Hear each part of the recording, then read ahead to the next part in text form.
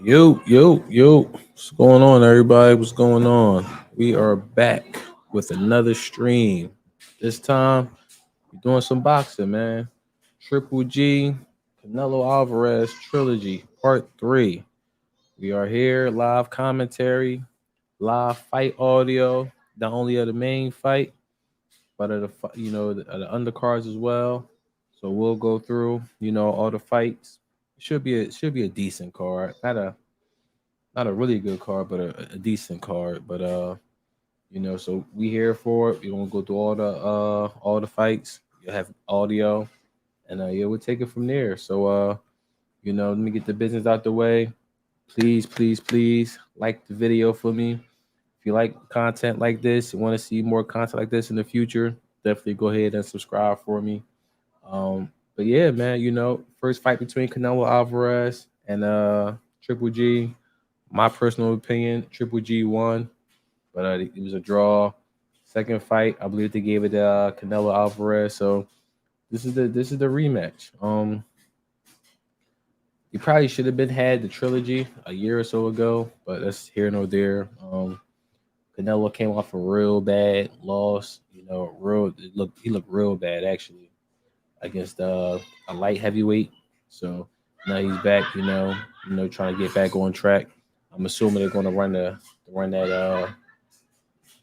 I'm assuming they're going to run that rematch back with him and I think this is Bivol, something like that. We'll figure it out. But yeah, man. So let me get the audio set up, get the audio right for the fight. We'll listen into all the commentary, and what I'm also going to do too is I'm gonna put the link in the chat. If anybody wants to come up, just to talk about the fight, or talk about the games we got going on tomorrow. I got all those posted all on my page right now, so you can go ahead and see the schedule. Hey, my man Charles Porter on here. That's good money. So yeah, let me mute that. Let me do this. Let me pin that. So we got that pinned. All right. Trilogy fight, you come into a fight like this, final chapter, it feels so big, doesn't it, Sean? Always. It's kind of and especially for Triple G, this is I have to get this. This is the one for me if I'm Triple G. And of course for Canelo, he's trying to this is a redemptive fight for him coming back from the loss that he had against Bivol. So for both these gentlemen, this is a very big deal tonight. Listen, yes, we wanted the fight back in 2018, 2019, right? It's taken a long time to get here. And I understand that some people say, it's taken too long. But did you still want to see the final word on this rivalry? 2 years ago. Of course. I mean, you think about the fights of the past where you see Eric Morales and Pacquiao, or you see Gennadiy Ward, and it's like, if there's ever a chance for a trilogy, we're going to take it as fans. I'm imagining that you've both rewatched the fights, right? Because we're in the build-up to this third fight. How do you have the rivalry scored? I didn't need to rewatch it because I know how I felt when it happened, and I had Triple G winning the first one, and I did too. Maybe a draw on the second. I feel like she said that different in rehearsal. I really do. How did she say it in rehearsal, Sean? So now I should say that I thought Canelo won the first one because You should say what you think. No, you don't always have to Absolutely fight not. I Canelo feel like Triple one. G did enough in that first fight to pull it out. However, it was a back and forth, toe-to-toe match. The fans won that night, and it ended up being a draw. The second fight, I felt like Canelo made adjustments. He was had a little bit more defense, and definitely went to the body a lot more than Triple G in that second fight. So I had it draw, possibly for Triple G, and then of course Canelo ended up sealing the deal in the second fight. I think one of the things that's really interesting, if you look at kind of towards the build-up towards this fight, it's seeing how their careers have progressed since that last fight that we saw in 2018. We can show you the fights that they've had since they last met here in Vegas at the T-Mobile. So Canelo, you're going to see 8 fights in 4 years. Dmitry He's been twice Bivol. as active as Triple G. Bivol. He's won multiple That's what he's called, titles, the light 3 heavyweight. different weight classes. He's become undisputed at super middleweight, and he's beaten 3 undefeated champions. Triple G, meanwhile, has had 4 fights in 4 years. The quality of his opposition may be a little lesser than Canelo's. He has unified 3 of the belts at middleweight. He also, by the way, turned 40 years old. So 40 years old, relatively inactive, certainly in comparison to Canelo. Does that matter if you live the life of a boxer all year round, which I think everybody would say Triple G does? I think it's really important to look at the way that he decided to conduct that. I mean, with him being older, that's something that we're going to highlight tonight. Him being older, he's not going to take on anything super out there and super crazy, because if he did and he lost, would we want to see the trilogy? Would we want to see him go against Canelo? Would he have earned that right to get that third fight if he would have lost against maybe a lesser opponent? Triple G is 40 years old. It's almost Canelo like I'm going to fight because I need to stay active, but I'm fighting just so that I can get back to you. You know, so I think for a long time, Triple G has been waiting on Canelo to say, okay, it's your turn. But let's take a look at what it really is. Canelo has 8 fights against some world champions. He's taken the belt from just about all of those world champions. 5 of those fights were KOs. You know what I mean? Then you take a look at Triple G, again, only 4 fights, and 3 of those fights KOs. So you look at the numbers, you look at how dominant Canelo has been lately, of course, with the exception of Dmitry Bivol. You know, you look at Canelo and you feel like he's going to dominate yet again. Okay, all right. Well, let me take you over to a man who certainly has special knowledge of Canelo and Triple G. He has fought both of them. Daniel Jacobs is with the artist formerly known as Todd Grisham. Who are you? That's the miracle man. What am I? Triple G gonna have to go ahead and get his bag on. He got to But I dig will deep. say this: not only did you fight Triple G and Canelo, you almost beat both of those fighters. Yes. Great experience for you. Take us back to that Triple G fight at Madison Square Garden. Give me the positives and negatives of that fight for you. Wow, the Triple G fight was a great fight for myself, but one of the positive things for me that I had to use was my speed. I couldn't be stationary. I had to make sure I always was a moving target so that he didn't have, like you've seen here, even though that was a slip, but he couldn't be use his best attribute, which is his aggression and his power. The overhand right was one of those things that I had to make sure that I keep away of. Whereas Canelo, on the other hand, he's one of those guys where I know that he fights in spurts. And if I can pick my punch count up, if I can put my punches in bunches and be aggressive, I know I have a good chance at winning. And that's exactly what I did. All right, so you've been in the ring with both of these guys. Who was the tougher opponent for you? Honestly, I think my toughest opponent was Triple G out of both the guys. He was a stronger guy, and mentally he put that pressure on you to where physically you're like, it's just so much to take on in one fight. He was a great champion. I believe I got the victory, but nonetheless, it was a great fight, and I'm looking forward to this dynasty. All right, I'm looking forward to you joining us ringside here for all the festivities. For now, though, back up to you guys, Kate. Thank you very much, gents. Yeah, we do have a busy night ahead for you before we get to our main event. Let me run you through the fight card that we got here. We start in the middleweight division with much high prospects. Austin Amber Williams opening up the night against British contender Kieran Conway. Not that I remember. We're going to move on after that one. That one's a 10-rounder. You've got Ali Akhmedov looking to continue to build his name, but he will have to pass the test against hardened veteran Gabe Rosado. In our first world title fight of the night, Jesse Bam Rodriguez is on course for big things in the smaller weight classes. The show-stopping talent takes on a supremely confident Israel Gonzalez. And our main event, Canelo Alvarez and Gennadiy Golovkin come into this fight with a score to settle. 12 rounds for the undisputed super middleweight championship of the world. But we do have a really great night ahead for you. Tonight's broadcast is also available with multiple language options. For the Spanish language version, you're going to hear our colleagues Claudia Trejos, Ricardo Celis, and 4-division champion Mikey Garcia. La transmisión de esta noche también la pueden ver en español. Claudia Trejos, Ricardo Celis y campeón mundial en 4 diferentes divisiones, Mikey Garcia, les llevarán las mejores acciones de la pelea. Eso dicho, I am about to hand you over to our full team at ringside with Daniel Jacobs, Sergio Mora, Chris Mannix, and Todd Grisham. The Amber Williams Kieran Conway fight man. I ain't is trying to next. look at no damn trash.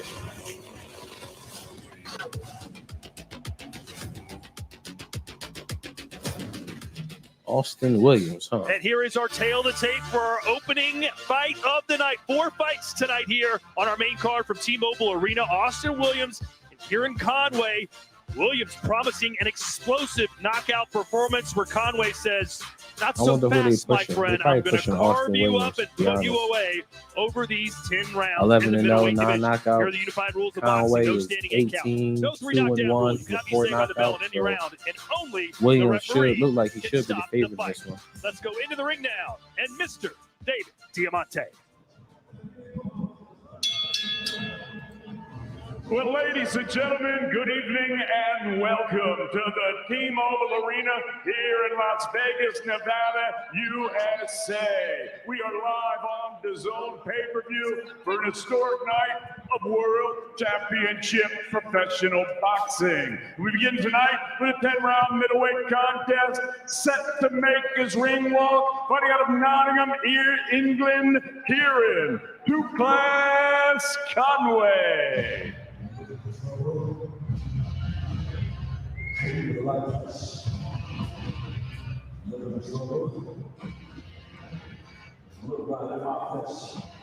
Two-class Kieran Conway coming off a 5th round KO win over French journeyman Gregory Trinell in August. You probably remember him best, at least here on DAZN, from fighting on the Canelo Saunders undercard. He fought pretty well against Suleiman Sissoko. In fact, dropped him in the 9th round, but was otherwise neutralized, losing that fight. But he promises things will be different. If you guys can, anybody in the chat, please. I would definitely ask you guys go ahead and like the video for me. All the love and support is definitely appreciated. Thank And you. if you ask Conway, he shouldn't have even been in that fight with Sissoko. Said he was dealing with a lower leg injury, only sparred once for that fight, but because of the platform, he went through with it and still almost had Sissoko out in that 9th round.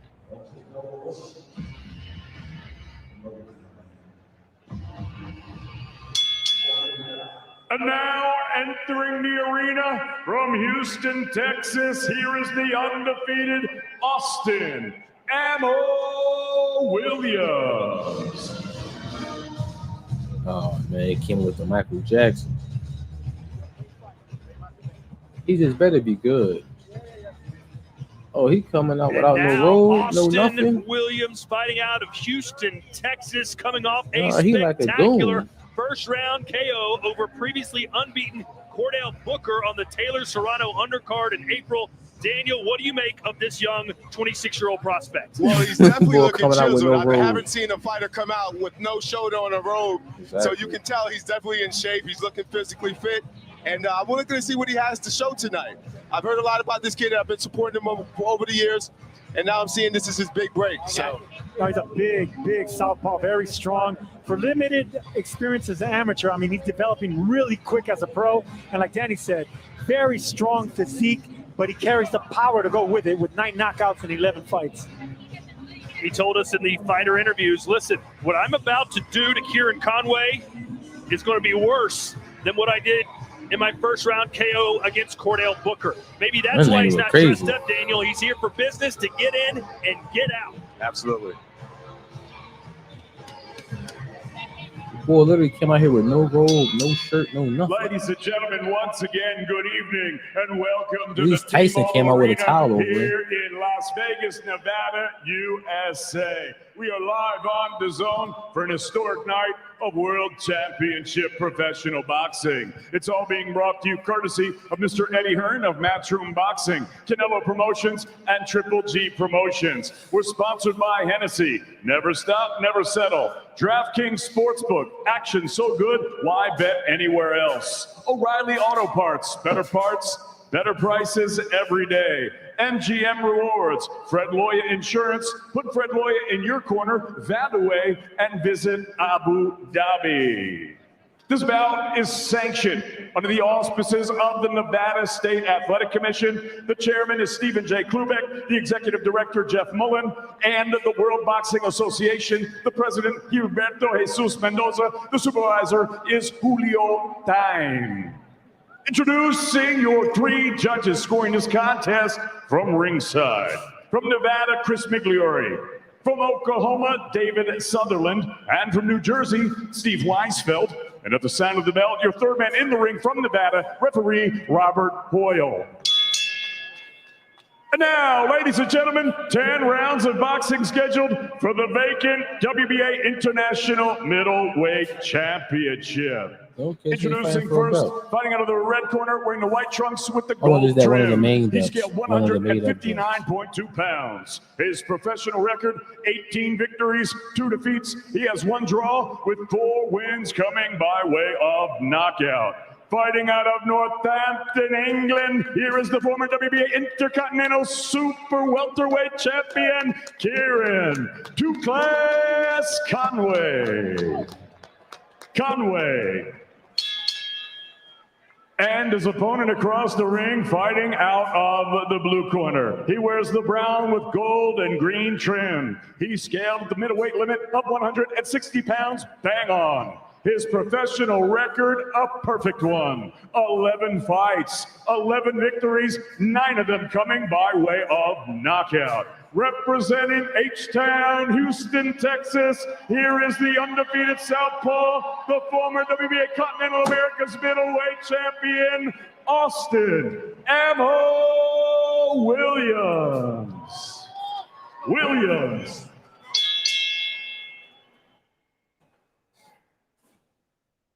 All right, gentlemen, we went over the rules in the dressing room. I can see both of your navels, so anything in this area is going to be considered a low blow. I want you to obey my commands, protect yourself at all times. Touch them up, scoot back. Never heard that before. I can see both of your navels. I never heard scoot back either. All right, well, here is Ammo Williams. Said he got that nickname because of his punch variety and his different weapons. He's taking on Kieran Conway, who says if Williams thinks he's going to come blast me out, he's got another thing coming. Well, the big thing for Conway early on is to survive the onslaught from Ammo Williams. He is a very aggressive fighter in the early rounds. Both these guys huge. All right, round one. They look like Daniel Jacobs in there. 6 foot. Williams is a southpaw. Conway said he was going to come into the ring like a light heavyweight, 175 plus, and he sure looks that way. Ammo Williams, 3 straight knockout wins. He has 9 KOs in his 11 wins. Conway, not nearly as powerful, just 4 knockout wins in his 18 victories. Yeah, but Conway's quick to tell you he feels he's a very underrated puncher, and he's going to get opportunities because Ammo likes to open up to throw tonight. And I believe that because watching Conway fight, you could tell he's a strong puncher. He does get the attention of opponents. He just doesn't lay them out. Let me know, chat, how the audio is. Let me know if it's good for you or not. Very, very strong athletic boxer. Liking what I'm seeing from Williams thus far.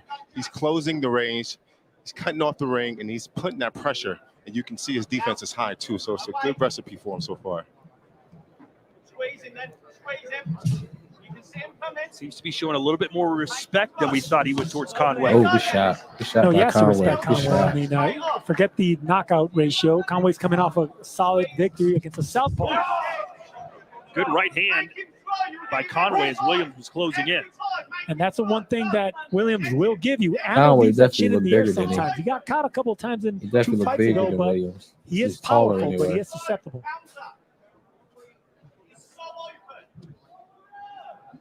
This is Conway's 4th appearance on DAZN. Known as a slick counter puncher who relies mostly on accuracy and movement, and there's some of it right there. Conway's plan in this fight is to get this fight into the later rounds. He's got a lot more experience than Ammo Williams when it comes to fights going into the 8th, 9th, 10th round.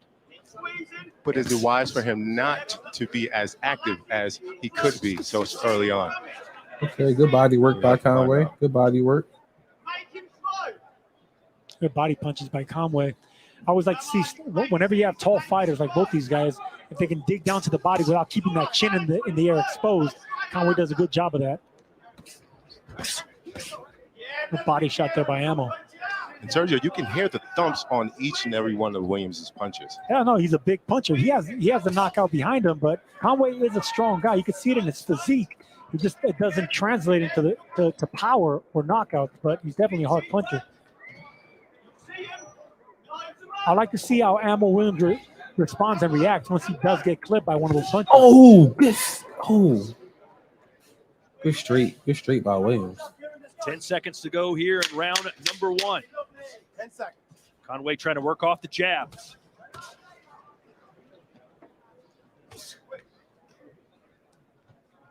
I ain't gonna lie, man. That's 10-9 With Direct Conway. TV, I can get live TV and on demand together. That's 10-9 Football, Conway. Housewives. Football, housewives. Football, housewives. Whoops.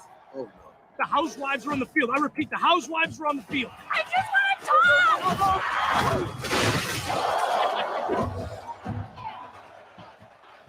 I'll put my own personal scorecard in the bottom. Table. Get your Scroll TV across the together. bottom. Call 1-800-DIRECTV to save up to $120. Dealing with one of these? You need the free Fix Finder service from AutoZone. It checks these warning lights. I definitely got Conway winning that one. To email More you active, a detailed report. landed the better It's shot. the most complete free Yeah, warning light Williams not even report sitting backed down by in the technician corner. verified fixes. He must be a gun like that. You see Dwight He's Crouch not in even the sitting corner down for in the Ammo corner. Williams. He replaces Kevin Cunningham, who guided Williams through his mental health issues recently and was in his corner in April for that first-round knockout win over Cordell Booker. Williams told me there's no bad blood with Cunningham. He just felt more comfortable with his original team. I called Cunningham this morning and asked him what exactly happened. He said, like in anything in life, some situations work and some don't. And he left it at that. Yeah, Kevin Cunningham is one of the best trainers in boxing. I mean, he has a military style of teaching boxing, but that's because that's his personality. Some boxers don't like that in camp. Let him out. There we go. Oh, I didn't know It's tough that. to believe He actually that left Austin Cunningham. Williams, who's 26 years old now, didn't start boxing until he was 19. That's incredible. I mean, compare both their amateur backgrounds. Conway had a lot more experience, national championships. But when it comes to Ammo Williams, I mean, he had so much success for only 47 amateur fights. Ranked #1 in the U.S., 19 years old. I mean, precocious and talented, definitely. I'd like to see Conway jab a little bit more. Give Ammo Williams something to think about as he's coming in. Williams continues to close the gap difference. Oh, good shot. And there he Good is, shot letting by his hands go Conway. a little bit. Good shot by Conway. Nice double left that he just did, Williams, to the body and to the head. That's a great investment. I want to see him doing more. Yeah, he's chopping down the taller man. Even though both of them are about the same height, 6 foot, it looks like Conway is a little bit bigger. I don't know if it's the wide shoulders, but he looks a little bit taller in there. Oh, good shot. Good shot by Throwing that Williams. left hand to the chest, setting up that chin shot later.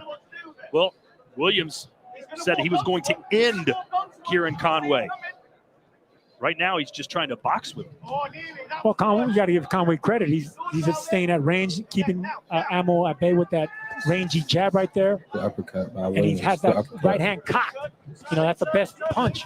Yeah, you can Whenever see. Ammo's coming your way. Yeah, sorry, Conway sir. get You off can see them what ropes. Conway's looking for. He's looking to land that He need to counter get off right them hand ropes. when Ammo kind That's of what he moves his need to head in do. close. Oh, nice shot. straight left there from Ammo Williams. Good shot. And that's the thing about Williams. You have to be careful. Even though you're trying to set him up, Conway, you still have to be cautious because that left hand is coming like a missile.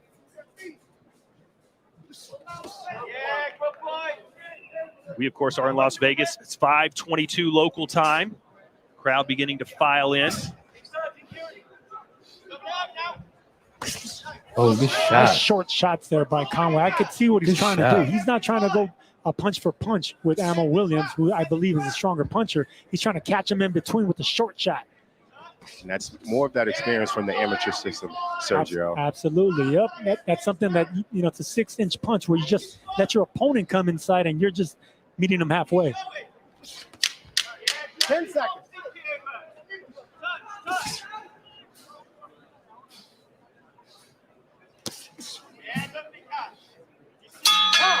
I'm not gonna lie, man. I might have to go ahead. One of the greatest fighters I might have to go ever. ahead and get at the Conway. An easy job. Conway landed the better shots. Canelo Williams Alvarez was a little more won the busier, rematch. but yeah, Conway landed the bigger shots and the more cleaner shots. I'm gonna get at the Conway.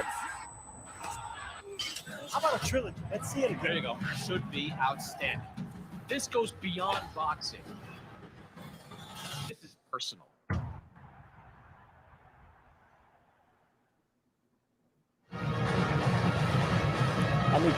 Yeah, man, but yo, he ain't really landing nothing clean. Not even if he was landing something clean, then I could feel that. But Here you can see that Conway boy Conway, trying to land well, that right he hand. landed He the got caught uppercut with that straight. right uppercut. Conway, Beautiful he right landing the uppercut cleaner by Ammo shots. Williams. Dangerous He ain't punch to wasting throw no as a top punches. fighter, but if you get the distance, He definitely you not break wasting that. no punches. You can get that in there. I got Conway 20 2 to rounds 18. in, Austin Williams being much less aggressive than he was certainly in his last fight, but you could still say he's probably won both of the rounds by just trying to box Conway. He was being aggressive. Ammo Williams is being he's coming forward on his front foot, so it's not like They said Ammo had left that. He left his basically just trying trainer. to blast He left it his out. trainer Cunningham. He did it. Conway's no Booker, Did I hear that right now? Conway has some good fundamentals. Like I said, he's a stronger puncher than his record indicates. You have to respect it, especially in these early rounds. Conway feels like Austin Williams has kind of been fast-tracked for no apparent reason. He said, listen, I was fighting in England in front of like 500 people getting no money. Never got paid for my first few professional fights. Good shot. Good shot Conway with the just lands jab. a Good nice shot. straight right hand to the chin of Williams. That was a Oh, great good right hand. shot. That woke up Williams on that. He looked a little bit dazed after that shot. And Conway just barely missed with another big one that actually was thrown down. That one would have hurt a lot more if it would have landed. Big moment in the career for Austin Williams, no doubt about it. He's got some hype behind him coming off that impressive first-round knockout win. This is a step up in competition. Kieran Conway, no pushover for sure. You can see that Conway's not trying to go punch for punch with Ammo. He's actually looking for the right shot and that pinpoint accurate shot instead of volume, keeping up with the volume of Williams. The jab to the body with Williams. Sergio, what was the cheapest paycheck you ever got for a fight? My pro debut, $500. What about you, Daniel? Probably my pro debut, close to $5 grand. Sorry, Sergio. $5 grand. $5 grand. He's 10 times the fighter you are. What'd you get for your first article you wrote, Chris? So I'm telling you, Conway definitely outboxing him. Conway looked good, man. I guess this bull Ammo Williams supposed to be the favorite, but I don't see it, man. Conway doing his thing. Conway looked real good. Or torso can actually open up, and I got it 2 rounds to nothing. Instead of just Conway and being in front of your opponent. See, like right there, a nice left hand to the body would have done good for Ammo instead of just baiting him with that jab. Just like that. Absolutely. A little earlier in the round, he was setting up his jab, but he kind of fell back from it, Williams. He definitely 2018 Conway. Yeah, definitely. That's definitely what I got it. But these are the things that he has to look for. These right hands by Conway. He's sitting on that back foot, waiting on the rope. Good shot. Even though he has these shots to look forward to, Good shot, Williams. and the block, but he's doing very well. Oh, good shot. Ammo Williams coming Good in shot. hard at the end of round 3. The best round so far for Kieran Conway. It's about time. Yeah, I don't know. That's what they said. They didn't say why. He just said that Williams said it wasn't a good match. Instant payday. I don't, New DraftKings I customers don't know what get that $200 means. in free bets instantly, win or lose, when you bet just $5 on either Canelo or Triple G. Download the DraftKings Sportsbook app before the bell rings. Use the promo code and bet just $5 to get $200 instantly. Action so good, why bet anywhere else? I would get that round to Williams. I would definitely get that round to Williams. Williams got that one. Yeah.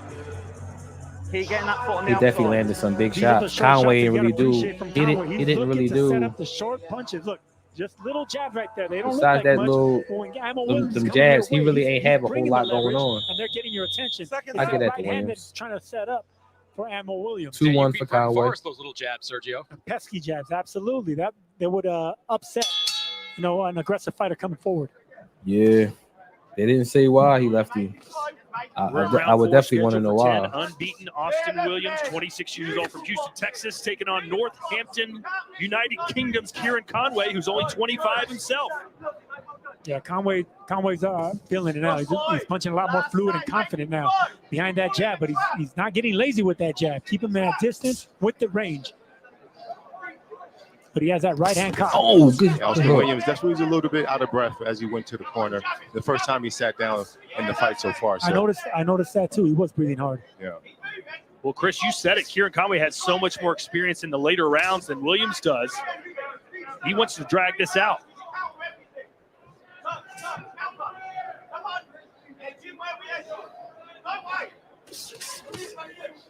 Body shot. How many dimensions does Austin Williams have to his game? Can he make those adjustments? Nice 1-2 in the straight right for Conway, who's getting more and more comfortable. Well, I think Kieran Conway tasted the power of Austin Williams in those first 3 rounds and Body shot. probably feels like he can handle it. That's why you're seeing him open up a little bit more of this last round and a half.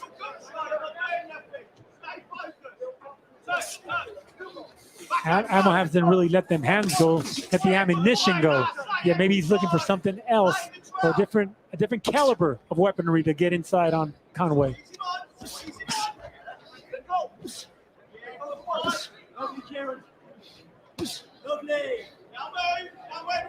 A lot of jabs from Conway. He's almost at like a Triple G level with these jabs. I love that. I love that pivot away from the ropes from Conway right there. He's just fighting really relaxed.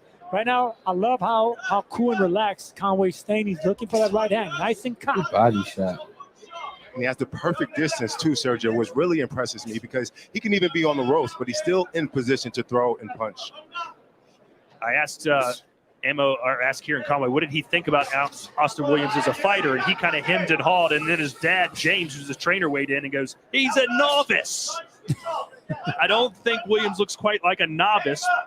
But what do you make so far of the strategy, Chris, from Kieran Conway? I think it's a great strategy by Kieran Conway. He's keeping the distance really well. He started to pick up the pace with that jab. And I think Austin Williams respects the power of Conway. That's why you're not seeing him come crashing in like we've seen him do. Oh, good shot. Ammo just got caught with two straight right hands. They didn't look like much, but they landed right on the chin. They landed right on the chin and Ammo. I don't think he liked those two. Chris, you've been talking to media all week, and on your podcast, you said this might be an upset alert type of fight. Ammo Williams, a minus 500 favorite, and Conway going right after it. Good body shot on the inside by Conway, too. Oh. I got you. Hey. 3 rounds. I got that. Going to Conway. 3 rounds to 1. And coming up next, this should be a Conway look good, return man. of Gabe Rosado, Sergio. Man, you just Conway can't get rid definitely of look this good. veteran warrior in Rosado. Just when you think he might call it a career, they make him an opportunity he can't refuse against a strong puncher like Akhmedov. But Daniel, what does Akhmedov bring to the table as he squares off against Gabe tonight? Well, he's going to bring Oh, they what he got knows how to do Freddie Roach out best. there? That power, that boxing IQ, and he has a good team on his hands too. But Gabe Rosado is one of those guys where he's relentless. Is Gabe Rosado he any has great good? Freddie Roach in his corner as well. So anytime he used to work with a legendary guy like that, he brings the best out of Gabe. I'm looking forward to see what both guys bring tonight. Yeah, Gabe kind of reminds me of a modern-day Glenn Johnson. He just loses, and he comes back, and he gets a big win, and all of a sudden, he's back in the mix. And there's that right hand, guys. It twisted the neck of Ammo, and that shook him up. It buckled his legs. It was 2 straight right hands, catching Ammo coming in. Well, Danny, what are you saying to Williams in the corner right now to try and turn the momentum back in your favor? Well, I'll say first off, you got to take a little bit more risk. I think in the beginning, he had the fearless factor where he was moving forward, throwing power punches, and you could tell he was determined to get a knockout. Now he's being met with punches, and he has to think about certain things before he just runs in. So if he can set more jabs, more initial shots to get inside, then he could be a lot more successful. Good combination there from Conway. Chris Mannix, our unofficial score tonight. How do you have it? I've got it 2 rounds to 2 at this point, Todd. I thought Ammo Williams controlled the first 2 rounds comfortably, but operating behind that He jab, tripping. throwing Ain't no clean 2 right rounds hands, to 2. I think It's 3 to Kieran 1. Conway has done enough to even the score. Conway won that last round. I would like to see Ammo Williams throw that left hand to the body. You got to make the taller man get cut in half. That would set up the shots upstairs. But Ammo Williams just headhunting right now. Now, Danny, to your point. Oh, nice snapping shot there from Williams. Ammo Good Williams shot came by out Williams. right at the start of Good this round, straight. aggressively chasing down Kieran Conway. So maybe he's getting that same advice from his Yeah, some Got you. Let him out. Let him out. nice punches landed from Williams as he's got Conway back in the corner again. He needs one of those pivots, Sergio, we saw from him earlier. Absolutely. You can't just stand in front of your man with that power, because even though Conway doesn't have as much power as Williams, he can catch you in the middle. So that right there will catch you off guard. But Ammo does need to get on the sides of Conway once he's inside. More jabs as well. See, that one jab's not going to be enough for Ammo to get on the inside. Double jab, stick that left straight to the chest. Now you see Conway backing up Ammo. You're right. For the first time, really, it's Conway on the front foot. Mm-hmm.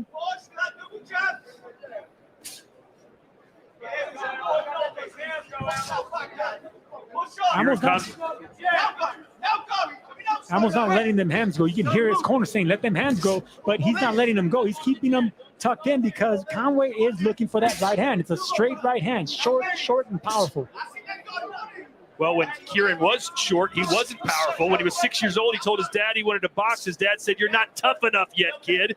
So Conway went and got his black belt in karate, and then his father said, "All right, you're tough enough. You can box." Yeah, he's definitely showing grit tonight as well. He's been able to make a lot of adjustments and come back into this fight. It's anybody's ball game at this point. Oh, good shot. Some blood on Conway, trying to figure out where it comes from. Break! Break clean. Let him out. Let him out. You're holding. Let's go. Defend yourself. Looks like it's coming from the nose area of Ammo Williams.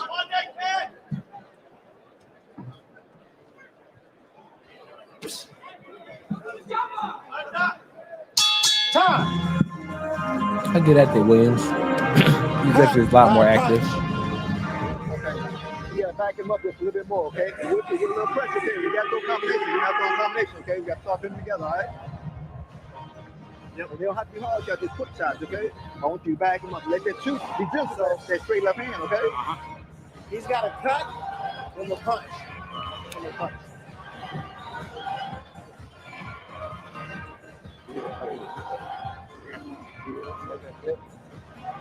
I know you're shaking, but you got to stand up, though, to relax, okay? But give me that pressure, okay? I need pressure this round. I need to keep coming that jump off and under, coming over the top. We need to push him back this round. Hold on for a second. We're in fucking last 48-47 Conway. That's what I got it. Round 6 coming up. Ammo got a little bit aggressive, looking for that left hand. There it is right there. Wasn't a hard punch, but it caught the attention of Conway and may have swayed that round in his favor. Danny, what do you think of the attitude of Conway's cornered there, saying, look, we're on the road for this fight. You've got to make sure you win these rounds cleanly. I mean, I'm one who could speak from experience. You know, you definitely don't want to leave it in the judges' hands, nor the hands of everyone else, because a fighter is one who can do just that. I feel like he understands the position that he's in, so they want to make sure they take it for sure without any distractions. I love that left hand to the gut that Ammo just threw. That's what he should be doing more. Cut the bigger man in half. Jab upstairs, throw a straight left hand to the belly.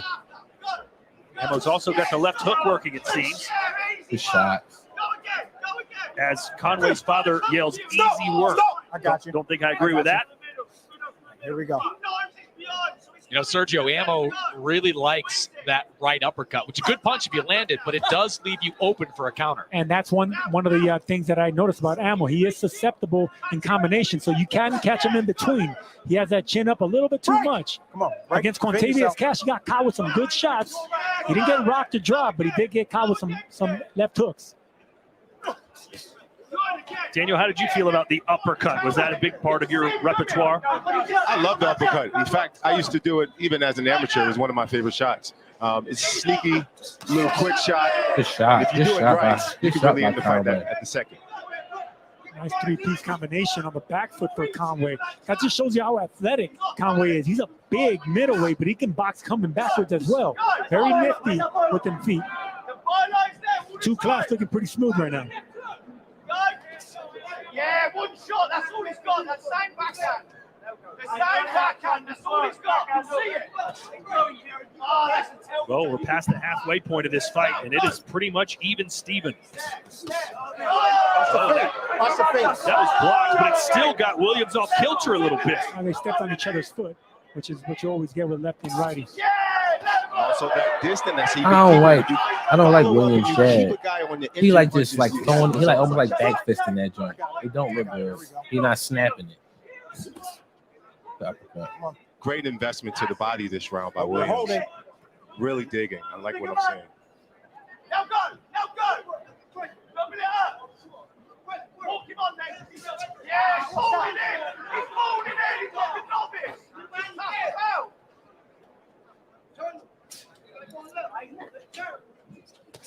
There's that uppercut again. I got you. Don't lean on him. Don't lean on him. Don't lean on him. There we go. Keep it up. Better move by Austin Williams right there. That's twice. Anytime that Conway went down, Austin would actually put his weight on him to drain the legs of the bigger man. Veteran move there by Austin Williams.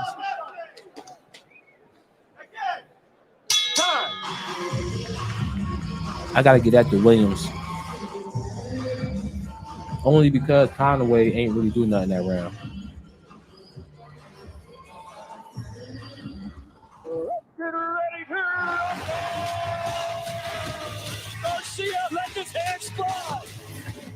Canelo said, bring it. She is dangerous. Poise, patience, and power at its best. Sergio Ortiz Jr. That was last from Joshua. How did you like that? That hook landed. The uppercut starts to And right now it's tied for me. 57 up. Conway he ain't throwing no punches. Oh, what's going on?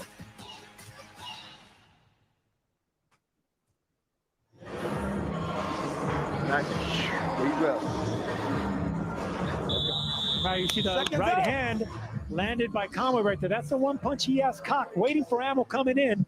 It didn't land cleanly, but that's the shot that he's looking for. Nice 1-2-3 combo right there. The lift caught ammo pulling out, which is what he does. Which fighter would you rather be right now, Daniel, as we enter round 7? It's kind of interesting to see. I like both fighters. I think the fight is very close. I think whoever steps up in this last end of this portion of this fight will get the victory, but it's kind of hard to say. I do like Williams, though. You know, I agree. I have a 3-3 apiece right now, and both of them are doing really good stuff. So do I. But this is what you want to see when you have two prospects that are so good. The winner moves on, the loser takes a step back home. But that's the reason we got to see these fighters at this pace. Nice jab there by Conway. Oh, good shot. Good shot by Williams. Good shot. Goodness.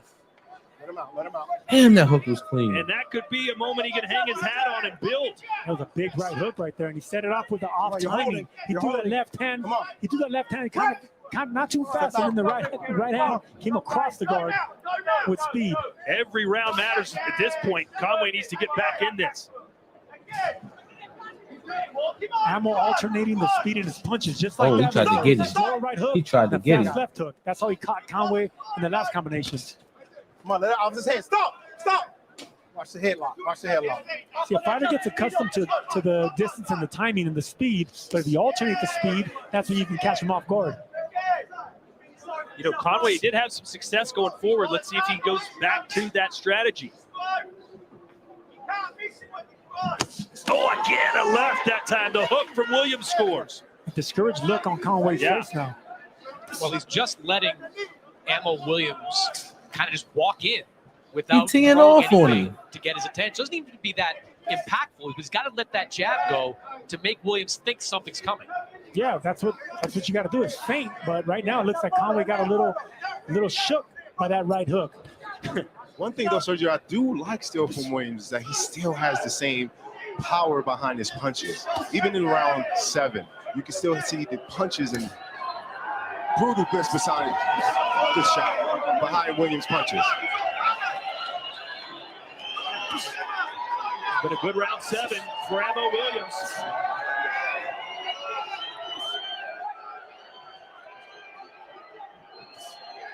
Good right hand there by Conway.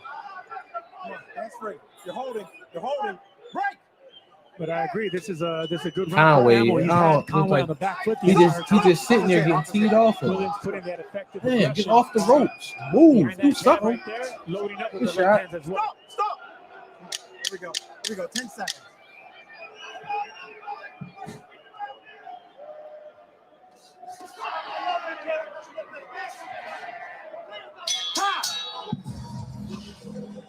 I gotta get at the Williams, man. He came with some big shots. Oh, I ain't have it up. Struggle streaming over here. Is it 9 now? Yeah, this guy Conway like running out of steam. Do not twist off there. I think you're in front, but I think you've got to do more to make these rounds yours. Here, I'm telling you, because he's dominated with his feet. And Ammo We've right got here. to get him. Once he steps back, Backing up. go. Conway with good upper body movement, but not enough. In a close fight, these are the rounds that sway Round the 8. judges in the scorecards. Nice Round right 8 coming hook up. right I got there. a 66-67 Williams. Left side of the temple. Williams then definitely won the last 2 rounds. Straight left hand. You like Conway just sitting there getting punched on at the time.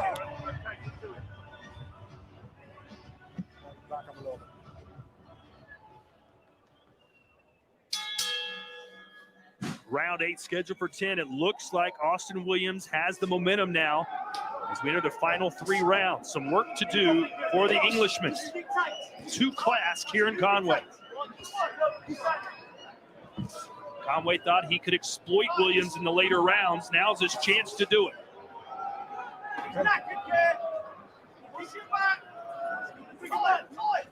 Here's Chris Mannix's scorecard through 7. Yeah, I've got it 5 rounds to 2 in favor of Ammo Williams. I just think his power punching is the difference in this 5 fight. rounds Those to middle 2. rounds, the 4th, 5th, and 6th rounds, they were close. How you get but that? Ammo has landed the harder shots. And while Kieran Conway and his corner are somewhat dismissive of Ammo Williams' tactics, Kieran's just not throwing enough back to win rounds. I mean, it's at least not 4-3 in for my me. I don't know what the hell he was watching. Hard to argue with that, isn't it, Sergio? 5-2 or 4-3, but no, it's 4-3. I agree. Conway needs to step up a little bit more. It looks right now that Ammo's controlling the pace of the fight now. He's controlling the pace of the fight, and he's landing the heavier shots. Right. Entering this round. Over there.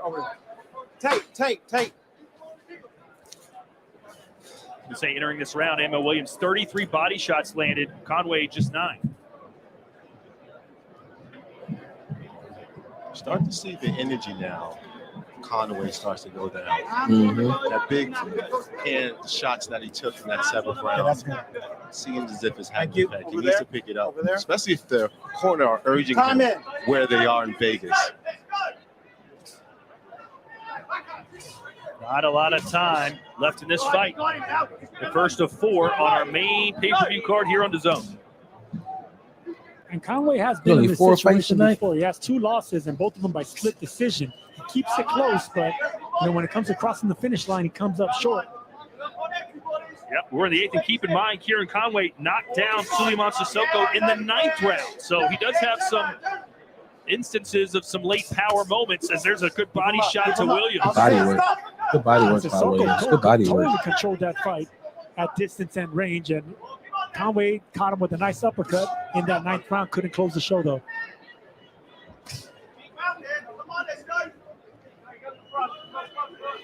Great investments to the body. For Williams to be not as experienced as some of his counterparts, he's definitely making experiences with his decision-making inside that ring tonight. Making those early investments and even still making these investments to the body and sticking to it shows that he's learning on the job, and he's doing very well for himself. Yeah, I think Conway expected Williams to be far more reckless in this fight. I think that's what he was counting on. But Williams, to his credit, has been controlled. He's been fighting at different levels, upstairs, downstairs.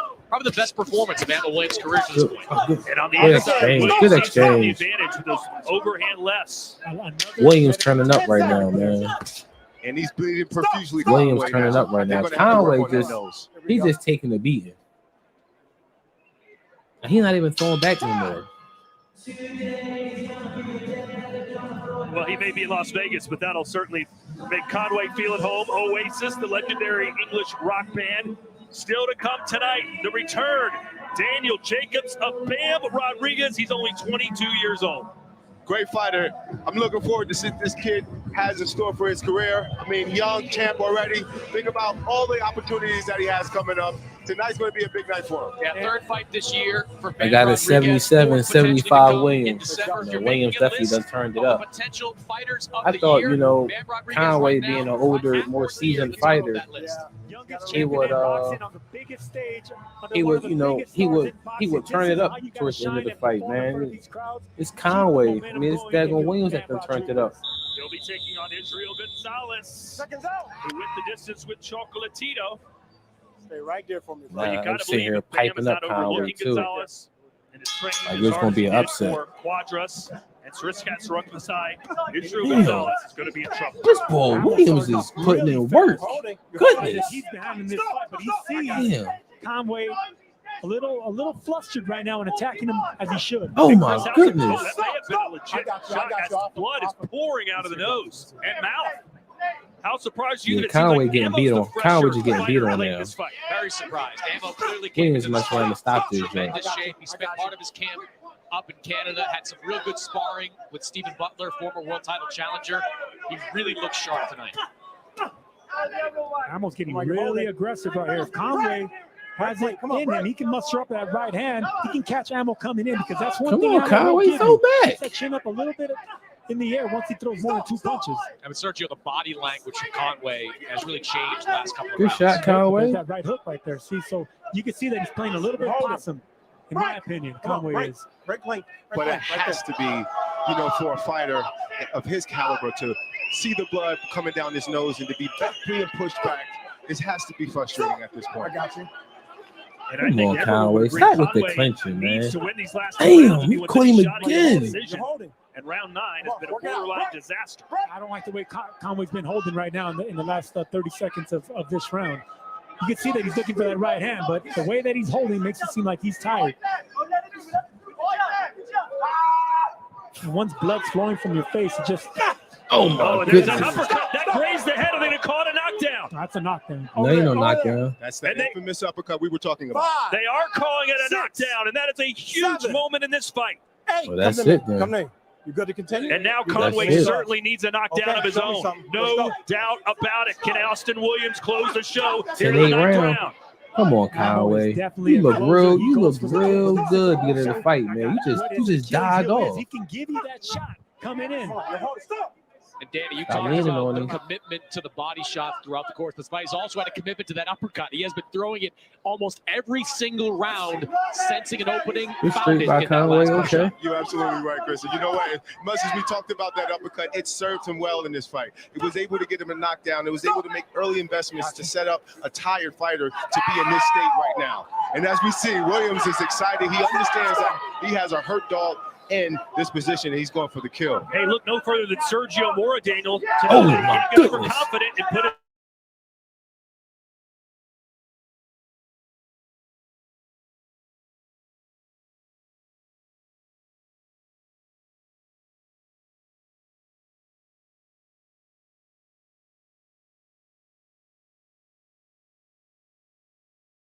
I'm going to look for that right uppercut again.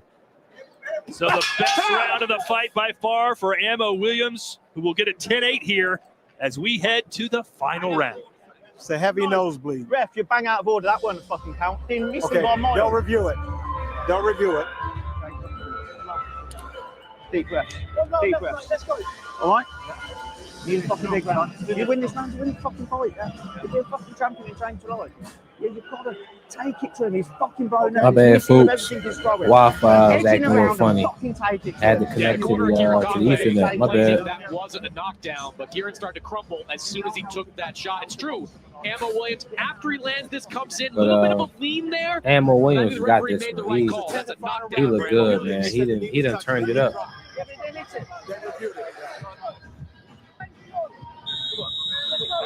All right, Daniel, you heard his dad yelling at him. He's got to do something magical here in the 10th. What would your advice be? He needs a knockout to win. He definitely needs to put something touch him up, like touch a him up. miracle this round. He had a knockdown coming from the previous round. He needs something special. Well, the Miracle Man says Conway. 83-87 Williams. I would like to see him take a risk and punch in between the shots of the aggression of Ammo. Oh. When Ammo's coming at you, Come on, punch in Conway. between. Get the tape. And now look at No, Conway you're good. trying to push the action forward as he should, as he must. I'd like to see Conway go for an uppercut now.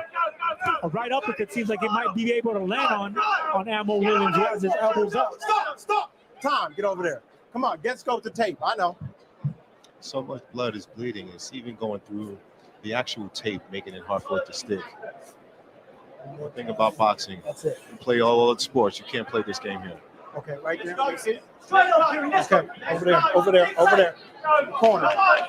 Time in. All right, 225 now for Kieran Conway, who only has 4 knockouts to try and get his 5th. Meanwhile, Ammo's probably thinking, Conway, I you promised can't my go fans a backwards. knockout. Go I'm gonna forward. get it here. You're looking for it, that's for sure. Go He's getting forward. really aggressive in the fight he's winning. Oh, Big good straight shot. left there from Ammo. This is the fight that Good people are shot. hoping for. But Sergio, this strategy is a little bit crazy. I mean, Ammo Williams has to know he's up on the scorecards, and he's coming in looking to close the show. Hey, listen, crazy, but he's in front of the big crowd now. This is the big stage. He wants to make a statement now. Oh. That's what you want to see from a young Watch fighter that such head, as this. Watch that head, Williams. Friendly Oh, guy good who's shot. putting everything on the line for the fans' entertainment. Nice uppercut again on the inside from Austin Williams. Let him out. There you go. I'm sure his purebred Airedale Terrier named Prince Ziggy Maurice Williams is enjoying what Ammo's doing here. in this fight. He brings that dog everywhere. He was at the weigh-in yesterday. Conway finally letting them hands go right now. I would love to see more double and triple those jabs. Throw that straight right hand to the body of Ammo. Man, he should have been did all that, man. A haymaker. It's too late. He should have been throwing his hands. This man went 4 rounds without throwing his hands. There was the miss he wanted. Sat there and got beat on. Come on, man. This is ticky-tack, man. No knockdown, no knockdown. Let's go. Let's go. No push him down. Conway's corner going, give him a count. Under a minute to go. Here he comes with his swings. You can hear the corner of Conway saying to time Ammo swings. Yeah, that's possible, but you're falling behind in the round, looking for that one shot. And who's to say Ammo's going to swing much? Exactly. Ammo is keeping his guns holstered right now. He might be waiting until the bell rings. I got you. I got you. 30 seconds left. Not the knockout performance perhaps Williams was looking for, but still very impressive to maybe go the distance and beat a very accomplished Kieran Conway. Yeah, it's been the first time in Ammo Williams' career he's gone 10 rounds, so a nice benchmark for a young fighter. Yeah, no, that's a good job.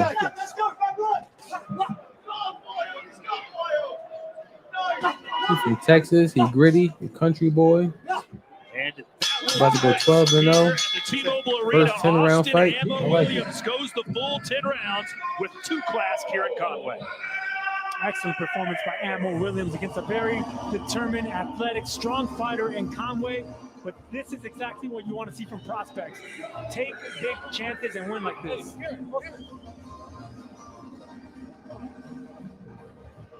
So that was All in right, the middle final division. scorecard Here's for the guy that knows myself. something I got 92 Williams. I got division, 92, the IBF middleweight champion of the 97 world. Williams. That's what I got. Gennadiy Golovkin is in the building as he sets to challenge Canelo 92 for his super Conway, middleweight 97 Williams. championships. Yeah, I mean, I remember myself seeing this moment, you know. As soon as the fans see Triple G, they go crazy. He's a fan-friendly guy. And each and every time he comes out, he puts on a great show. So I'm a fan myself looking for a great show tonight. And they're in for a good treat. This trilogy, we're going to see the best of the best when it's all said and done tonight. I just want to see closure. I want to see closure from one of these guys. And, you know, I'm ignoring the fact that Triple G is 40 years old. That's nonsense right there because he takes care of his body. He has the you power. can't He takes ignore a big that he's shot, 40. And he's only lost to Man one is man. 40 That's years Canelo old. Alvarez in a fight that a lot of people didn't think he'd win. So confidence is on his side. The fact that he's fighting at 168 might be on his side. I'm looking forward to it as well. The man 40 years old. It ain't no way. So that is our main event. For the here and the now, we await the judge's decision between Ammo Williams and Kieran Conway. Here's David Diamante with that information.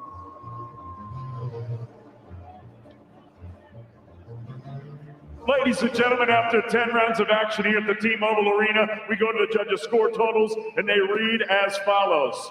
Steve Weisfeld, 96-93. Chris Migliori and David Sutherland both scored about 97-92. All three for your winner by unanimous decision. He's still undefeated. Absolutely. And the new WBA International Middleweight Champion, Austin Ammo Williams.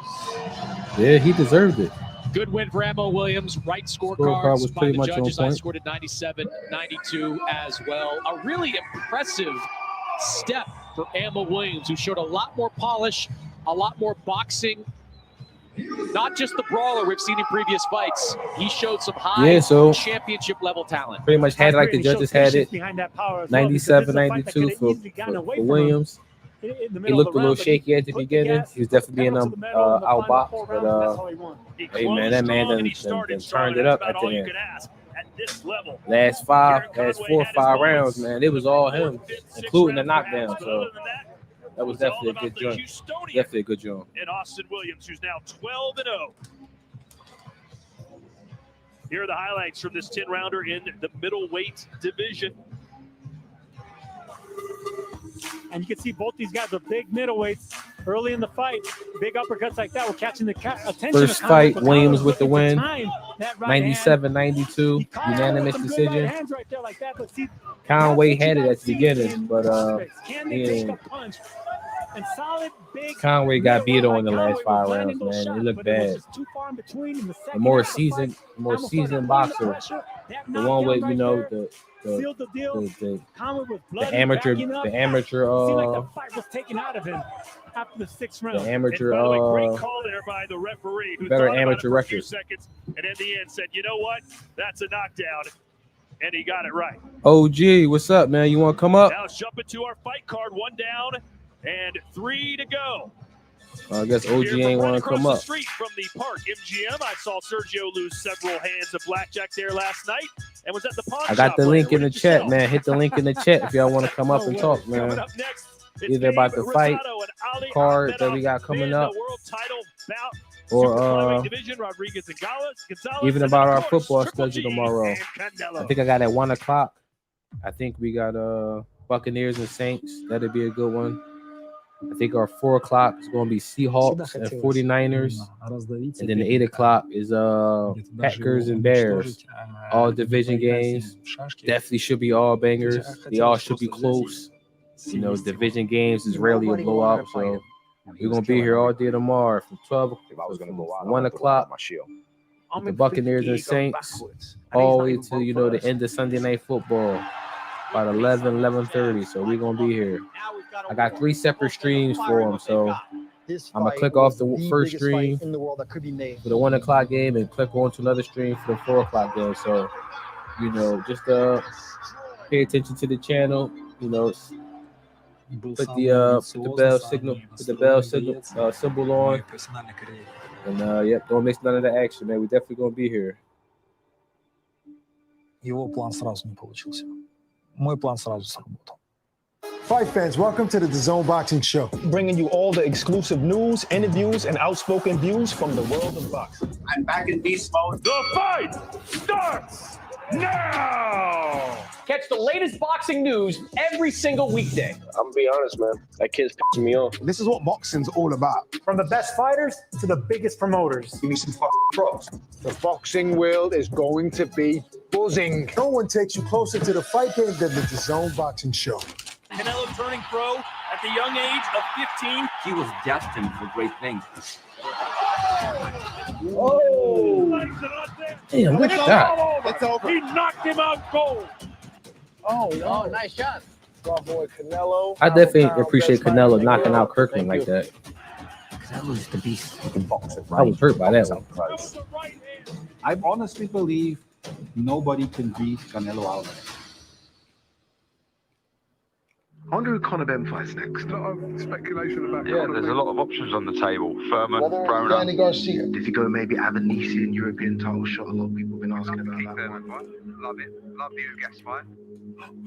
What Conor Ben does have is options.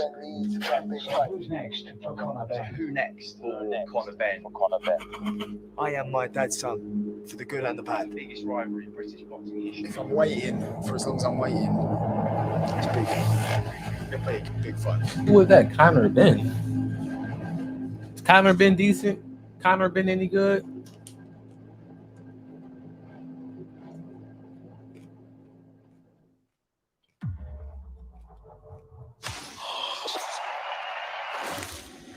No, I would just wonder. Canelo Alvarez is in the building for one of the biggest fights in boxing. It's not a full crowd in the T-Mobile Arena, but they get loud when they see him come up on the big screen. Say hello to Eddie Hearn and the Barstool Team Sports. But we will see him in the ring later on against Gennadiy Triple G Golovkin. Tonight, it is all about the trilogy fight with Canelo Alvarez and Gennadiy Golovkin facing off for a third, surely final time on October 8th, though. We got a different kind of trilogy waiting for you, a transgenerational one. The Eubank-Ben rivalry is reborn. I wonder who Conor Ben fights next. A lot of speculation about There's a lot of options on the table. Furman, Broner. Does he go maybe Avanesian European title shot? A lot of people have been asking about that one. Love it. Love the Who is this Conor Ben dude? What Conor Ben does have is options. Who's next for Conor Ben? Who next for Conor Ben? I am my dad's son, for the good and the bad. Biggest rivalry in British boxing history. If I'm waiting, for as long as I'm waiting, it's big fun.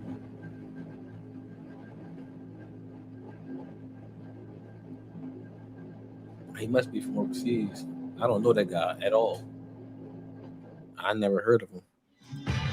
For almost 30 years after their fathers, Chris Eubank Sr. and Nigel Benn rematched in the ring. Chris Eubank Jr. and Conor Ben will now clash in London. The rivalry and the bad blood, it is in their DNA. Their fathers started it, and the two sons are now looking to finish it. It is a massive fight. It's live on DAZN and DAZN pay-per-view in the UK on October 8th. Oh, that's going to be a banger. Welcome back to our host position in the T-Mobile Arena. Kate Abdo, Jessica McCaskill, Sean Porter. It's such a unique story, right? The fathers fought twice in one of the biggest rivalries in British boxing.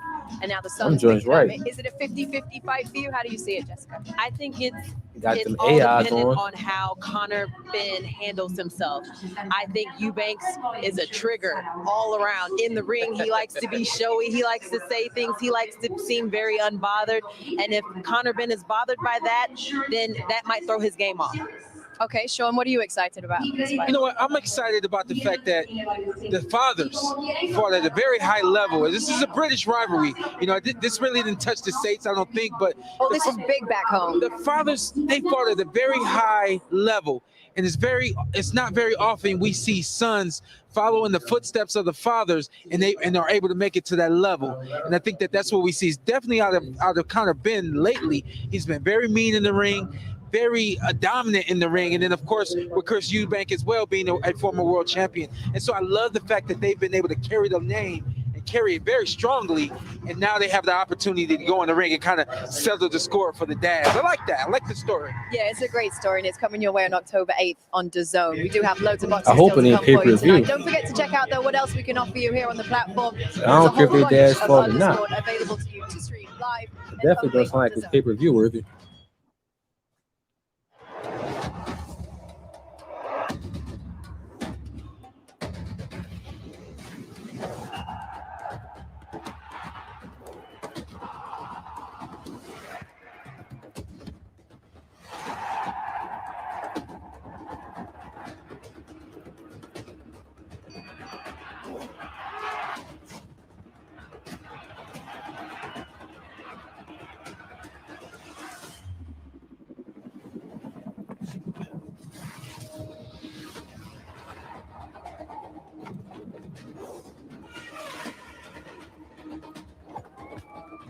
They got live golf on DAZN.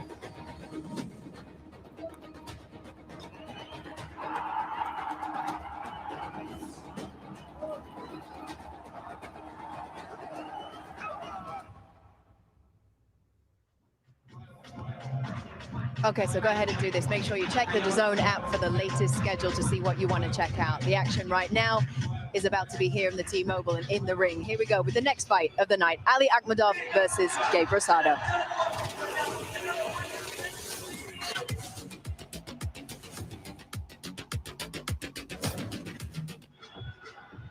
And there's your look at Sin City, Las Vegas, Nevada, the fight capital of the world. And this man has been in some bangers. Gabe Rosado, a veteran of over 40 fights. He squares off against Ali Akhmedov, who suffered a loss, has come back, looks good, and is now at least going to attempt to make some noise and try and get a future world title shot. He's 27 years old, 6'1". Into the ring to David Diamante, who looks about that same height. Ladies and gentlemen, from the T-Mobile Arena, we're set to go with a special super middleweight attraction. Set to make his ring walk, please welcome King Gabriel Rosado. Did they say middleweight? Did I hear that right? Yeah. He definitely Daniel, middleweight. earlier you asked me, or I asked you to tell me about fighting both Triple G and Canelo. You fought both those guys. You fought this guy too. Give us the lowdown. You serious? Yeah, he's a great fighter. You know, he's one of those throwback Rocky type of fighters where, you know, despite his record, you know this guy is coming to fight. Big opportunity after big opportunity. Some he wins, some he doesn't. But at the same time, he's a worthy opponent to be in big positions like this, and he's been definitely able to carry the name and carry the torch of the Philly. A great Philly fighter. Yeah, Daniel, you fought a version of Gabe Rosado where he was trying to be more of a boxer. He's promised in this fight to get back to being a brawler, applying pressure. He thinks that's the strategy to beat the younger fighter, Akhmedov. Well, he has the experience to do so. You know, whatever he applies himself to, he puts the game plan that I'm sure him and his team put together and go out there and execute it. I mean, he got a tough guy today, you know, so it's not going to be an easy task. But one thing I know for Gabe is that that heart. You know, he can be down in a fight, but that heart carries him on. You know, he's definitely a throwback fighter.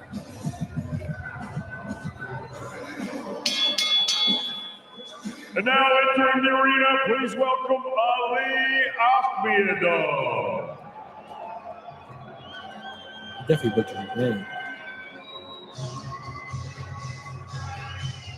Not the only fighter from Kazakhstan here tonight is Triple G, Ali Akhmedov from Almaty, Kazakhstan. And he was on the wrong end of one of the upsets of the year in 2020 when he was knocked out by late replacement Carlos Gongora on the Triple G Sarameta undercard.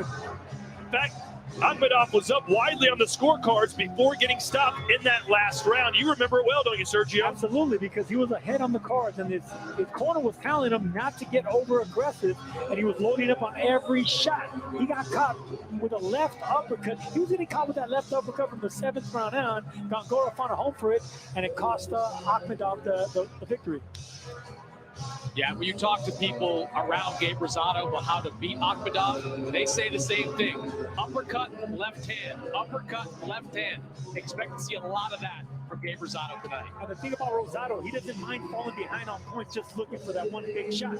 So look for him to look for that uppercut, even if it's in the 7th round, and he's lost all 7 rounds. He looks happy. Akhmedov like a daggone goon Here's from the David mountain. Diamante. Ladies and gentlemen from Las Vegas, Nevada, live on the Zone If he's from pay-per-view, Philly, we are set to go with a special super I'm pretty sure attraction. It's all being brought to you courtesy he's sitting of there Mr. Benny Hearn of doubting this Boxing dude, in association like with most Philly fighters do. Promotions. We're sponsored by Hennessy. Never stop, never settle. DraftKings Sportsbook. Action so good, why bet anywhere else? O'Reilly Auto Parts. Better prices every day. MGM Rewards, Fred Lloyd Insurance, put Fred Lloyd in your corner, Valaway, and visit Abu Dhabi. This bout is sanctioned under the auspices of the Nevada State Athletic Commission. The chairman, Stephen J. Klubeck. The executive director is Jeff Mullen. The International Boxing Federation, the president, Daryl J. Peoples. The supervisor, Carlos Ortiz Jr. And the World Boxing Council. The president, Mauricio Suleiman. The supervisor is Miguel de Pablos. Announcer going too fast for me. How you can't even keep up? This contest from ringside. From Nevada, Eric Cheek. From Connecticut, Glenn Feldman. And also from Connecticut, Don Trella. And at the sound of the bell, your third man in the ring from Nevada, referee Tony Weeks. Tony in here today. And now, ladies and gentlemen, 10 rounds of boxing scheduled for the vacant IBF North American and vacant WBC Silver Super Middleweight Championship. They are the Introducing first, backup. fighting out of the red corner, wearing the white with pink and gold trim. He scaled 167.6 pounds. His professional record, 26 victories, 15 defeats, 1 draw, with 15 wins coming by way of 15 knockout. Originally, What kind of record is that? Pennsylvania, and now living, training, and fighting out of San Juan, Puerto Rico. Here is the former WBO Continental Americas and WBO International Super Middleweight Champion, Team Gabriel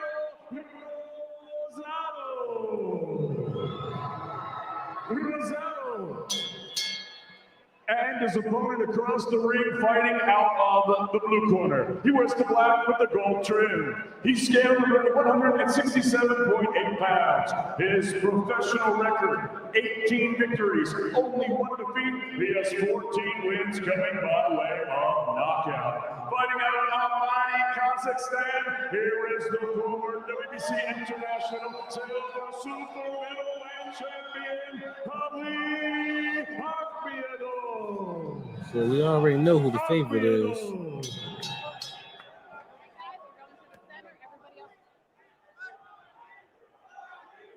Okay, gentlemen, you both receive your instructions in your dressing room.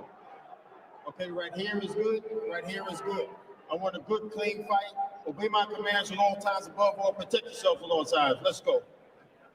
All right, Daniel, putting you on the spot. What's going to happen in this bout?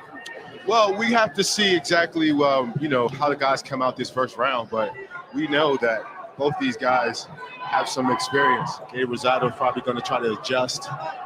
Ali is probably going to try to come forward to prove a statement. Let's see how this factor goes. Akhmedov is the better boxer. We'll see if Gabe Rosado is the better brawler. How's Akhmedov's chin? We don't really know. Hasn't been quite tested since Gongora blasted him out. Let's see what Gabe Rosado has in store. We'll all remember his knockout of the year candidate against Bektemir Melikuziev. And that's a fight where he was round one. Here we go. And he timed Melikuziev coming in with a big right hand. I could see this fight going the exact same way. Where he doesn't mind falling behind on the cards as long as he's looking for that one big shot. And that big shot will be a left uppercut. Well, there was a left hook from Gabe. After a pretty flat performance. In fact, Gabe called it a flat performance against Shane Mosley Jr. in his last fight. There were whispers that maybe Gabe would retire, but he's back. And I said, what's your family think about you coming back? He said, I didn't ask him.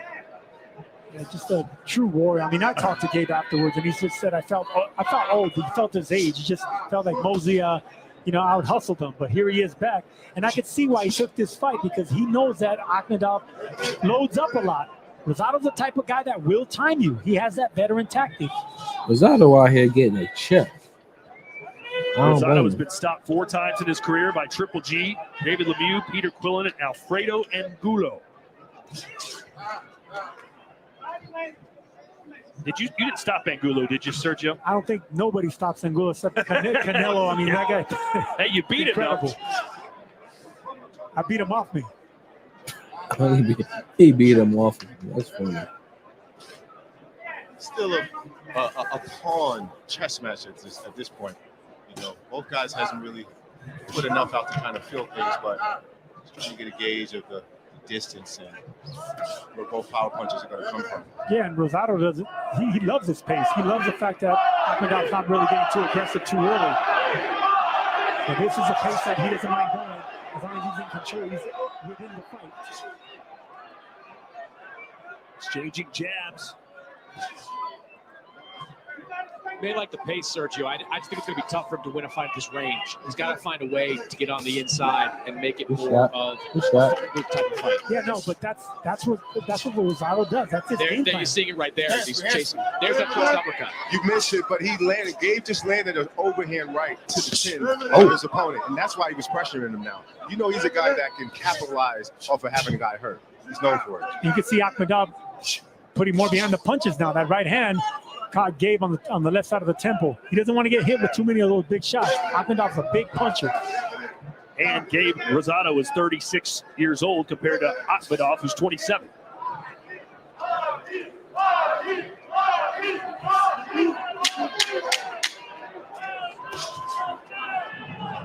10 seconds left in the round.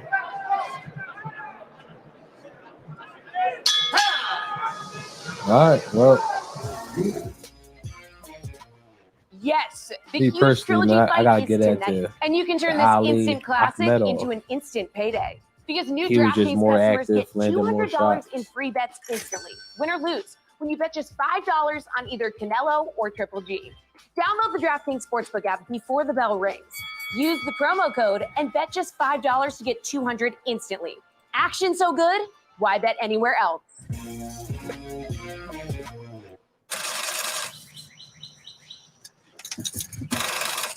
Really? Free testing and charging? And if you need a new one, we've got you. Really? Welcome to America's #1 battery destination, AutoZone, your battery solution. You see Freddie Roach in the corner of Gabe Rosado. Freddie's trained Gabe for several of his last fights, but he wasn't training him for this fight. Gabe went to Puerto Rico and a team that included Ivan Calderon, one of the great flyweights of his generation, but he wasn't happy with how that training was going. Called up Freddie Roach last week and said, will you come to Vegas and work with me? And Freddie said, sure. So Freddie, Marvin Samodio, his assistant trainer, they came here, did some mitts with Gabe, and they're ready to go once again. Rosado has so many voices in his corner that he knows how to fight. He just feels comfortable with a legend in his corner. But he knows how to fight. He knows what to do. And the quieter this fight is, the better it is for Rosado. This is similar to the fight that he had with Daniel over here. You know, it was a quiet fight. You know, they had a lot of respect for each other, but it was a close fight because no one really engaged or got aggressive. Yeah, he thrives in this tempo. Right. I think he lives on the back foot and more of a counterpuncher than anything. So I can definitely see this fight going into similar way. And that's what veterans do, right? I mean, they really don't want to fight a young man's fight. So if the younger man, the younger, stronger fighter doesn't punches, man. you know, Rosado's going to be fighting his own pace. Rosado ain't landing nothing. Well, the trainer He's for definitely a lot more busy. Jonathan Banks, said, listen, this is going to be like a 4th of July. It'll be full of fireworks, youth versus experience. Look out. There's a rapid fire from Akhmedov. I haven't seen flurries like that from Akhmedov. Usually he loads up on every shot. I like that little flurry. It was speed and not power. See, Rosado's been in there with some of the biggest punches at middleweight, so power's not going to intimidate him. But speed is, patience is, discipline will. That's how you beat a tough guy like that. And that's what Shane Mosley did in the last fight. Shane Mosley Jr. You know, he kept his range, kept his distance, you know, fought a younger man's fight. Yeah, you mentioned speed, Sergio. That was some of the problems Rosado had with Jaime Munguia a couple of fights ago. He would hit Munguia with what he thought was good shots, but Munguia would respond with 4, 5, 6 punch combinations. Good shot. One thing that he's utilizing very well, Gabe Rosado, is his slippery style. You know, when you get to getting your hands down and start to be confident like that, good shot. It starts to Good make shot, you feel Rosado. Good shot. like you can do anything in there. Gabe Rosado's a seasoned vet, but this is one of his lower ring styles, if you will. It seems like Gabe Rosado fights better the more pressure he's under. He does, because he intercepts the power coming at him. I mean, he's been there with Golovkin and Charter, Lemieux, you know, Daniel over here. These are big, massive punchers, but if he can intercept that power in between, then he gets respect from these big punchers. Yeah, but right now he's having a lot of trouble with that speed of Ali Akhmedov.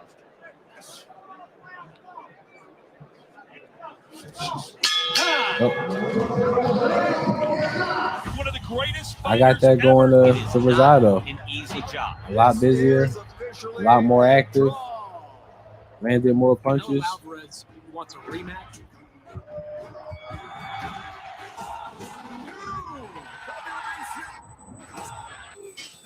Trilogy. Let's see it again. There you go. Should be outstanding. It goes beyond boxing. This is personal.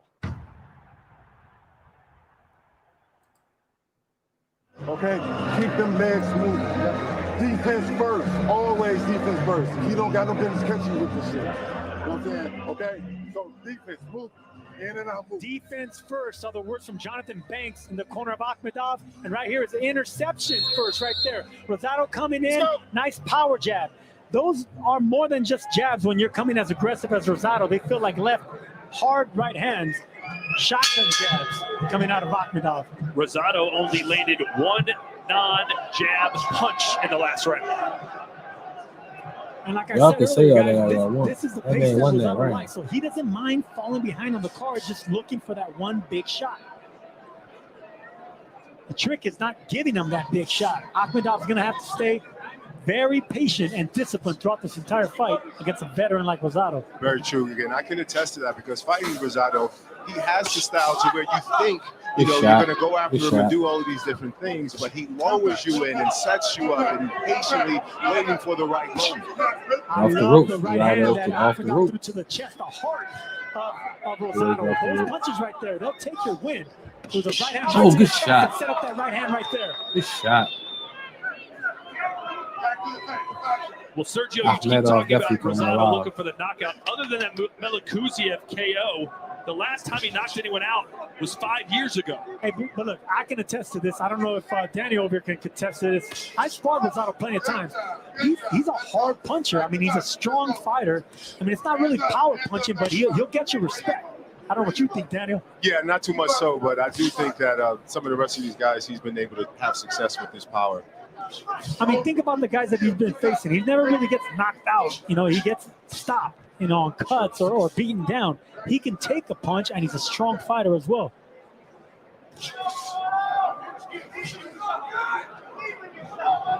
You got to show a lot of patience with a fighter like Rosado. Now, I think right now Akmadov is doing just that. Yeah, I really like what I've seen from Akmadov through these first 2.5 rounds. But hard to know what you had in him. He's been matched very conservatively throughout his professional career, and in his biggest moment, he was stopped by Carlos Gongora. But you can see very high-level boxing skills within him. Yeah, he's being able to listen to his corner. Jonathan Banks gave him full instructions on how to be defensive first and then go into your onslaught. I've been seeing that. He's been using his circle lateral movement, being defensive minded, and trying to set him up with counters. Rosado's telegraphing that right hand. He's too eager to land that overhand right. He should be baiting Akmadov with jabs like that, jabs to the chest, to the belly, foot feints. Akmadov will go back to what he is, an aggressive fighter. Maybe then that's when you can catch him with overhand rights.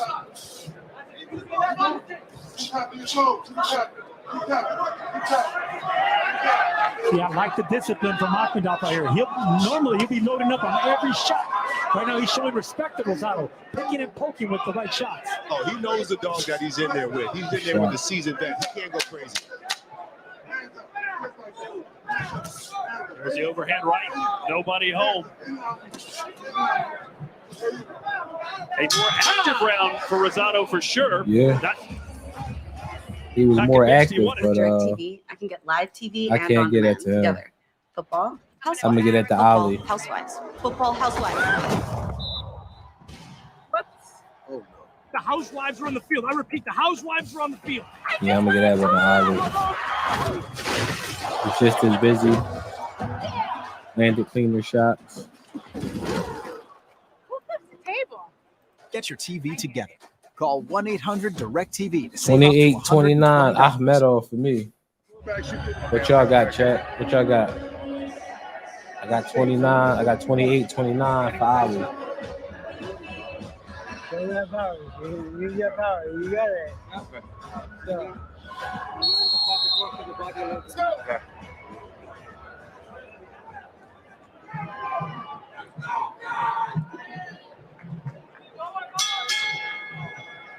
It was 18 years ago that a teenage Gabe Rosado walked into a boxing gym for the first time. According to him, the trainer at the gym he went to had no interest in him, so he packed his gear, was halfway down the street before his soon-to-be mentor, Billy Briscoe, caught up to him, offered to work with him, and the rest is history. Rosado came a long way just being a blue-collared tough guy, fighting anyone they put in front of him. With almost no amateur experience, he's been to the top of professional boxing with some of the best champions at middleweight. He almost beat Michael B. Jordan and Creed also. Don't forget that. Could have gone either way. The Akmadov is now loading up on those shots because Rosado's just keeping the near-month defense up. That's what he did. That's exactly what he did with Munguia. Munguia just unloaded on him. Yeah, he can't just be a standing target with Rosado. He has to be able to counter. Rosado definitely just sitting there just getting beat on. He ain't throwing no punches. 10-round fight. You have to give something that's impressive to the judges. Let's check in with Chris Mannix, who is with Freddie. Freddie, what do you like when you see from Gabe? I like to see a little bit more offense and more aggressiveness. He's being more aggressive right now. Seems like he's had some trouble early on with the speed of Akhmedov. How do you deal with that? Yeah, he's just going to use his speed and back him up. Oh, good shot. You keep backing up. He's letting him come to him, but if he backs him up, it'll be easy for him. Thanks, Freddie. Rosado just missed with that left uppercut, that knocked out Akhmedov not too long ago. You can tell that Rosado's looking for that uppercut. He's looking for something. Needs to land more power shots. He needs to land more power shots, but right now, Rosado's backing up the power puncher in Akhmedov. He's not being effective or landing anything, but at least he got the respect of Akhmedov making a fight on the back foot. Akhmedov said he trained with Triple G for this fight, sparred roughly 20 rounds together. See, whether Rosado's winning this round or not, it's giving him confidence, seeing Akhmedov box on the back foot. Whenever you got a power puncher backing up like that, it gets good to you. You get confidence. Whoa, talk about missing a punch. 4 feet gave us that one by. I want to see more jabs to the chest and the gut from Rosado. If he plans on landing that haymaker, you got to set up those overhand rights. Nice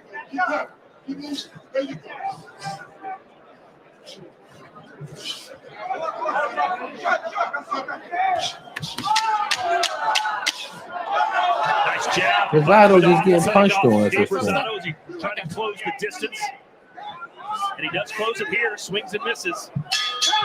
That's late. Come on, Rosado. Let's go. Yeah, I got that going out. Akhmedov. Right now, Rosado just sitting there just getting punched on. But you got to keep boxing. All he's trying to do is bring you into a brawl. You don't need a brawl. He does. Don't give him what he wants. You keep doing what you want to do. Keep your legs spread. That's good advice. Keep moving defensively. Good advice from the trainer. But you got to break them down first. Okay? Keep breaking them down. So as we can see here, Gabe Rosado has been a little bit more on the defensive side with keeping his punches a little shy from being hit with this Ali guy. He's a very good, strong opponent, but Gabe Rosado needs to come back. But good, strong combination from Ali.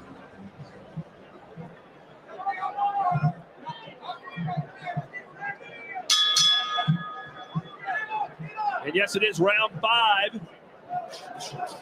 Gabe Rosado much more aggressive there in the 4th. Let's see if that's a one-off or it's going to become a pattern. He was aggressive, but I still didn't give him that round. I think Akhmedov is boxing really nicely, and you could hear Jonathan Banks in the corner of Akhmedov saying, keep picking and poking away from him. Let him make the mistake. Great advice from the corner right there. See, Rosado thrives on guys getting over-aggressive, and with a puncher like Akhmedov, if you get impatient looking for that power, you will get clipped. Let's see how Chris Mannix has it scored through 4.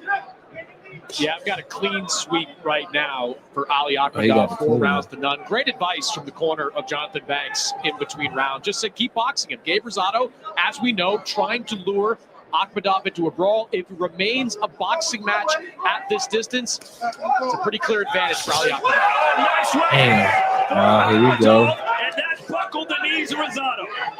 Here we go. That was a clean, He definitely straight chalked right that, hand, Jay. right down the pipe. Rosado That was a nice clean shot. It's like the right hand by Canelo that knocked out Kovalev. Wow, and that's a puncher in Akhmedov right there. That was a beautiful right hand. Sometimes Gabe Rosado needs to be hit a little bit more just to wake up and push guys back. He's one of those weird fighters that it's weird as it seems. He needs to get hit to kind of get it out of him. Well, he hasn't feel it. Oh. I mean, that's Rocky. That's Rocky. Combination. Understood. Ali just teeing off on Ali Akhmedov so far. Oh. Just maybe some clean shots. I love the patience too that he's shown. Hit Gabe Rosado with that big right hand, but didn't come in recklessly trying to close the show. Has been very patient in this round. You can see Akhmedov loading up on that right hand a little bit more now. 14 of Akhmedov's 18 wins have come by KO. He's got plenty of power. So far, I'm impressed with the patience of Akhmedov. I haven't seen this side of him. Normally, he's very aggressive with his power. Very confident. Uppercut Right was now, a little showing low a by lot of Ali. patience and discipline behind that jab, looking for the right power shots. And that's Jonathan Banks' influence right there. Absolutely, and it says a lot of credit to Ali too, because listening to your corner is crucial in fights like this. When you got a seasoned guy who has so much experience, more than what you're working towards, you know, you have to listen to and go to every part of your team to get the victory. Good shot. Akhmedov getting much more confident as these rounds roll on. Again, nobody even close. Oh, good shot. Akhmedov is killing him. He's killing him. By the Kazakhstan Yeah. Gabe been there for a check, man. That goes to Akhmedov too. Yeah, Akhmedov, he warming up now. He warming up. What do Freddie? Akhmedov picking away. Beautiful right hand. I can't believe Rosado stood up to that right there. That was right on the tip of the chin. That's by a puncher in Akhmedov. I got a 46-49 Akhmedov. You know the punch landed cleanly. Damn, it was clean. Right there. Beautiful right hand. Damn, that joke was The clean. knuckles went in. The knees buckled for Rosado, but he stood up. What a shot.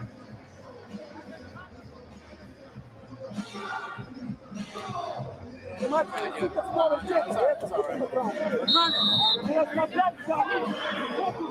a lot of times during this fight, it's felt like Rosado has been looking for that big counter that put Bektemir Melikuziev down, operating off the ropes. But to Akhmedov's credit, he's not giving Gabe those types of opportunities, keeping this fight at a good distance that's making him successful. Yeah, he didn't make it a brawl, man. He kept it a boxing match.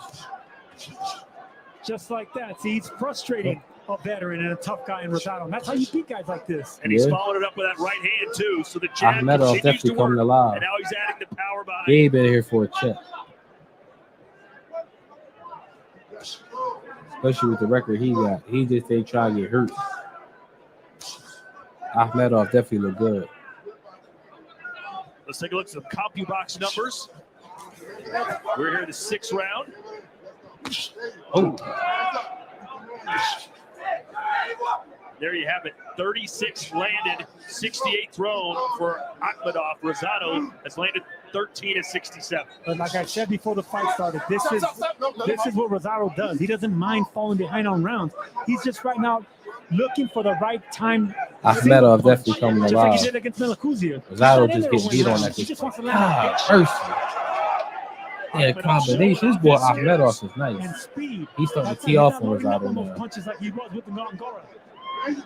He learned his lesson from loading up on every single shot. Use speed, use your talent, use your fight IQ, keep that distance. Just like that. And remember, he ran out of gas in that fight as well, Sergio. He was He loading picking up on Rosado every apart. single shot, which he's not doing here. He's picking He and picking Rosado apart. Rosado still doing his best to close the distance, but he's getting punished every time he does it.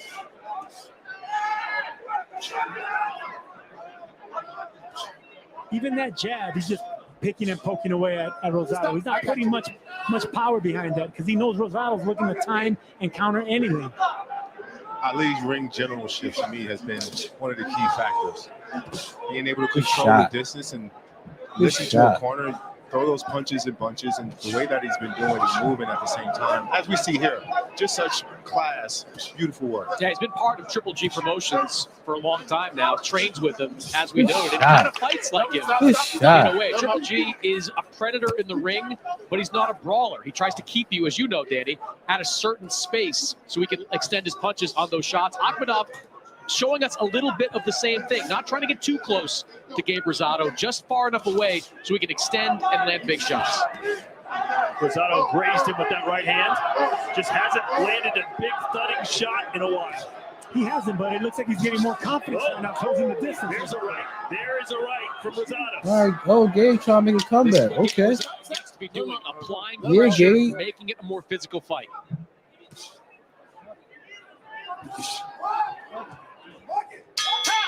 Oh. Hey, another one for Akhmedov. He looked good. Still to come. He looked Triple real G good. versus Canelo Part 3. Chris, there was a time there that we thought we'd maybe never see the trilogy as we look at the jam. Yeah, we thought so, and Gennadiy Golovkin thought so. He admitted this week he felt like it may not ever happen as recently as a year ago, but things have come together. Golovkin, a unified middleweight Round champion. 7. Canelo Alvarez, undisputed at 168 pounds. I know people wanted to see this fight 3 years ago.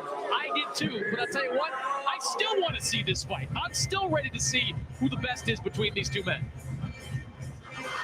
The world wants to see, and we will get finality later tonight. I don't think this Canelo Triple G fight is going to be as good as I think it is. Yeah, Triple G, 40 years old. And here you got Canelo fighting 4 times a year. He only 33 As for years the old. here and now, He's it's extremely Gabe Rosado active. and Ali I Akhmedov can't see Triple G round finishing 7 the here. fight on his feet. Rosado, quite frankly, probably still looking to win a round here, but Sergio's mentioned it several times. He's not looking to win a round. He's looking to knock him out.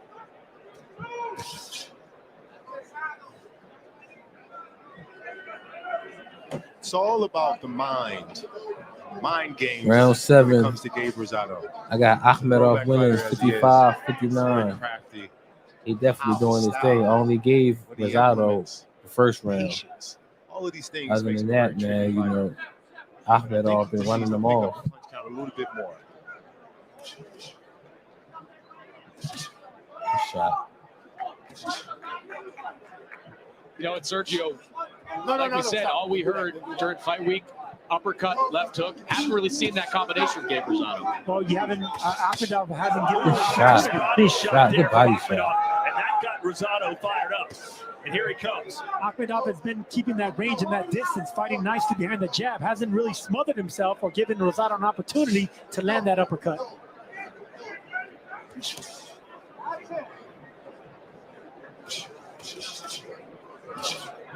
See those punches right there. Ali Akhmedov is not loading up on him like he normally does. That's just speed and touching and popping Rosado, getting Rosado to react and bite.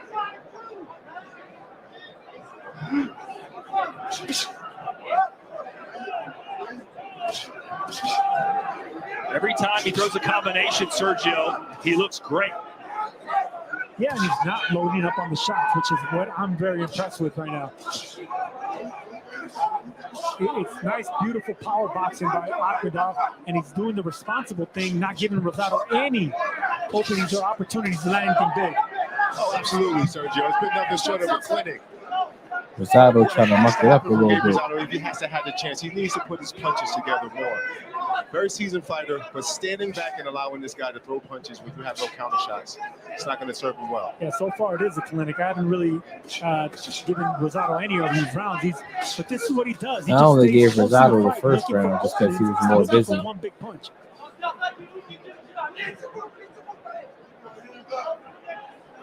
Ain't nobody gonna cry if it's a clean sweep at the end of the fight. It's a good shot. Gabe Rosado said he loves boxing, does not want to walk away. Says this is fun for me. I love it. I can't stop fighting. That's cool for he can't stop collecting these free checks. There's the right hand from Rosado, still chasing. That's why he's still Right side fighting. of the face. That boy's For the still left getting a nice side. check to fight. But it is just not happening Yeah. for the 36-year-old man from Philadelphia.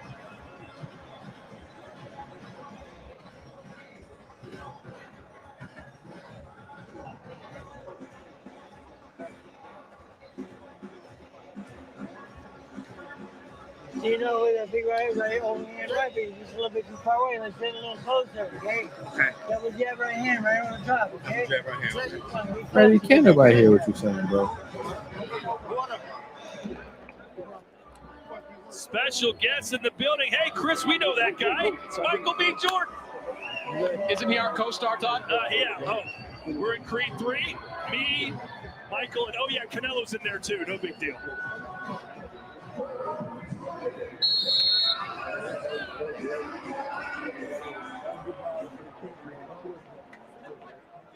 Did you like people coming to your dressing room before the fights, Daniel? I mean, when I have big fights like that, sometimes it could be a bit much. That's why I like to get things out the way as soon as I get into the stadium so I can have my quiet time and get ready mentally for the fight. You know, one thing I've noted about Canelo is that he never seems bothered by situations like that, whether it's celebrities, you know, invited guests, honored guests that come in, Round smiles, 8. shakes their hand. He's Round just very 8. I comfortable got in his own skin and Ahmedov comfortable up 69-64 over situations. That's Rosado. part of being a star, man. I mean, if you want He to just be on the big stage, you gotta Rosado just getting beat on at this point. fans. You know, you gotta welcome them. Who's the most famous person that visited you before one of your fights, Sergio? Right to your left, one of them is Meta World Peace. He was in my corner, but a lot of people will come back. But how about Sylvester Stallone? Never heard Sugar of Ray him. Leonard. Oh, shit, there we go. Boy, Akhmedov is really turning the screws on this fight. There he is. And it's with discipline. That's what I like. After this fight, if it continues to go this way all the way to the end, Jonathan Banks is going to be very happy from what he saw with Ali Akhmedov, because this was disciplined power boxing by him. But we always talk about chasing greatness and making a statement and getting fans behind you. He's got a wounded animal in front of him. He's rocked Rosado a couple times. At what point does Jonathan Banks say, all right, put the pedal to the metal, let's get this guy out of there? No, not when you got knocked out badly 2 fights ago. You still want to get that confidence. You don't want to give a veteran and a tough guy like Rosado any opportunities. You do exactly what you're doing. Just every round, put it in the bank.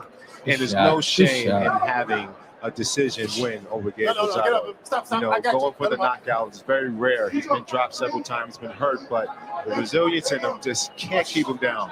So to go out with an impressive victory, as you've been doing so far, it'll serve him well. More good jab work from Akhmedov. And the best name on his resume. I mean, Rosado would probably be the best name on his resume, and if he can have a shutout, win over a tough guy, a former title challenger like Rosado. Yeah, Rosado one of the guys. He in there for a as check. interested in right now You as can anything tell else, by the the way he performance fight, he of in there Ali for a Akhmedov, beating, at least at this point, a guy like Gabe Rosado. He trying though. What else does he have in him? Is someone like Jaime Munguia a potential fight for him as Munguia looks at 168 pounds in the near future? That Your would be, hands in my up, mind, a Rosado, terrific fight. please. Daniel, there were rumors you might fight Jaime Munguia. What's the latest on that? I'm saying there's a lot of rumors I've been hearing about a lot of different fights. Great opportunities for me to come. I'm looking forward to getting back in here the end of this year. Great news ahead, but I can't reveal it just yet. Oh, come on. Are we going to get the Mora versus Jacobs trilogy? No. I got my eye on Jake Paul. That's it. There it is.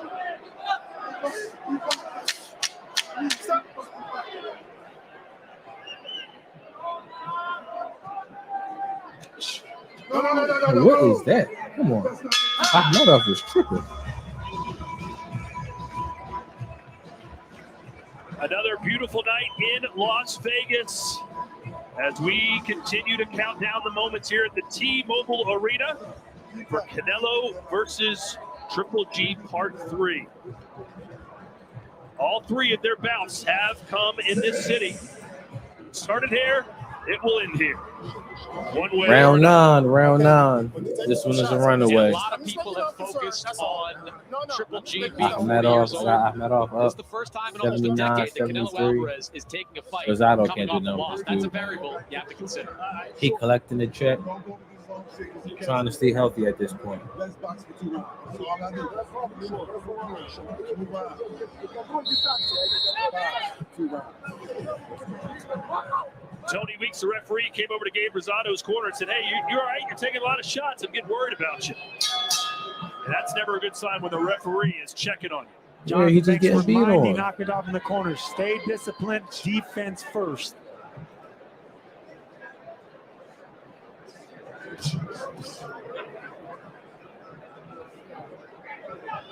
Chris, do you recall what it was about Gongora that he was able to close the show against Akhmedov? Was there a moment? Well, it was a moment when he got on the inside and landed a really good combination that Akhmedov was unable to recover from. But up until that point, it was a fight that looked a lot like this, where Akhmedov, his skills were superior. I disagree because I watched that fight, and Akhmedov was loading up on every single punch. He was getting hit with that uppercut from the 6th round up until the final round where he got knocked out. So, no, he got overly aggressive, and they told him in the corner he was getting overly aggressive, and it cost him. Remember, that fight was a 12-rounder. This one only 10. 5 minutes left for Gabe Rosado to find something. As we look at Chris Mannix's scorecard, I have a feeling I know what it's going to read. Yeah, clean sweep at this point for Ali Akhmedov. Tremendous work with his combinations. Just a superior boxer in this fight. Yeah. Gabe Rosado, look, he's making efforts. You see him trying to get on the inside. But He ain't trying to make it look good for that check. For Gabe Rosado. And I'll tell you what, That's everyone all likes he's a doing. knockout. Akhmedov has the He power to getting in knock there, anyone out. pity And patting he can around a go for little the bit. knockout here, but he knows that he needs to learn Don't how take to too much box as well. punishment. Power's not going to Walk take away everyone nice out. and So clean then with a stay check. disciplined for 10 rounds and show that you have this kind of Oh, good ability. shot. Good shot, Rosado. Okay. He trying to fight. He trying not to make it look obvious that he's stealing. We know you stealing, Rosado. It's cool. Don't get hurt. Don't listen to me. I ain't cutting your check. But I'm afraid to say that. I'm not sure if the age has gotten what you gave. Not sure if too much has been taken out of his tank with all of these wars over the years. He's a great fighter, but has he done too much? Well, he lost almost all the rounds in his last fight. He's lost every round in this fight, according to Chris Mannix. So the numbers aren't good. The optics aren't good for Gabe Rosado as he is in the twilight of his career. I think Rosado's ever been a great boxer, but he's been a great fighter. You know, he has a fighting spirit, and he's always in a fight because of that, and that's why he's a people's champ sometimes. But Akhmedov right now is just looking too smooth, keeping discipline. Good shot. Good shot. He ain't got to keep his hands up. Keep your hands up, bro. Please. He's got heart. He's got desire. He's got the will to win. You already got your check. Not the skills on Keep this your hands up. Lots of that. Come on. God, mercy. People are getting punished. Listen to me. This is the last round, okay? Last round. Do not brawl with this man this last round. I need Good you advice. to move, and I need you to box. Stop and shoot and keep moving. All he wants is a dramatic finish. Remember the last championship fight? You remember that. Don't let that happen this fight. We worked too hard and came too fucking far. Do you hear me? Look at it. Move and box. That's great advice. Great advice. Now I need to find out what happened in the last fight. I need to find that out. Anybody know what happened to Ali Akhmedov's last fight? What his trainer talking about? Don't let it happen again. Put it in the chat, man. Put it in the chat if y'all know. You heard the instructions in the corner of Akhmedov. Do not brawl with this man. Yep, get out of it. You've been winning every single round. Why do you want to give a tough guy an opportunity to land something big? Same thing happened when he got stopped by Gongora. He was winning the fight. He got stopped in the final 12th round by a big uppercut. Don't give Rosado this opportunity. That's what happened. Jonathan Banks is quick to remind Akhmedov in that corner between rounds of that last fight that he was in, where he had it in control and got caught by Carlos Gongora. Nice left hook to the inside from Rosado. Ali just got caught with a hook.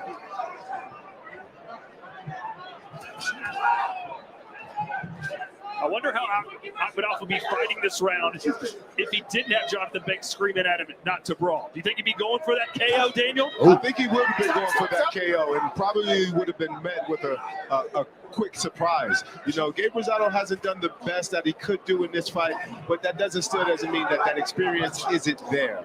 So the fact that Ali has been very disciplined serves Ali, just run. coming up should look at situations like this where you listen to your corner, you implement those things to where you can have a full Get on the bike. successful round and fight.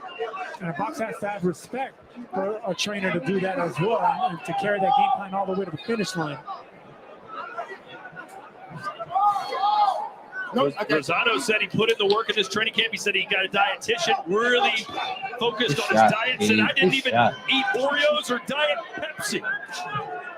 Good shot, Which Gabe. apparently are two of his favorite things. Anybody in the chat, I would definitely appreciate it. Hit the like button for me, please. Any love and support is definitely appreciated. Thank you. And inspiration for the career. We just hope Gabe keep his hands up and not go out on his back. 154-pounder with the #1 contender at one point. We got 50 seconds left. 50 seconds left. Actually had a time move up to middleweight. Ali done pretty much dominated Gabe throughout the whole fight. It really wasn't competitive. He's picked himself back up and he's got himself back into big fights. So you look at his record, it's not all that impressive, but I think Gabe Rosado has had a really impressive career. Well, with He made a lot of money. Loss coming up after this round, I would think, I don't know what Rosado wants to do after this. He was contemplating Good retiring shot. after the Good Mosley shot, loss, Ali. and by losing every single round to Akmadov here, I just don't know if he can continue and have that hunger. Well, as you know, Sergio, as a fighter, it's always hard to walk away from the sport, but this fight has definitely been something that he needs to review and talk about moving forward. So a workmanlike effort for Gabe Rosado, but don't let that take away from what Ali Akhmedov did here tonight. A 10-0 domination performance, and the man from Kazakhstan is back at 168 pounds. Yeah, Ali done won that joint, running away. Well, he listened to his corner, Chris. Give him that. He did what he was told to do. Yeah, great game plan, great execution. Probably the best performance of Ali Akhmedov's I got a career against 99-91 of Akhmedov. Akhmedov's career, and I'm really looking forward to seeing. It's probably going to be 10 rounds to 0 and all the other judges' scorecards. But I did give Gabe the first round, you know, The only thing harder than to get a knockout is to pitch a shutout. And only because he was a lot busier Akhmedov to than pitch a shutout against a Akhmedov. tough guy and a veteran. Like This was Rosado, complete very domination. impressive. So yes, I agree with Chris. This was an excellent victory. It wasn't even close to be real. We look at some of the highlights. A responsible victory by Akhmedov. Even when he landed big shots like that, he still stepped back, kept the range, kept the distance, didn't let Rosado get on the inside and make it a rough and rugged fight. You don't give tough guys any chance to get tough on you. You fight smart. You outsmart them. See, that's what Rosado wants, and that's a sign of frustration right there. Akhmedov didn't give him nothing. David Diamante has the judges' scores. Ladies and gentlemen, after 10 rounds here in Las Vegas, we go to the judges' score totals. Eric Cheek, Glenn Feldman, and Don Trella all scored this bout identically, 100-90. Yeah, for I your figured winner that. by unanimous decision, and the new IBF North American and WBC Silver Super Middleweight Champion, Ali Akhmedov.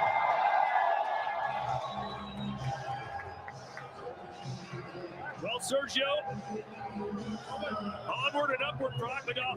Gabe Rosado, this could very well have been his last stand. I hope so, because Rosado had, like Chris mentioned, he had a better career than he was supposed to, and he did that the blue-collared way, the tough guy way. He fought everybody.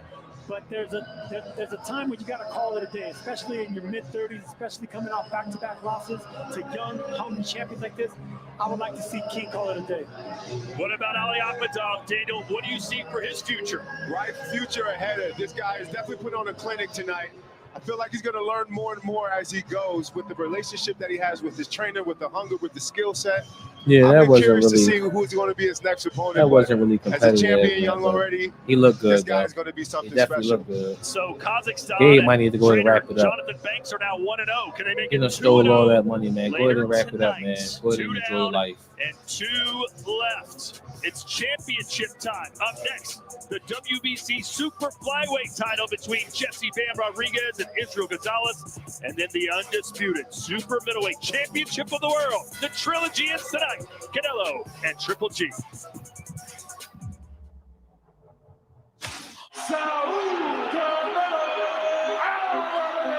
Y la gente empieza a gritar Canelo, el nombre de Canelo, algo increíble. I remember hearing that there's a new guy from Mexico touted to be a great. The crowd is electrified. This kid loves it.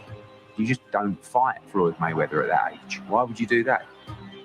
Y pues al final de cuentas yo quiero hacer historia. Ahí está, mira el golpe, ese. Ese fue un golpe muy importante en la pelea The two Triple G fights were two absolute wars, two epics. That jab opened up a cut on the eyebrow of Canelo.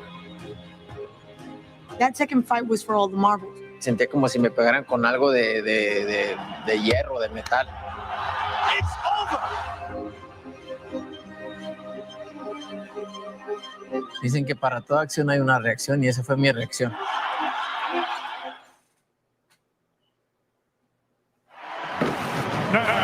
Entering the arena.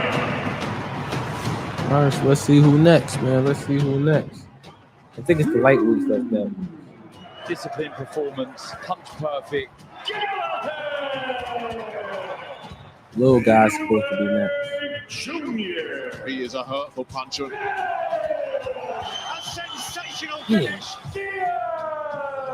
Diaz is a top 5 lightweight. Bivol. And he's strong. He's a natural light heavyweight.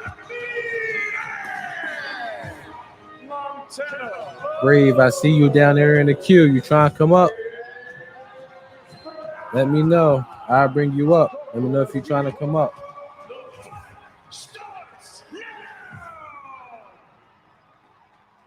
They're saying you need to add your mic and the camera before you can come up. Let me know. I'll definitely bring you up. And this, I kind of went crazy. I wanted to go after him.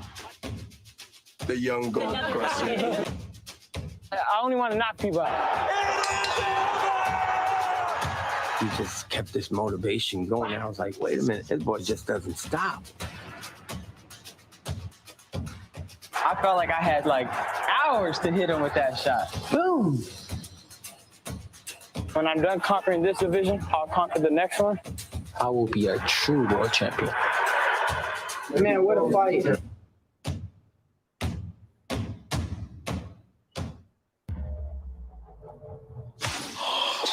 They're killing us with these commercials, I tell you. Canelo Alvarez is on a mission to be considered the greatest Mexican boxer of all time. The man he has to surpass, the undisputed king, is Julio Cesar Chavez. And in DAZN's collaboration with Eva Longoria, the cultural clash between Mexican Julio Cesar Chavez and Mexican-American Oscar De La Hoya is put So we got the co-main event up next. The world was telling us there's one way to be Mexican, Oscar's way or the Julio way. Julio was the star of stars and below the heavyweight division, really, until Oscar De La Hoya came along. I'm representing East Los Angeles. I'm representing Latin Americans. I'm representing Mexicans.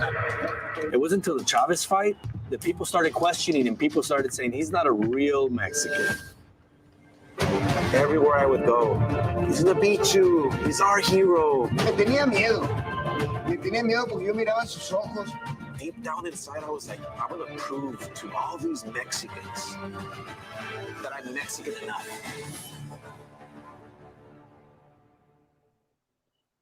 Yeah, they gave Oscar that fight.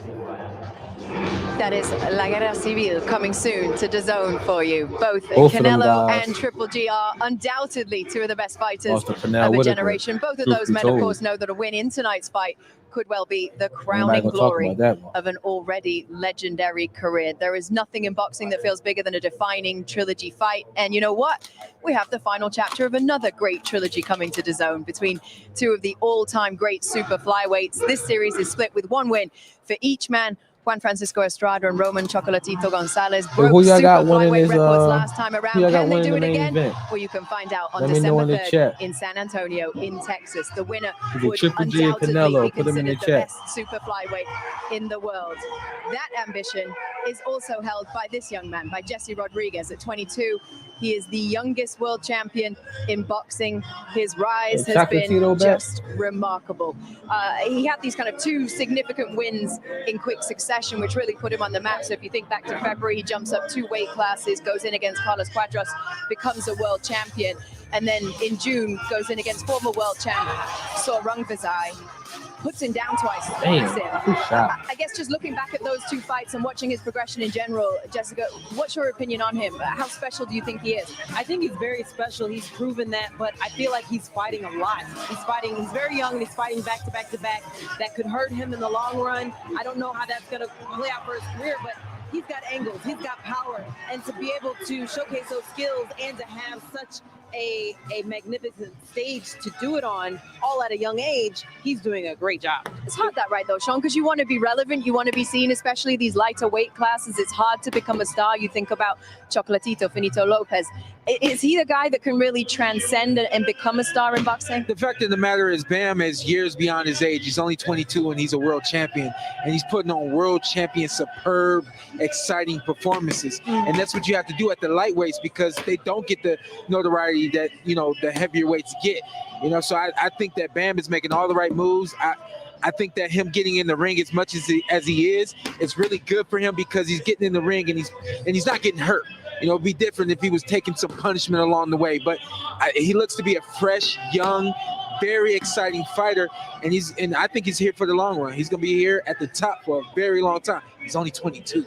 I mean, yes, people are talking about the fight that he's involved in tonight against Israel Gonzalez, but people are also looking past this fight to some extent, right? And talking about whether he would be the one to get the winner of Chocolatito and Estrada in their trilogy fight. Is he ready for a fight like that, do you think? You always talk about passing the torch, and I think that everybody's looking at Bam as he is the guy who's going to get that torch from Chocolatito. Chocolatito probably is before, well, now it's Bam, but before Bam, it was Chocolatito. Nobody else was as exciting as Bam has become. And so I think that that's why everybody wants to see that match. What do you think, Jess? What do you think, Jessica? I totally agree. I think he's really had a chance to showcase his skills, and he's got the fans behind him. And a lot of times, if you have that fandom behind you, they will help push you to the top. And with, like you said, passing the torch from Chocolatito, the fans are right behind him. So. And then lastly, look at who he's walking with right there. Garcia, when you got guys like that in your Hey, corner with all the experience my guy, I don't know that Robert Garcia has, talking it's to. almost like he can do no Let wrong. me take that and it's dumb only shit up to somewhere him, else, though. Bam, that is, to get in the ring and just put it down. And that's what he's You been can find doing. out somebody else. Well, Jesse Bam Rodriguez is next into the ring tonight. He's unbeaten. He's a world champion. It's a big stage for a special talent. Let's send you back ringside. Jesse Bam Rodriguez against Israel Gonzalez is next.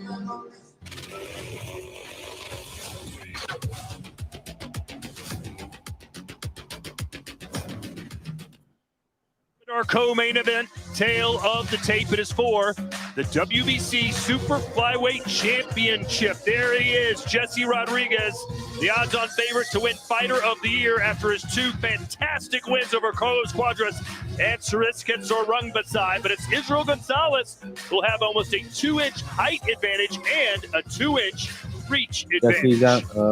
Jesse Rodriguez, 16-0. Ladies I'm and assuming gentlemen he's from definitely the Las favorite. Vegas, Nevada, it's now time for the chief support of the evening. 12 rounds of boxing scheduled for the WBC Super Flyweight Championship of the World. Set to make his ring walk, please welcome the challenger, Israel Higa Gonzalez.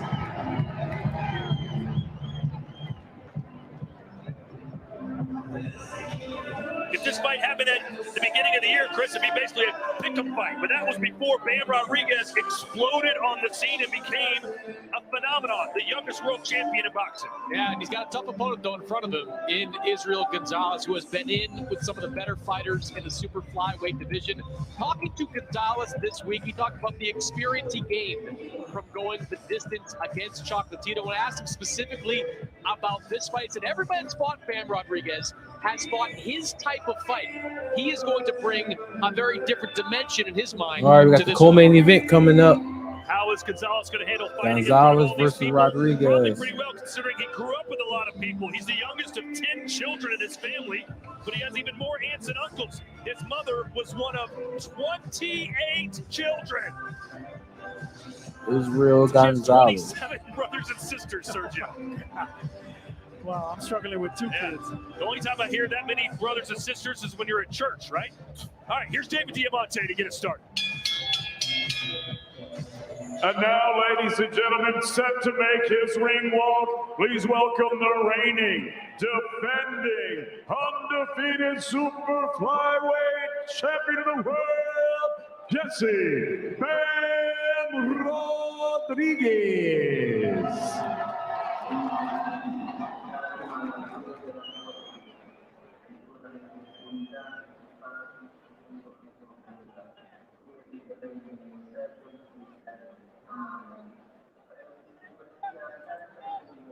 You know, the last American-born fighters at 115 or below to break into the mainstream, Johnny Tapia, Michael Carbajal. But other than that, as far as American fighters, Sergio, there haven't been a ton of popular names, but considering his age and his ability, this guy has all the makings of a superstar. No, absolutely. You can't teach power and you can't teach charisma. And when it comes to Bam Rodriguez, he has more than that. He has the footwork. He has the agility. As Daniel mentioned, he has the Robert Garcia, a former champion and great trainer in his corner. He has a great promoter. I mean, he has everything to shine. And that's the reason he wanted to be the curtain raiser here tonight for Canelo. Yeah, what a year it's been for Bam Rodriguez. Todd, you mentioned being a front runner for Fighter of the Year, but even if he doesn't win it, the boxing diehards knew who Bam Rodriguez was last year. Mainstream fans know who Bam Rodriguez is there. His star has accelerated quickly. And he's already beaten two legends of the game, or at least in this division, Carlos Cuadras and Sarungpasai. The only two left, Sergio. Estrada and Chocolatito. But I'll tell you what, going back to what Chris said, a Fighter of the Year, if Bam Rodriguez could knock out a man that Chocolatito couldn't knock out, hey, listen, that's a statement. Let's see if he can do it. Co-main event about to start. Co-main event about to start. Ladies and gentlemen, from the T-Mobile Arena here in Las Vegas, Nevada, USA, live on DAZN pay-per-view, it's now time for the co-featured bout of the evening. And it's all being brought to you courtesy of Mr. Eddie Hearn of Matchroom Boxing in association with Tekken Promotion and Box Stars. We're sponsored by Hennessy. Never stop, never settle. DraftKings Sportsbook. Action so good, why bet anywhere else? O'Reilly Auto Parts. Better parts, better prices every day. MGM Rewards. Fred Loya Insurance. Put Fred Loya in your corner. Value and visit Abu Dhabi. This bout is sanctioned under the auspices of the Nevada State Athletic Commission. The chairman, Stephen J. Klubeck. The executive director is Jeff Mullen. The World Boxing Council, President Mauricio Suleiman. The supervisor is Michelle Solomon. Introducing your three judges scoring this world title contest from ringside. From Nevada, Tim Cheatham. From California, Max DeLuca. And also from Nevada, Patricia Morse-Jarman. And at the sound of the bell, your third man in the ring from Nevada, referee Kenny Bayless.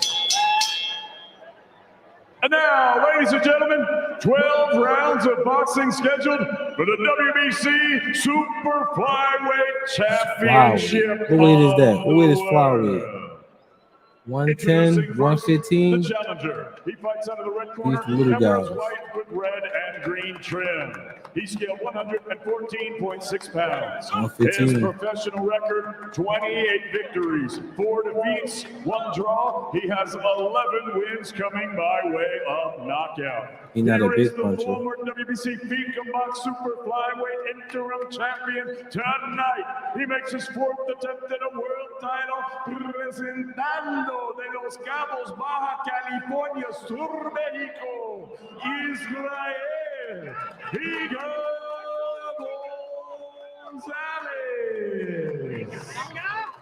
Gonzalez. All right, we're going to see something, Gonzalez. And his opponent Let me across see the something. ring, fighting out of the blue corner. He is the defending world champion. He wears the black trunks with the silver trim and the green lettering. This southpaw scaled at already 114.8 pounds. His professional record, a perfect one. 16 fights, 16 victories, 11 of them coming by way of knockout. Tonight, he makes his second defense of his world title, fighting out of San Antonio, Texas, introducing boxing's youngest active world champion. He is the reigning, defending, undefeated WBC Super Flyweight Champion of the World, Jesse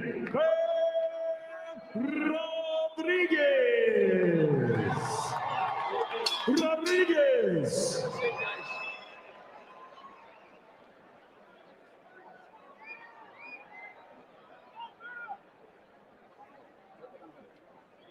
Okay, fellas trumps are good on both sides. Gentlemen, rules in the dressing room. You got to keep this fight clean at all times, protect yourself at all times, and what I say you must obey. Good luck to both of you. Touch them up and let's fight. Don't discount Israel Gonzalez out just yet. He's been in there with some big names. This is his 4th time challenging for a world title. Will this be the charm, or can the 22-year-old youngest champ in boxing, Jesse Bam Rodriguez, continue to topple the apple cart? Here we go. 12 rounds, Las Vegas for the WBC Super Flyweight Championship of the World. Bam in the black, Israel in the white. Gonzalez with a 2-inch height advantage and reach advantage, but it's going to be Bam Rodriguez who want to get on the inside with foot feints and angles, positioning, patience and timing. That's what he's a master at, a young master at.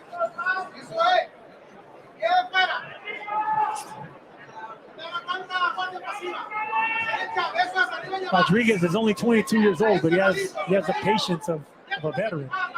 Don't forget, Gonzalez is only 25 years old. It's not like he's fighting both young. Wily old veteran in there. Gonzalez still plenty of energy, plenty of vigor.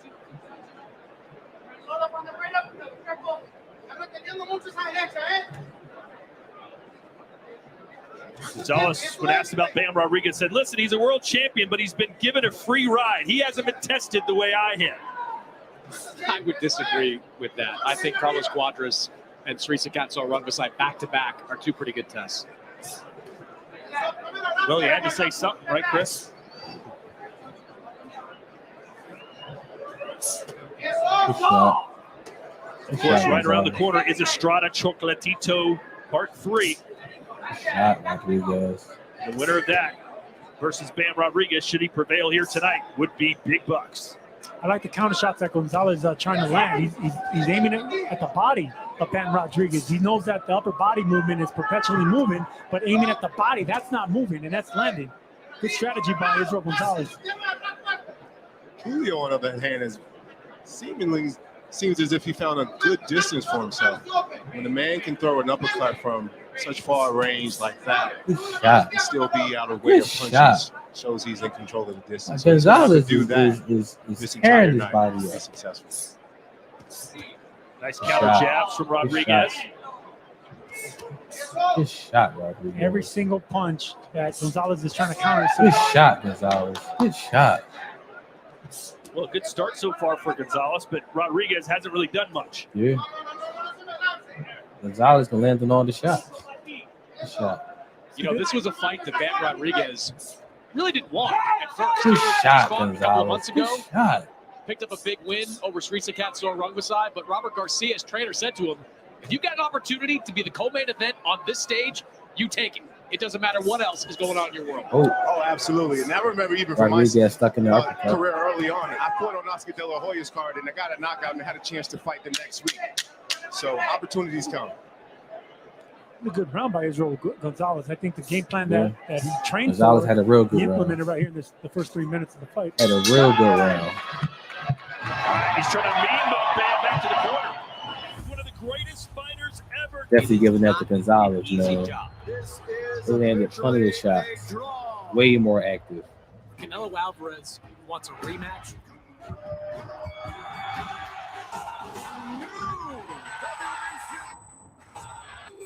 How about a trilogy? Let's see it again. There you go. Should be outstanding.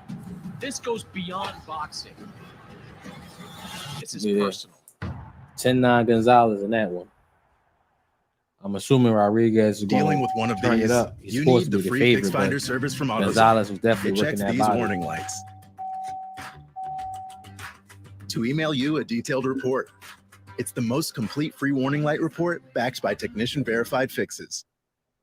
That was a little bit too much for me to Slow translate. down. That is a very energetic corner for Israel Gonzalez. He basically said, if I put a mirror in front of you, what are you going to see? A rooster, he said, a fighting rooster. Well, good round for Israel Gonzalez. Let's see if it's the first of many. No, I like the game plan in that first round by Gonzalez. He's countering everything to the body. Anytime you have a fighter that's so fluid with his upper body movement, it's hard to pin down his head. So you got to dig down to the body because that's going to be stationary. And Chris was interested. Look at this from Gonzalez. You mentioned that, you know, hey, Jesse didn't really want this fight, but his trainer Garcia said you have to take this opportunity. This whole year he's done things that you wouldn't recommend. At his age, you wouldn't take short notice fight against Carlos Cuadras. You wouldn't fight Sriskat Sorungvasai back-to-back. You wouldn't come back and do this. But he's chasing greatness at a young age, and it is paying off big. Now, if you remember, before he faced Carlos Cuadras, a fight he took on 1 week's notice, he was prepared to fight at, I believe, 108 pounds, maybe moving up to 112. 115 really wasn't in his mind right away. I mean, 115 in Jesse Rodriguez's mind, even still, belongs to his brother, Joshua Franco, who was a WBA champion at 115 pounds. Good uppercut in the inside. Rodriguez been tearing that body up. Still digging down to the body. They're At tearing that distance, body up. at range, Bam hasn't really been able to close that distance so far. Good shot.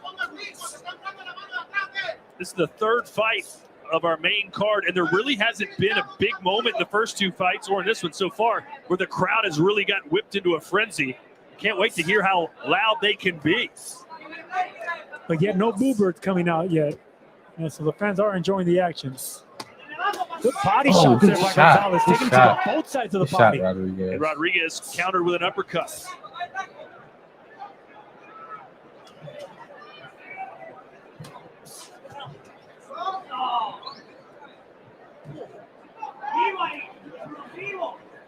I just love both ring generalship from both fighters. I'm just a fan right now. It's kind of even hard to commentate just being, you know, looking at this beautiful boxing. These guys are really masterful at what they're doing. From Gonzalez, you know, meeting Rodriguez with punches and bunches, even up and down. You know, it's a beautiful sight.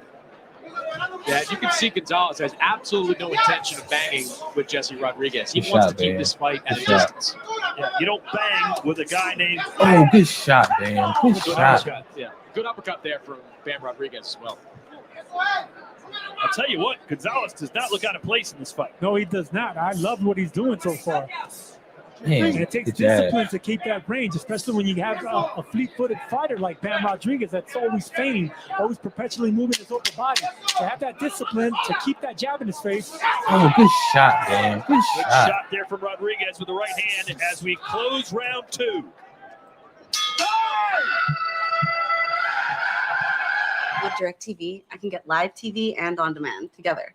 Football. Gotta get that round the band, man. He came alive that round. Housewives. He landed a lot of shots. A lot of Housewives shots. are on the field. I repeat, the housewives are on the field. I just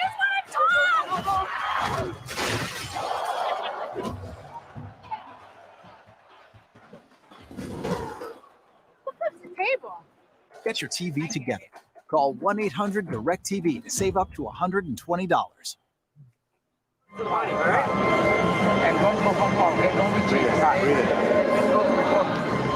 Israel Gonzalez right here, keeping that range, keeping Bam Rodriguez at the end of those punches. See all those punches right there, easy shots for the judges to see. Easy shots for the judges to see and get to your side. But Bam Rodriguez coming back with that left hand. Good shot. Was it enough to win that round? We're going to find out, but it was a close round. Excellent game plan by Israel Gonzalez. Good shot. Good jab. Good jab, man. Israel Gonzalez, the nickname Jigga. He said after this fight, everyone will know who I am and what my name is. Good upper body movement by Gonzalez right now, too. Not giving Rodriguez a stationary target.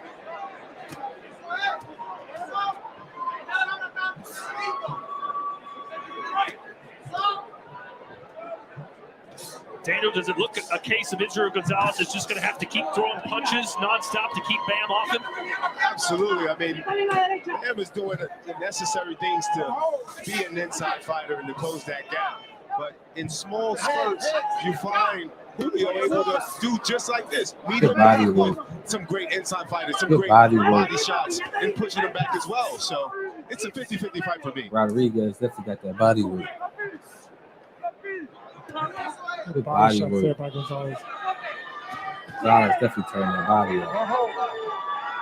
Bam gotta get more active. There's that first angle right there that we're so used to seeing from Bam Rodriguez. 3 rounds in, that's the first one we got to see right there. whenever a fighter's keeping his range like that, it's hard to get those pivots to the left and the right of them.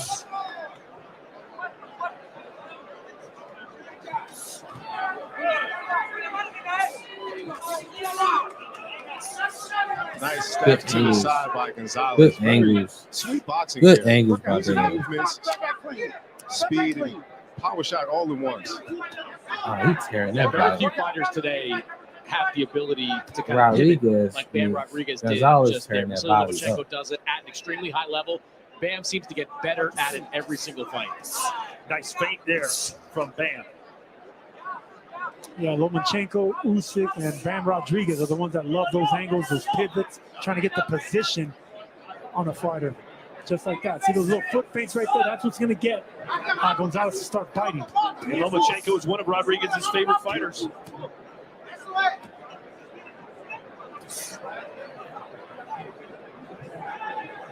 Gonzalez did go the difference with Kayafai and Chocolatito.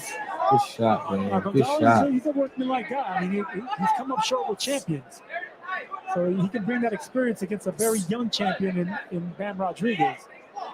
Well, Rodriguez said Gonzalez is really tough, but I still think I get him out early. Shot, Bam. It's not trending that way, at least not yet. Good shot.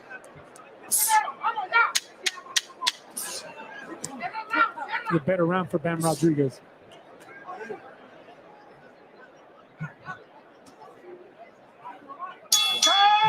Good shot, man. I'm gonna get that one to I'm a Bam, world man. champion. There's people Clean asking me shots. if I want my title. Real There's no active. excuses. The pressure is on. Rodriguez definitely This gotta is do legacy. something. He gotta be a little Active more recovery is active. essential. But he in to the get fight the most though. out of my training. He To have definitely in the longevity fight. in this sport, I wear UFOs. All that work that you're putting on your feet, UFOs makes it easier. The technology is distinctive. UFOs keeps me at the top of my game. I got a 28-29. Wanted to fight at. Didn't Bam seem like all week Rodriguez. long Gennadiy Golovkin wasn't all interested in engaging in the back and forth. He just came here to fight and to try once and for all to settle the score. Daniel, what's the one key for Triple G to win this fight? The one key is to not get lackadaisical. Keep the pressure up, keep the tempo up. Canelo is one of those guys that fights in spurts. He needs to take advantage of those spurts, take advantage of being a pressure fighter, push Canelo back if he's wanted to get this victory. Shots. Good shots. Way to stay active. Handed by Gonzalez. He landing those combinations on the back foot now. That's what I want to see from Rodriguez. More body shots. Good shot. I Good was going to shot, say man. 22 of the 41 landed punches for Bam Rodriguez have been to the body. Jessica McCaskill taking a good look at this one. What do you think? I thought Israel Gonzalez was doing a really good job, like you guys mentioned, keeping his spacing and keeping those thudding punches way out there.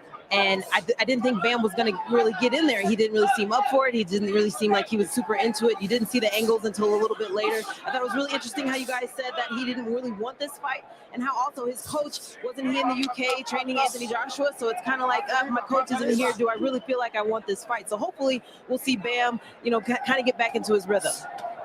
Daniel, she's questioning his mentality.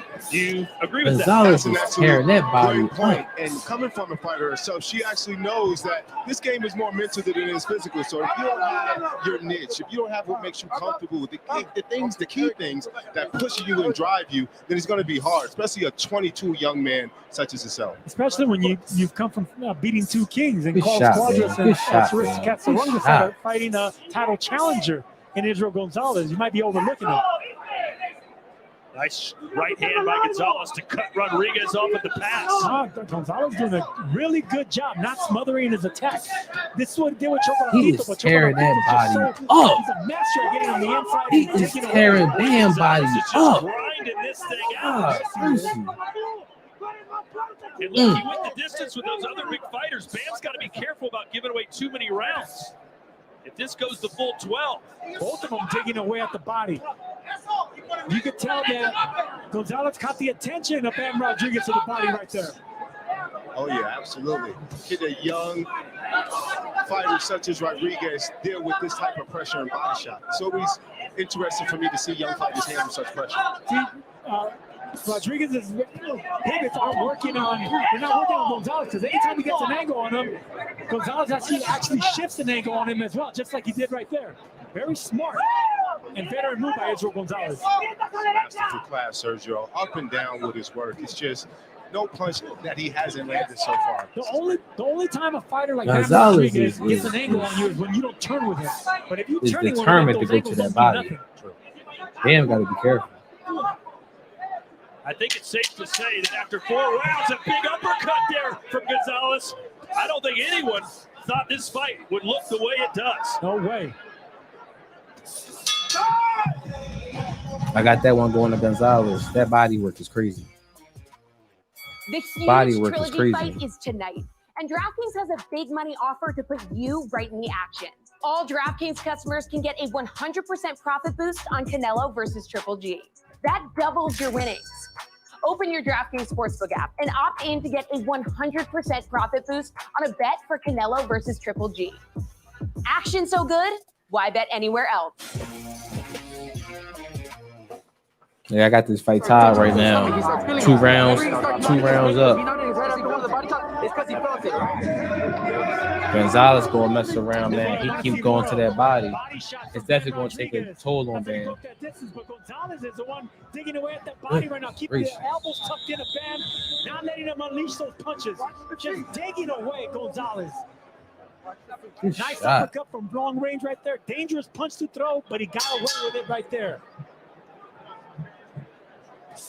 Well, let's see if Bam Rodriguez starts to up his game, so to speak, as we look at Chris Mannix's scorecard. Yeah, I've got a dead even through 4 rounds, 2 rounds, So 2, do I. but second and third rounds. So do even I. the 4th round to a degree. Very, very close rounds. I think Bam's defense is maybe a little bit better than you guys are giving him credit for. He's gobbling up a lot of those punches from Israel Gonzalez, but give Gonzalez credit.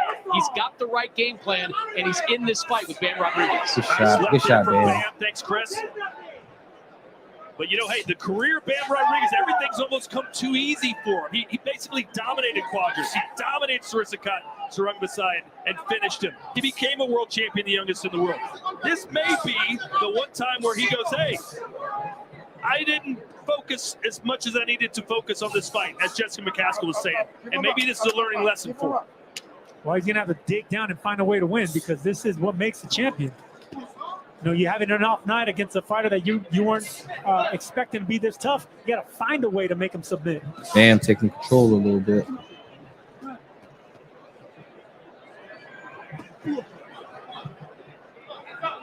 Midway through round 5, it is a close one. Israel Gonzalez first put on a pair of gloves back in 2008. Said he fell in love with the sport instantly. He would become the first world champion ever from Cabo San Lucas if he could pull off this stunner. Bam coming alive this round. Gonzalez not loading up on those shots, keeping his range and his distance, not smothering his attack. So it's keeping the shorter fighter in Bam Rodriguez at bay. I would like to see more jabs from Rodriguez, double and triple the jabs. Right now the angles aren't working. All those punches aren't landing. Just go back to the simplest thing, the jab.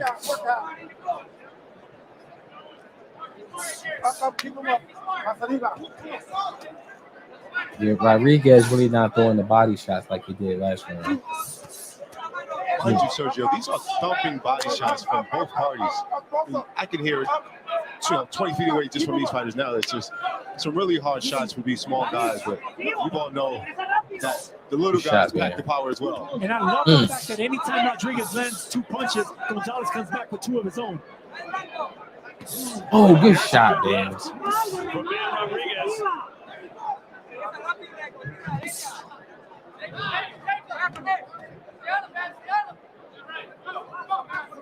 By the way, Bam Rodriguez was a minus 1,600 favorite in this fight, essentially 16-1. On the run that he's been going through, I don't understand those odds, but right now, yeah, the live odds are probably a little bit closer. Oh, yeah. Much better round for Bam Oh, Rodriguez. good shots, Bam. He's heating up. I got that one going to Bam.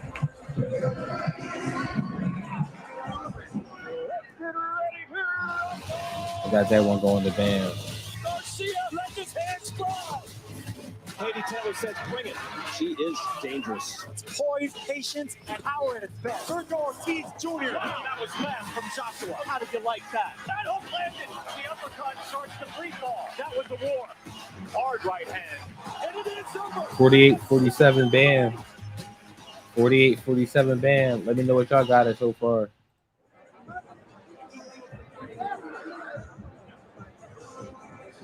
Thank you. Daniel Jacobs, look at this. Eubank versus Ben Saturday, October 8th. Super excited about that. As we know, they finally had a chance to get it on back in the day, but now it's time for the youngins to come up and take place and take over for the Falcons legacy. That's October 8th live here on DAZN. Right now, we've got a pretty good one for the WBC Super Flyweight Championship of the World. Bam Rodriguez started a little bit slow, but had a really good 5th round.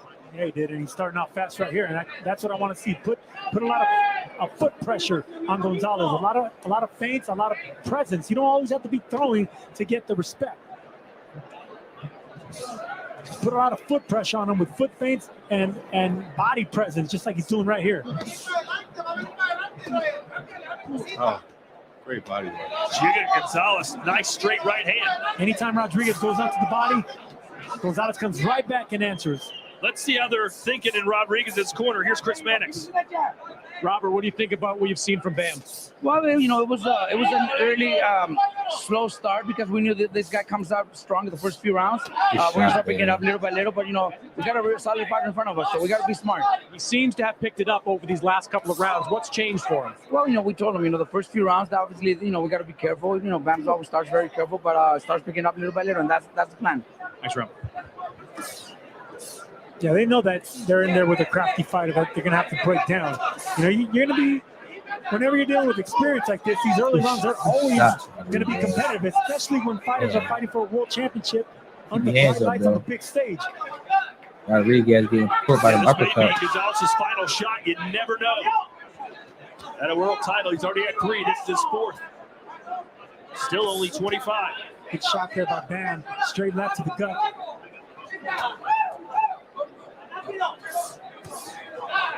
That's definitely got a momentum That's a low blow He's too. definitely making the shift in this fight, pushing him back and actually making a lot more accuracy in these punches too. So percentage-wise, he's definitely going better.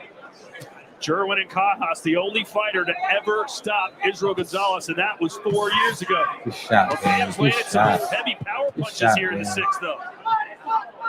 Yeah, I could see success from Bam Rodriguez. He's finally closed that distance and landing more than 3 shots. And Bam's punches are hitting harder.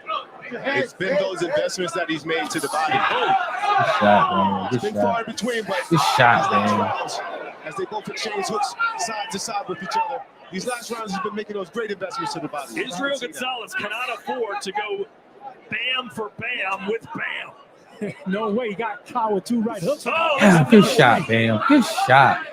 Rodriguez is starting to take over with these power punches. Yeah, it's going to be a hard knock life if Jigga don't find a solution for this. Good shot, man. Bam got this round. Earlier, Gonzalez had his distance, Sergio. He was boxing Bam well, got going to this the body. round. Now he's more stationary, and Rodriguez appears to be slowly taking him apart. Good round by Bam. Good round. Good round. The champ. Rodriguez got to do something special, man. He can't sit there and just go blow for blow with this dude. September Mexican Independence Day weekend. This is why everyone is here, for that man right there. Coming off a loss, but still popular as ever. And hey, he's had Jay Balvin perform for one of his walkouts, but tonight it's truly going to be special. Very special. Let's keep it a secret until he comes out. It's not a secret. We've already announced it. Okay, well, it's the great Alejandro Fernandez. Son of a legend.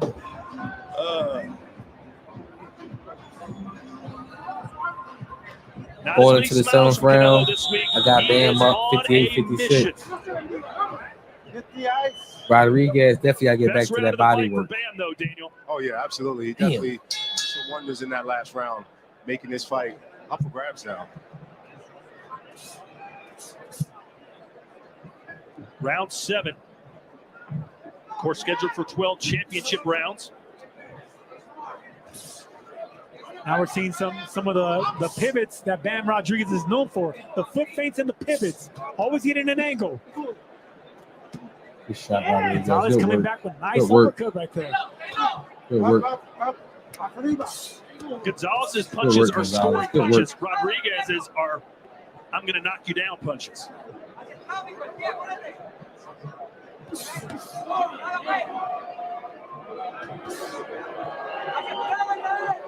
Gonzalez getting more and more stationary.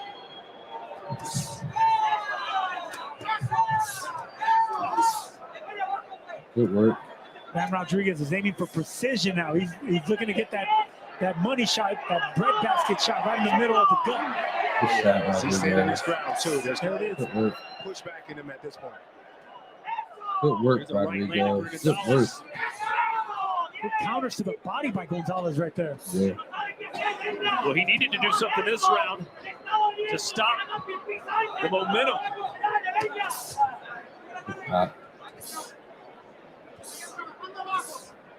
Some beautiful boxing, man, by both fighters. Counter for counter, shot for shot. Halfway through round 7. Some high-level inside fighting right here by both fighters. Gonzalez digging down to the body, Bam responding. Oh yeah, if you're a fan of stats, these cocky box numbers tonight are definitely going to be high. It's a very different fight now than the one that Israel Gonzalez wanted to be in early on. First couple of rounds, this fight was at a distance. I don't think he really wants to be in this kind of phone booth type fight with Bam Rodriguez. I agree. I think that's his fight. He was successful keeping his range, but whenever you have so much foot pressure coming your way in that presence, you're forced to fight him off. Good shot, Rodriguez. Oh, nice right hand. Snaps the head Good back. shot, man. So Bam Rodriguez is enforcing his style on Gonzalez, and that's what you got to do.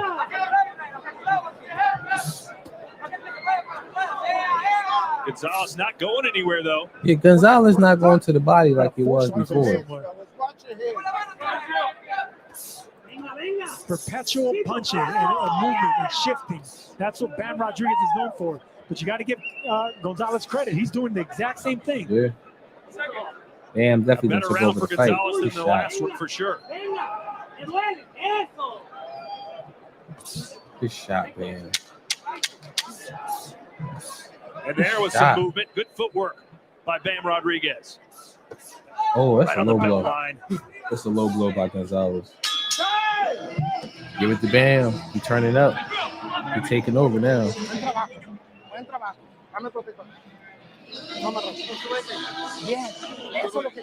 Good work. That's what I want. That's what I want.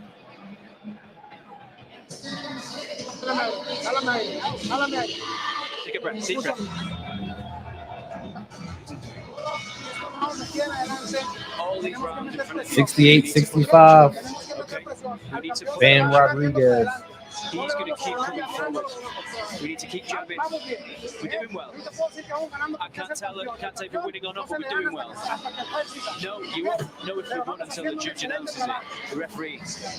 Be back So in let's 1 keep second, doing fellas. 1 second. We're doing excellent work. I believe you can knock him out. Keep hitting. I love this corner of Israel Gonzalez. I have no idea if you're winning, but you're doing great. And the belief that the trainer thinks he can knock him out.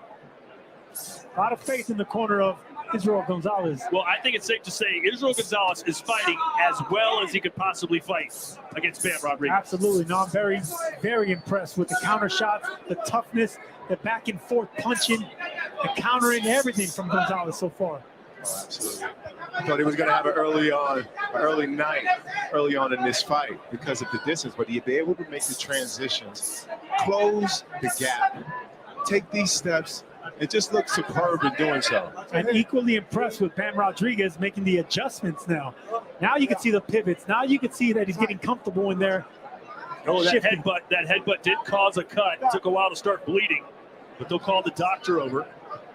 Kenny Bayless, our referee.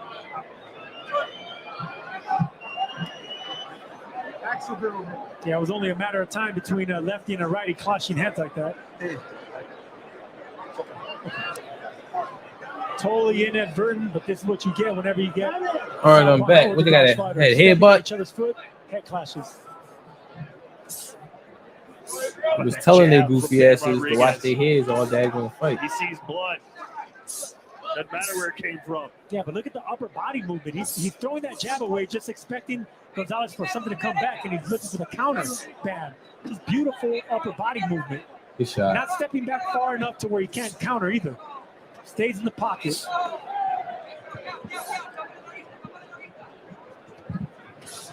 Oh, nice right. Good shot, man. Good shot, man. A beautiful combination. Good shot, man. Rodriguez dissected Gonzalez with that left hand, got an angle and just missed that right hook. Beautiful combination. Gonzalez showing some real moxie here in this round to come back. He's upped his output, sitting down on more of his punches. He is, but I think we're finally seeing the old Bam Rodriguez. It took 7-8 rounds, but this is what we're used to seeing from this young champion. Be really interesting to see how these judges have this fight card.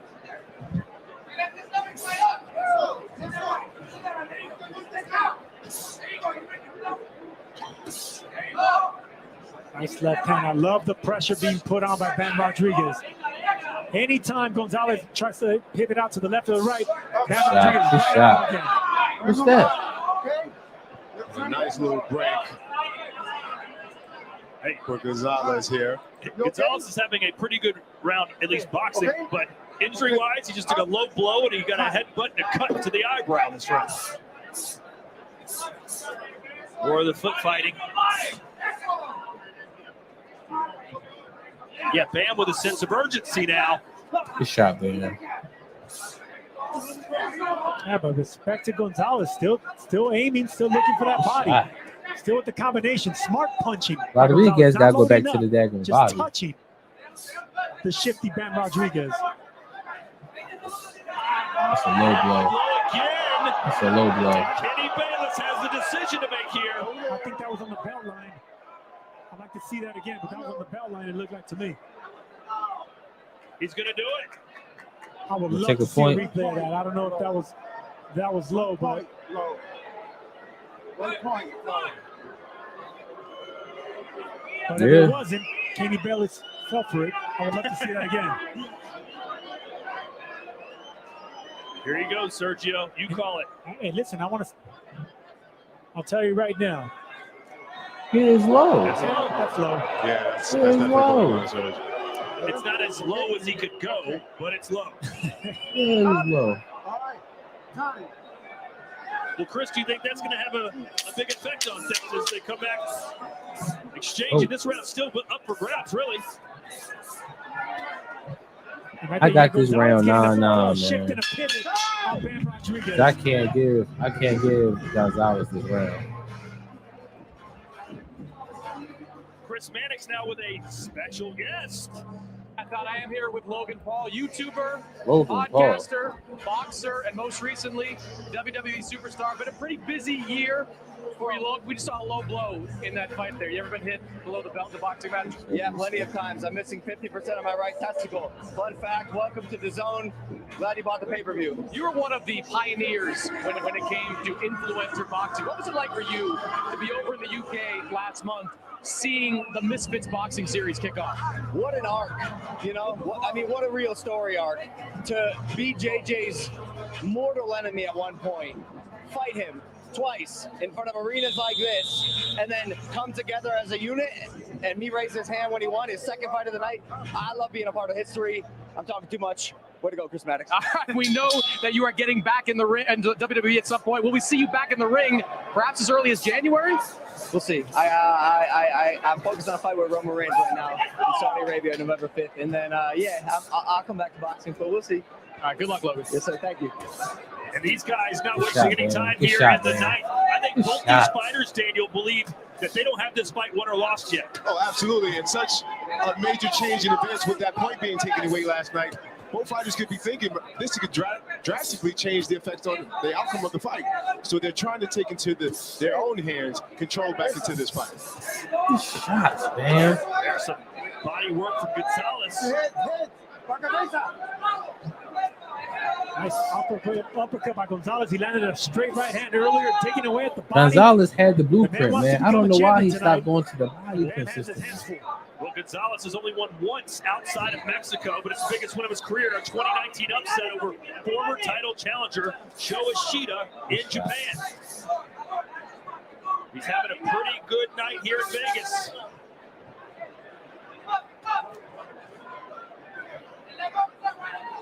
Work out. Chris, do you think it's a case of Israel being a little better than we thought, or Bam just not being at his best? I think it's probably a little bit of both at this point, but you've got to give Israel Gonzalez a lot of credit. He told me this week he learned a lot from that fight against Chocolatito. He went the distance, but Good shot. he was blanked, but he did go the distance against one of the greats of all time, and he's taken something from that and implemented it here in this fight. Now, I'm giving credit to Israel Gonzalez. He's a crafty fighter. The distance that he went with Chocolatito obviously paid off. This is a crafty veteran, and he's proven it tonight against Rodriguez.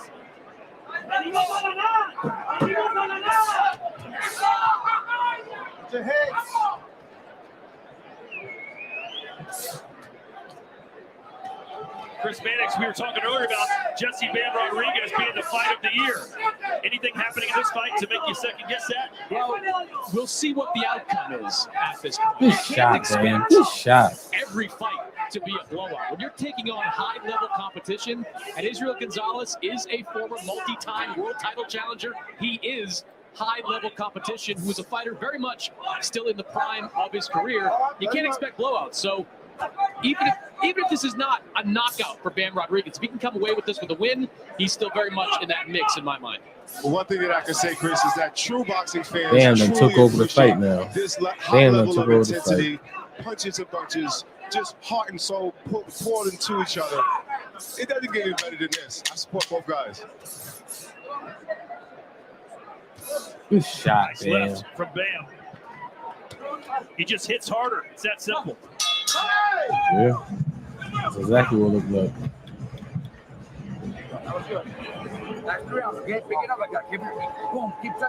Anybody in the chat, man, who hasn't liked the video yet, please go ahead and like the video for me.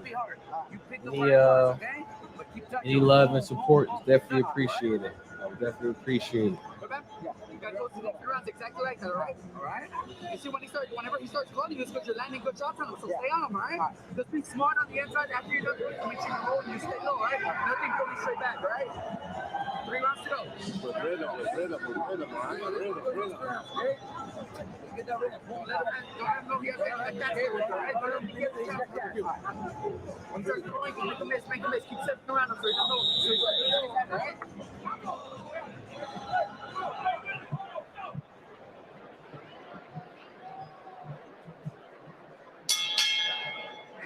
So Robert Garcia's advice to his fighter was to simply start putting things together. And I agree with him. It's time for him to really start stepping this up and force the change of the tempo in this fight.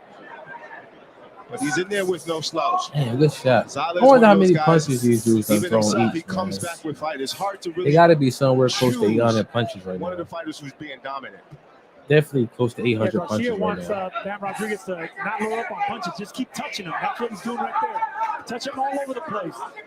Yeah, Sergio, this has been like rock'em sock'em boxing, you know, but crisp rock'em sock'em boxing. They've been putting their combinations together, but it's been back and forth. It has, and normally that's what Bam Rodriguez is so good at, and then he gets an angle with the power shots. But credit to Gonzalez. Anytime Bam Rodriguez gets an angle, he just turns with him, which is what you're supposed to do whenever anyone's doing chippy angles on you like that. So now we're seeing levels to this game, and this competition is stepping up. I'm liking this for both fighters, but Bam is definitely learning a lot this go round. See how the judges score this fight. Seemed to be at the edge to Gonzalez early. Got closer, and Bam is starting to. Gonzalez had the impose his edge will a little early. bit more, but Gonzalez still Bam almost just every done turned round. it up.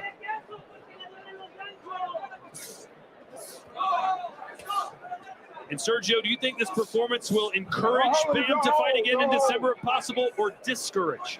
It's going to encourage. I mean, as long as he gets out here with a victory, a W is a W. Go on to the next one. Okay, remember, it's not just Bam any just took December over, show. man. It's Chocolatito against Estrada, super Bam flyweight just took supremacy, over. where Bam Rodriguez will be in the mix to face the winner of that fight if he gets through this one. Yeah, I would say take a couple of Damn. years, get back in the gym. Shot, Snapped man. ahead of Gonzalez. Good shot.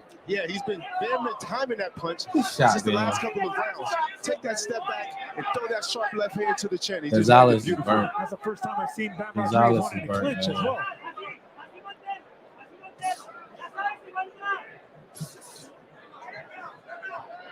Gonzalez had the blueprint. I don't know why he stopped going to the body.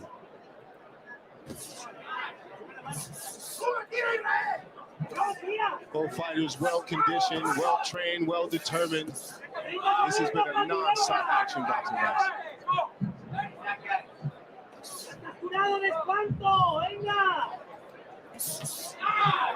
Gonzalez moved his camp to Taimaya in order to train at altitude for this bout because he said, quote, it's such a special opportunity.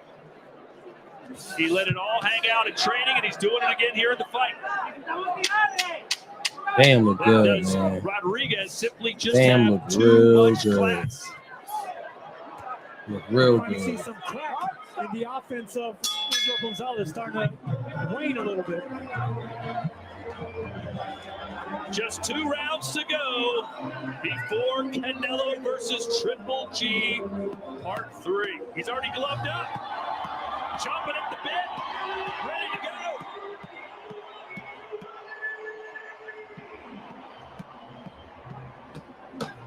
And you can tell this week, among other things, Canelo really wants to regain some of that momentum he lost in the defeat to Dmitry Bivol. He's accepted, at least recently, that he lost that fight.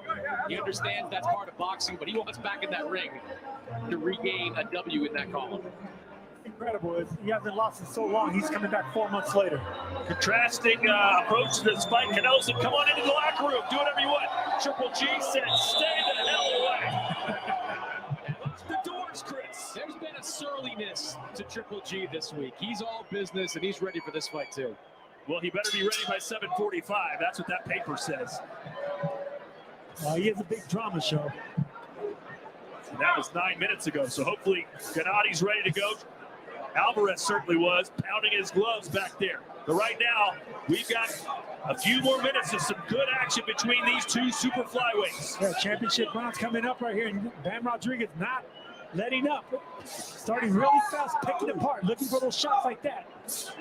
Big uppercut.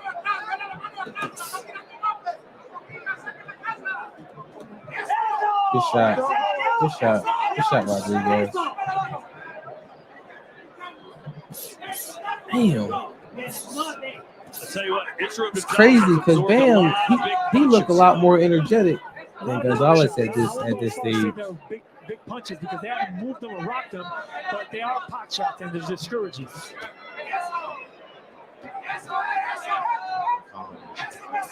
Oh, big Good uppercut. shot. Good shot, man. Bam Rodriguez, when he lands, it hits much harder than when Israel Gonzalez does. They're sharper punches, that's for sure. But anytime he does land something like that, Gonzalez comes back.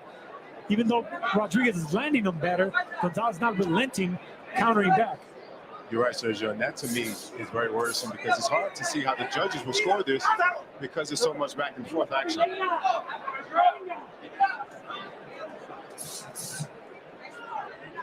This fight shouldn't be hard to judge. Are headed your way now. Power punches. 173 landed for Bam Rodriguez, 151 for Gonzalez. I got a 97, 92 for Bam. Through round 10. There you go. That's exactly the fight that me and Daniel have seen.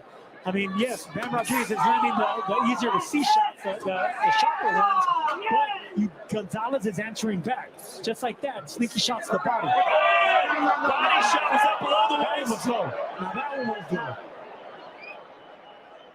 That was low. I didn't see it. He's going to have to deduct another point, isn't he? That one was definitely low. And if this veteran, look, get that. Wait, if he's calling it a clean punch, why is there not a count? Timing. That one was lower than the other one. Okay. That was questionable. We might have to go back to the replays on that one. There was no indication, though, the punch notwithstanding. There was no indication at the time from Kenny Bayless that it was a low blow. In fact, when Israel Gonzalez looked at him for help, Bam. Kenny Good Bayless shot. seemed to indicate the shot was on the bell line. It's hard to see that shot. I think he was saying you got hit on the hip or on the leg. That didn't hit you where it's really damaging. Kenny Bayless had a wrong angle to see that low blow, but we got to see it cleanly there. And clearly Gonzalez has been totally affected by this now.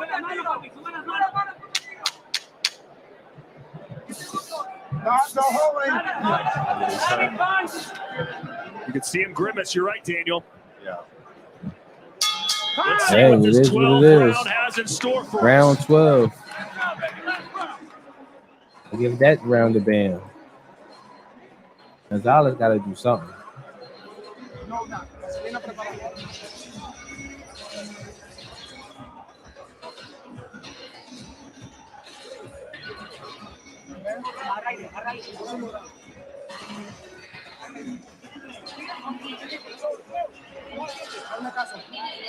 All right, Daniel, you wanted to see another look at that low blow. 107, 101. Yeah, as The we bam. the guns were going to war. There's no doubt about it. But as Bam was getting closer and they're exchanging, that Oh, yeah, that to was definitely me, low. a very evident That was low blow. definitely And so the low. fact that there was no call whatsoever, other than to wipe the gloves off to get back to action, it's unjust to me. And it looked like Kenny It's like in Bayless. the groin area. That's definitely in the groin area, too. Well, here we go. Round 12. It's been more competitive than we thought.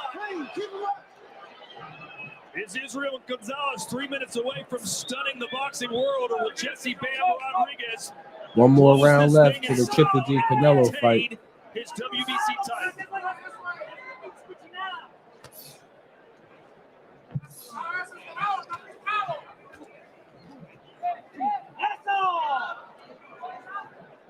So I asked Kenny Bayless, the referee between rounds, what happened Shot. on that shot. I asked him specifically, was it a low blow? He said no.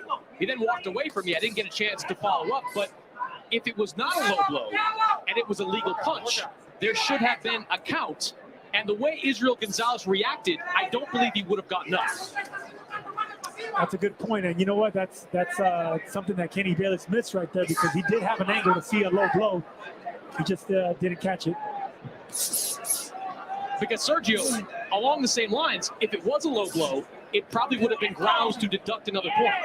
Right. Well, look, what if he punched him in the butt? It ain't going to hurt him, and if he goes down, you're going to deduct a point for that? Yes. Yes, Good shot, Gonzalez. Good shot. Well, there you Good have shot, it. If this is a Gonzalez. one-point fight, then we've got some real issues. If this fight comes down to a 2-round difference, yes, that point deduction is going to be huge.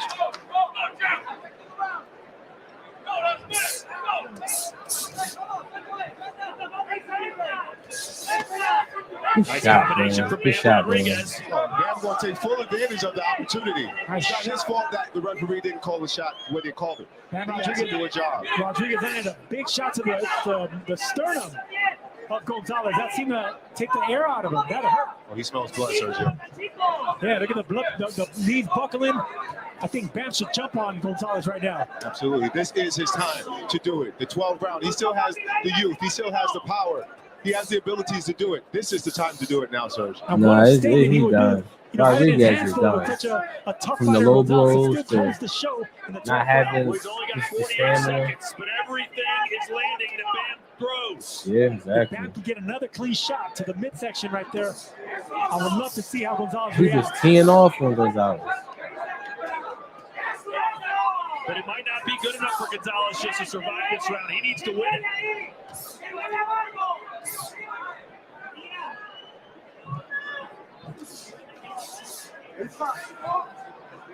20 seconds left.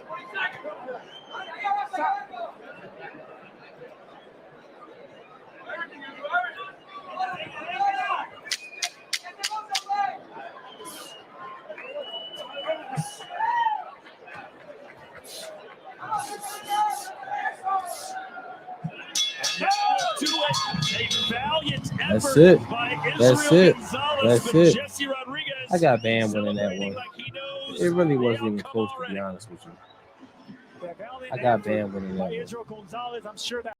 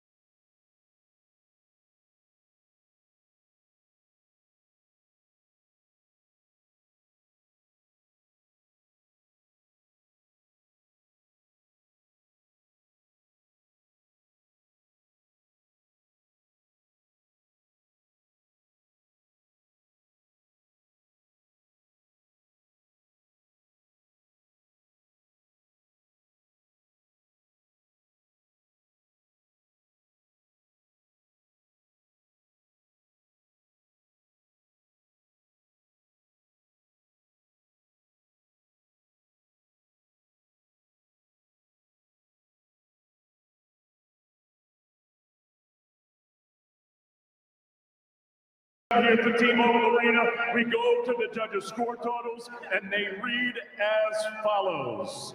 Tim Cheatham, 118, 109. Whoa. Max DeLuca, 117, 110. Yeah.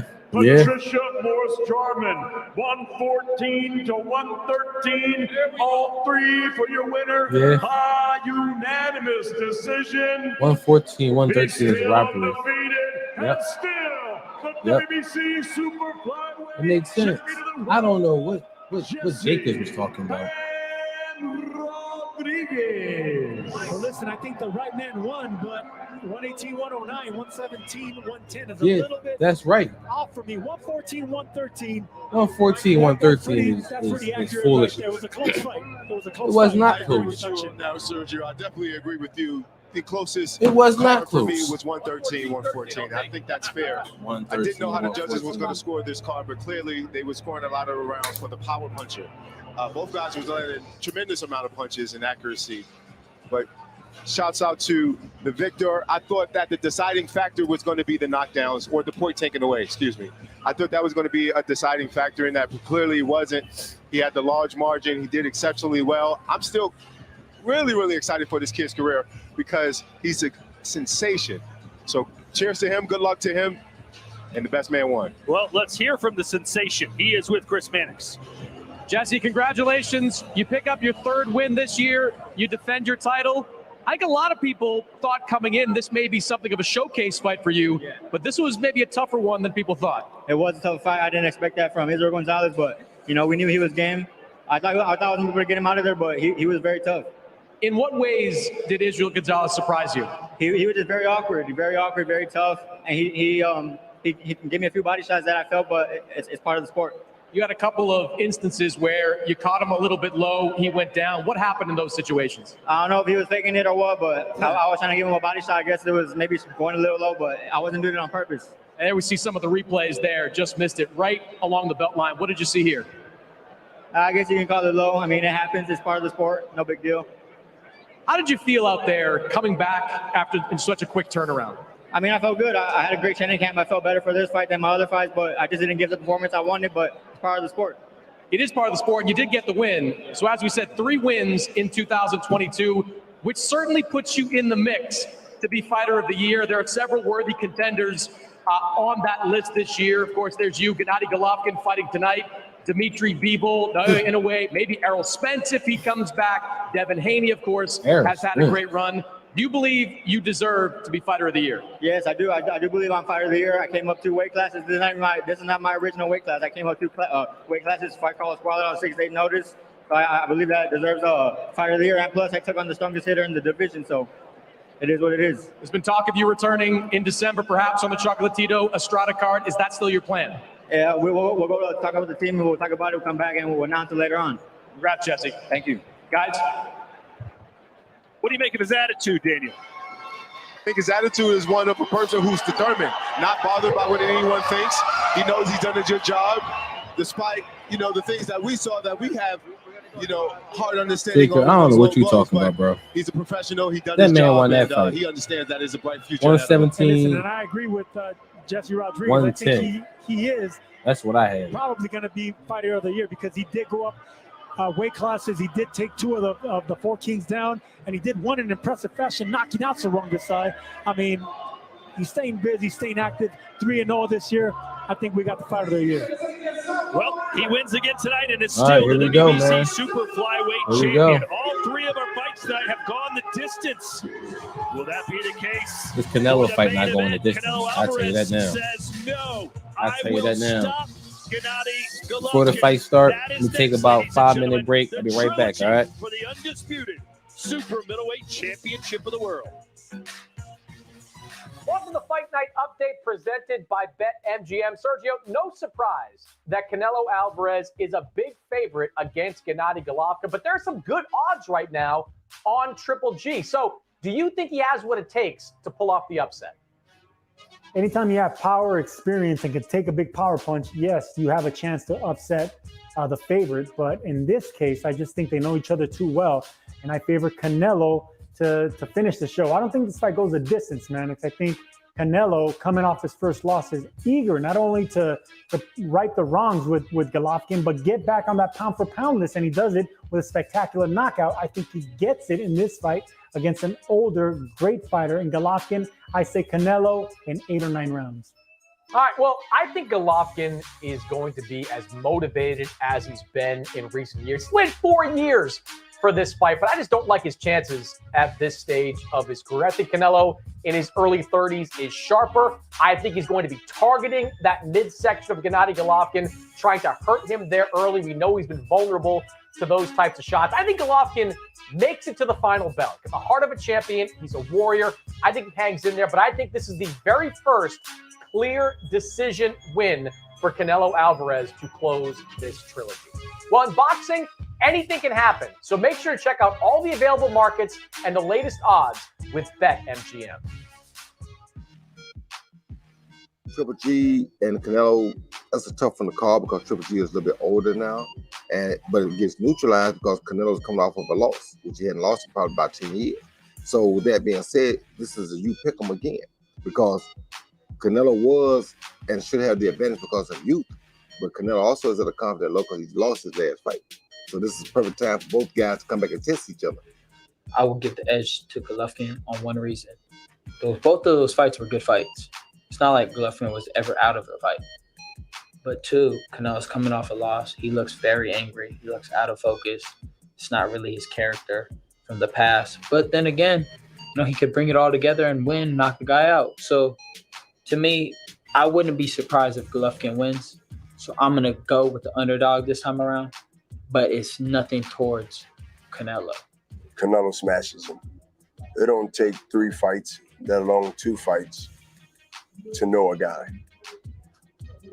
We've seen the maximum of Triple G, even in his greatness. In this case, you can't teach your old dog new tricks. That's going to reveal himself when they fight. I like Canelo by an early knockout.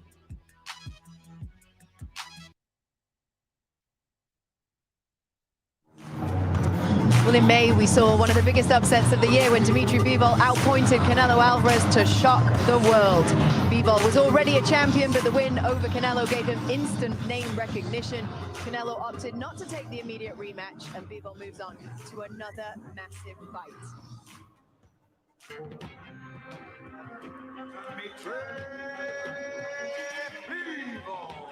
Zurdo de Sinaloa, Zurdo Ramirez. That's what Bivol does so effective. He's a technician in there. Man, Zurdo shot connected. It's all Zurdo right now. Oh my word, Bivol! He has done it! Pulled off the performance of the lifetime. Zurdo Ramirez has Dmitry Bivol on his mind.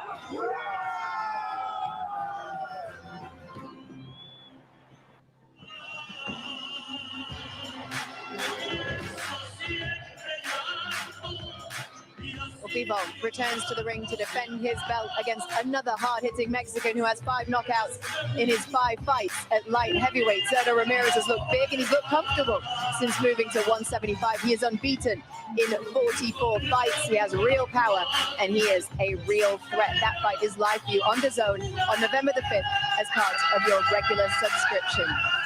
Welcome along to a very loud host position. Kate Abdo, Jessica McCaskill, Sean Portu's been waving his phone. He's getting into the mood of it. Listen, let's talk about that fight for a second because Zurdo Ramirez, top contender at 175, former titleist at 168. How tough of a challenge is he for Dmitry Bivol? He's a massive challenge. That is a big man. Just watching some of his fights and some of those punches landing, it's mass. And his reach alone, I mean, I don't think Bivol will have an issue per se with this specific fighter because Bivol is the same fighter no matter who he fights. But coming up against somebody like that is always going to be a challenge. Bivol doesn't beat Canelo, this fight flies under the radar. This fight now, now that division is highlighted because because Canelo was just there. And those guys benefit from Canelo having that loss to Bivol because Bivol was flying under the radar. We really didn't know what Bivol could do. Now that we do, and we've seen Zurdo, I think that this is a dynamite fight in the 175-pound division. Probably one of the fights we've been wanting to see opposed to Canelo and Bivol. and now we're getting it. So we got a dynamite fight ahead of us. We sure do. Let's talk about you, Jessica. Fighting on this card in Abu Dhabi, Chantel Cameron. Are you looking forward to this one? I'm super excited. There's a lot of people from Chicago coming out for the fight, getting those tickets now. It's just a massive thing for female boxing. I mean, fights like that in Abu Dhabi or anywhere like across the water, people are tuning in just to see the crowd. People, eyes from everywhere are going to be on that fight, and I get to be on that card, so I think it's an amazing opportunity for myself. All right, sounds good. Well, listen, good luck in that one. Excuse me, what? Ask me if I'm gonna watch. No, I just assume you're gonna watch. You better be watching. You gotta let her talk about her and then not let me talk about her? We talk about you a lot, Sean. Fine. You know what else we could mention? I don't want to talk about me. I just wanted to talk about her. The other thing we could mention is Jess McCaskill dropping down a weight division for this one, but still out here eating cookies like nobody's business. Oh, yeah. The training from Rick Ramos is on point, so I can have my cookies and whatnot. All right, good for you. Okay, listen, your main event is next.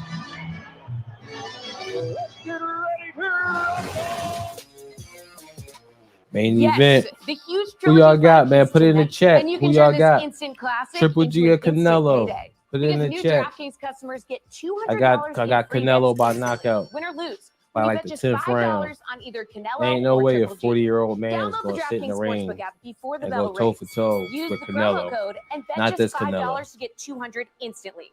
Action That's so my good, prediction. why bet anywhere else?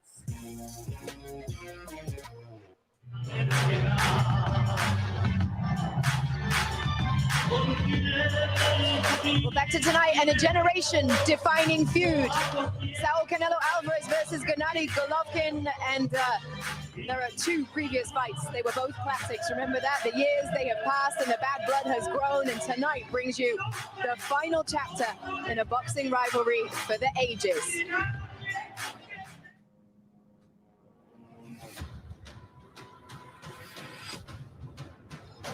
Very few fights can be called super fights.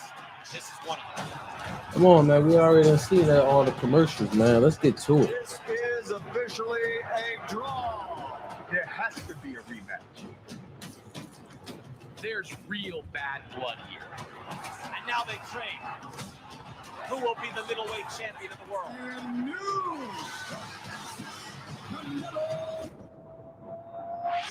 This is more than personal.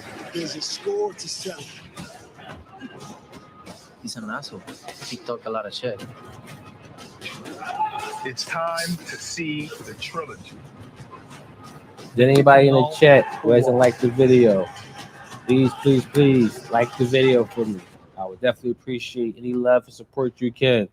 Simple like in the video would definitely do me justice. Definitely appreciate the love and support. Welcome to the Canelo Alvarez, Triple G Canelo coming Alvarez up. and Gennadiy Golovkin have already given us two.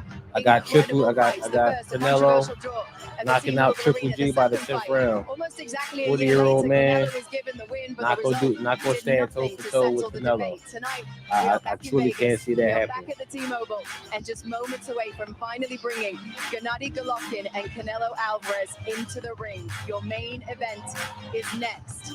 Good evening to you. We are coming to you live from inside a sold-out Team Oval Arena on Mexican Independence Day weekend. It feels big. One of the greatest Mexican fighters of all time in Saul Canelo Alvarez versus a Mexican fan favorite, Gennadiy Triple G Golovkin. We are proud to bring you the third and the defining fight between two of the sport's greats. Very warm welcome one final time to our host position, Kate Abdo, Jessica McCaskill, Sean Porter. Let's talk game plan in this one. You're Gennadiy Golovkin for me, Sean. How do you come into this fight? Gennadiy Golovkin needs to use his jab. He needs to get to the body. I think that those are two key factors, two key things that he can do very well that he did not do in two of those fights against Canelo. So those are small adjustments that he has no problem making. Use the jab, control the distance, a lot like Bivol did, and then go to the body. Break down Canelo, a lot like Bivol did. You do have to take some pages out of that book, that Bivol book, and it may lead you to the promised land. But Jess, if you're Gennadiy Golovkin, do you come into this arena believing that you can get a decision win against Canelo Alvarez here? Well, we talked about there being a lot of Mexican fans for Triple G. So I think if he comes in and he fights the massive way that he does, that's something that Mexican fans love. So I think he could definitely sway the crowd, but he's got to be explosive. He's got to be exciting. And I think that will help him.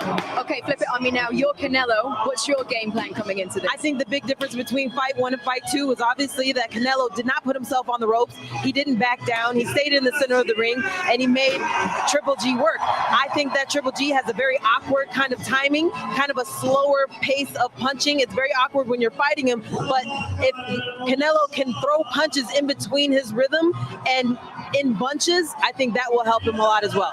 Sean, I know that you've gone into a fight feeling like this might be my last one. You have to think that Gennadiy Golovkin could be feeling the same thing. How does that affect you going into a fight?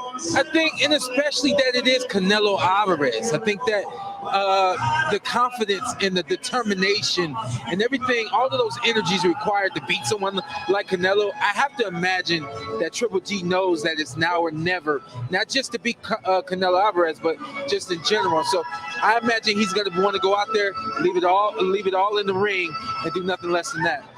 Listen, there was bitterness going into the second fight, right? But it feels like time has done nothing to kind of fade that away, right? And you see Canelo and you listen to him talking this week. He doesn't just want to beat Triple G. He wants to punish him. He wants to retire him. Have you felt that energy this week? Oh, definitely. You can see it written all over his face, but I don't know if that's going to be something that hurts or helps Canelo. Sometimes when you're too emotionally invested, you're not focused and you make mistakes, and those mistakes could mean the fight for you. Do you find this fight more appealing, Sean, because of Canelo coming in off the loss against Dmitry Bivol? No, I think it's that what I find so appealing is that the what they brought into it, like in terms of it being so personal. You know what I mean? Okay. It's been 4 years, and neither one of these guys are beyond it. Canelo has dominated everybody, and somehow, some way, he's still got a chip on his shoulder about Triple G, because some of the things Triple G has said and so on and so forth. And then, of course, we know why Triple G feels the way that he does. So I think that alone has made the fight as anticipated and exciting as it's become. All right, well, it is time for your main event of the evening. Let me send you down to our team ringside. Daniel Jacobs, Sergio Mora, Chris Mannix, and Todd Grisham. Enjoy, everybody.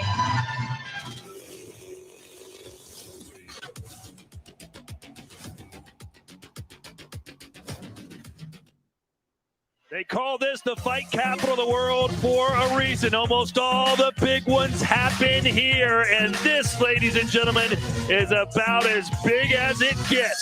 The Trilogy comes to a conclusion tonight for the undisputed super middleweight championship. Canelo in his prime, That man, 40 years old, man. 5'8.5". We supposed to believe he's going to beat 70.5 Canelo. inch reach, It's about not the same as Gennadiy Golovkin, who's 40 years old, but still says he has that magic. No standing 8 count, no 3 knockdown rule. You cannot be saved by by the bell in any round, and only the referee can stop the fight. Here's David Diamante. Are they trade places? I'll sing the national anthem in Europe. I don't know. I think they might not like you more than they like me. Ladies and gentlemen, at this time, we honor challenger, champion, and our host nation with the respective national anthems. Here to perform the national anthem of Kazakhstan, multi-award-winning recording artist, Dimash Kudenbergen. Who's that?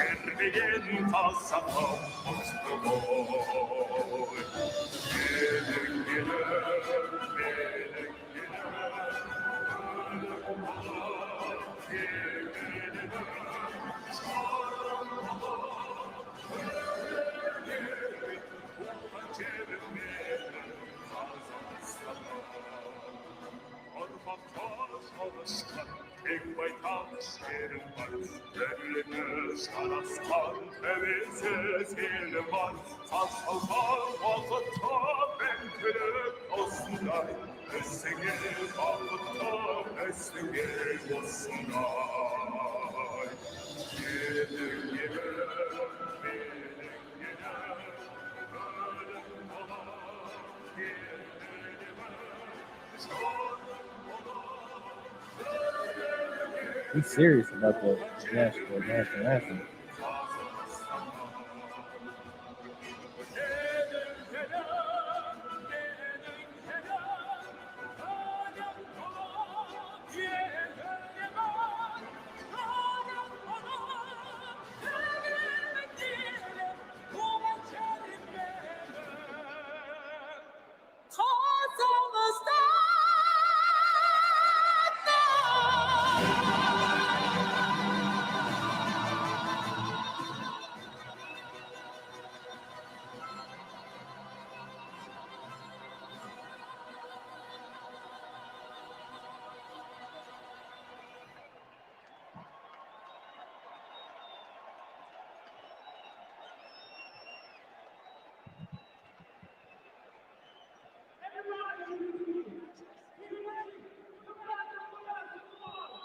Thank you very much. Kazakhstan.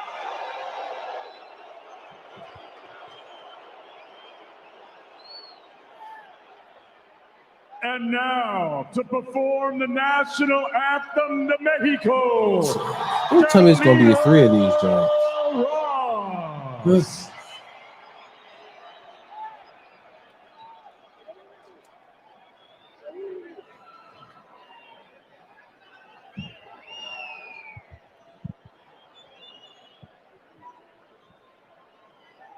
Mexicanos al grito de guerra, el acero apresad y el bridón, y retiembla en sus centros la tierra al sonoro rugir del cañón.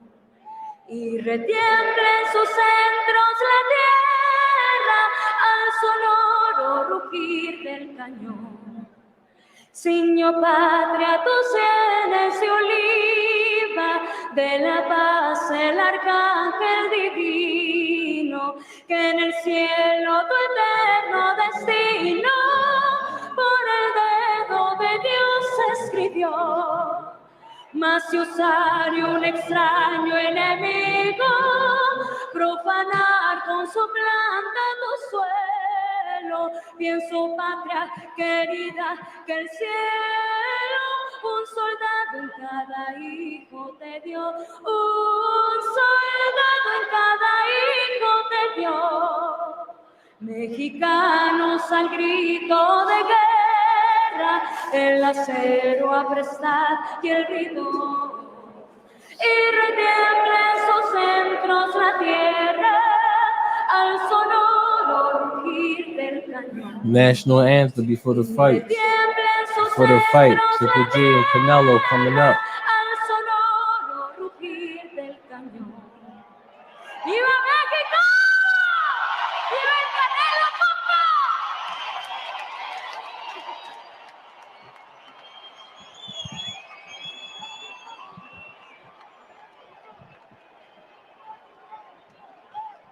And now, to perform the national anthem of the United States of America, please welcome Golden Pipes, Carnell Johnson.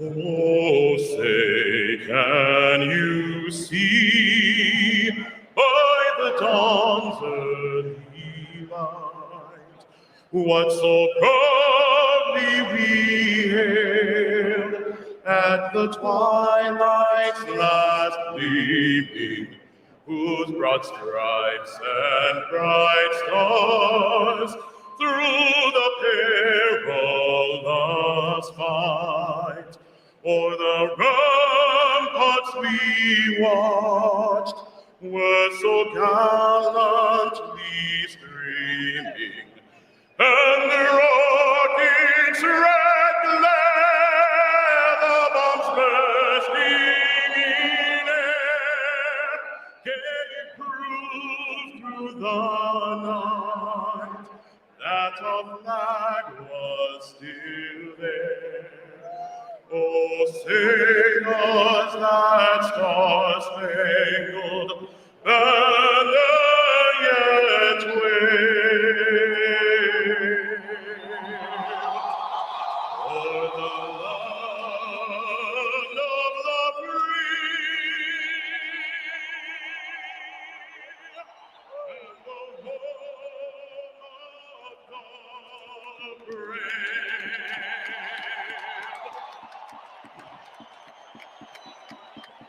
All right, here we go, man.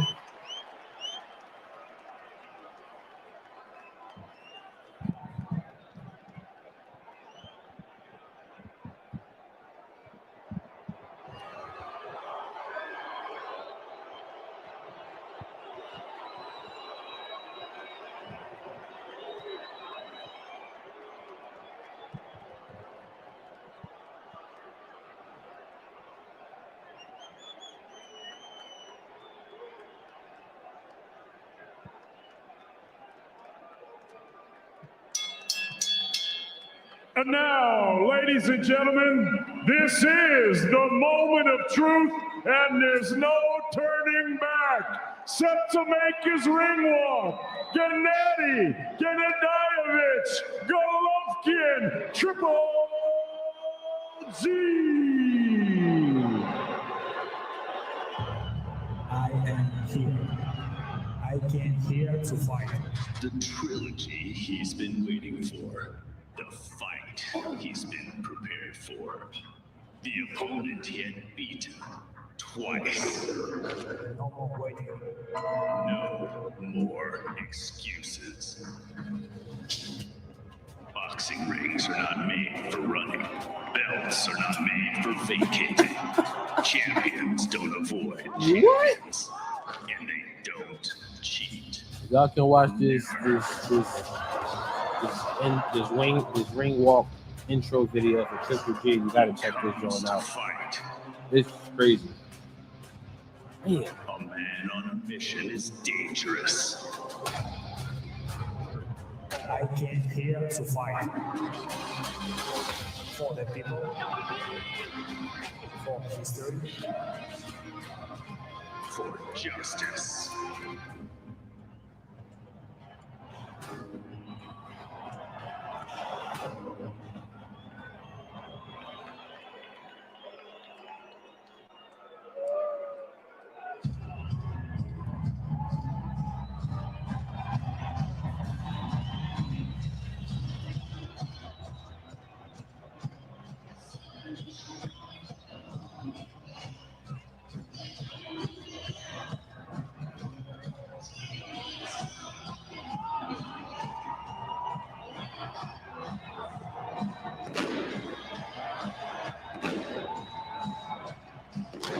In the same way that Ali had Frazier, Gotti had Ward, and Morales had Barrera, Triple G has Canelo. And regardless of all Gennadiy has accomplished in his illustrious career, his legacy may very well be defined by what happens here tonight. Yeah, this is a really big opportunity for Triple G. He hasn't found that defining win for him when it comes to this trilogy. He's up 40 years of age, so if this is the time to do it, he's going to have to do it now. He has a lot of strengths, as we know. Canelo is really good, but Gennadiy Golovkin is going to have to bring his A game today. And a near sprint to the ring for Gennadiy Golovkin. He has waited 5 years. He definitely sprinted for to this the third guy, man. opportunity. He ain't do no walking or nothing. He got there in a hurry. Canelo. Here's his chance to back.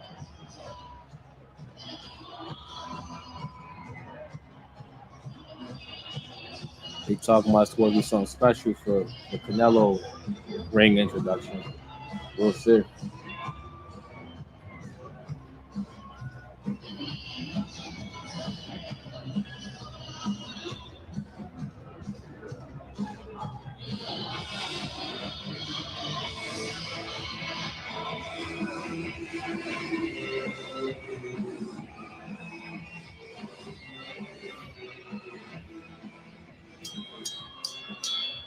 And now, entering the arena, accompanied by Alejandro Fernandez, Saúl Canelo Alvarez.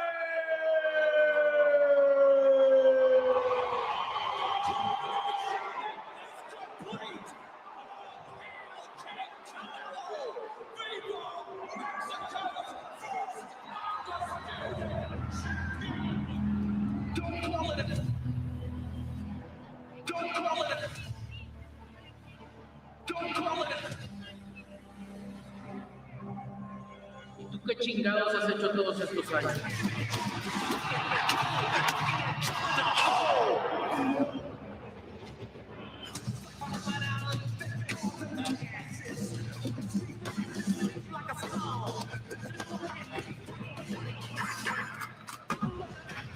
All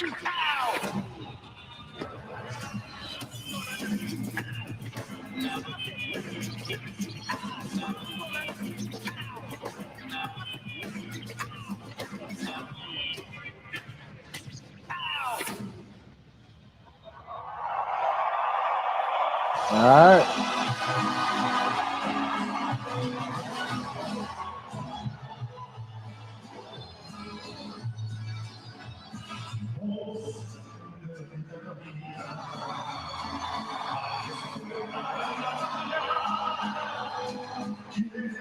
I don't know who this is, but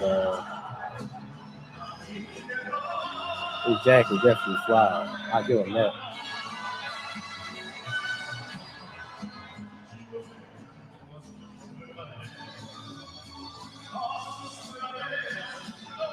Canelo doing too much. It's gonna take this man 5 minutes to get to the damn ring.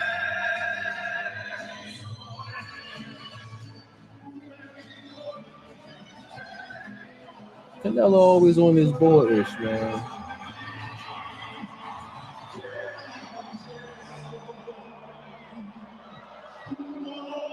I don't know who that guy is.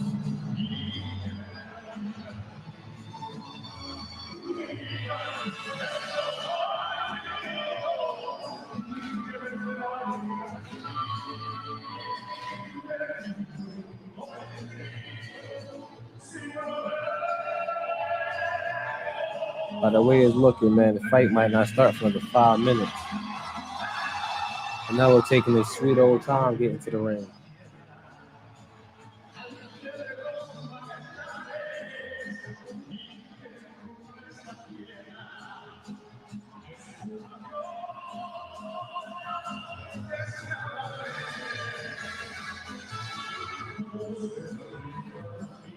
That is the look of a determined man. Canelo, determined to get back on top of the pound-for-pound rankings, determined to keep his undisputed titles, but most importantly, determined not just to beat Triple G, but to end his career. Canelo Alvarez has never officially lost to Gennadiy Golovkin, but he knows there are people out there that believe he has never won.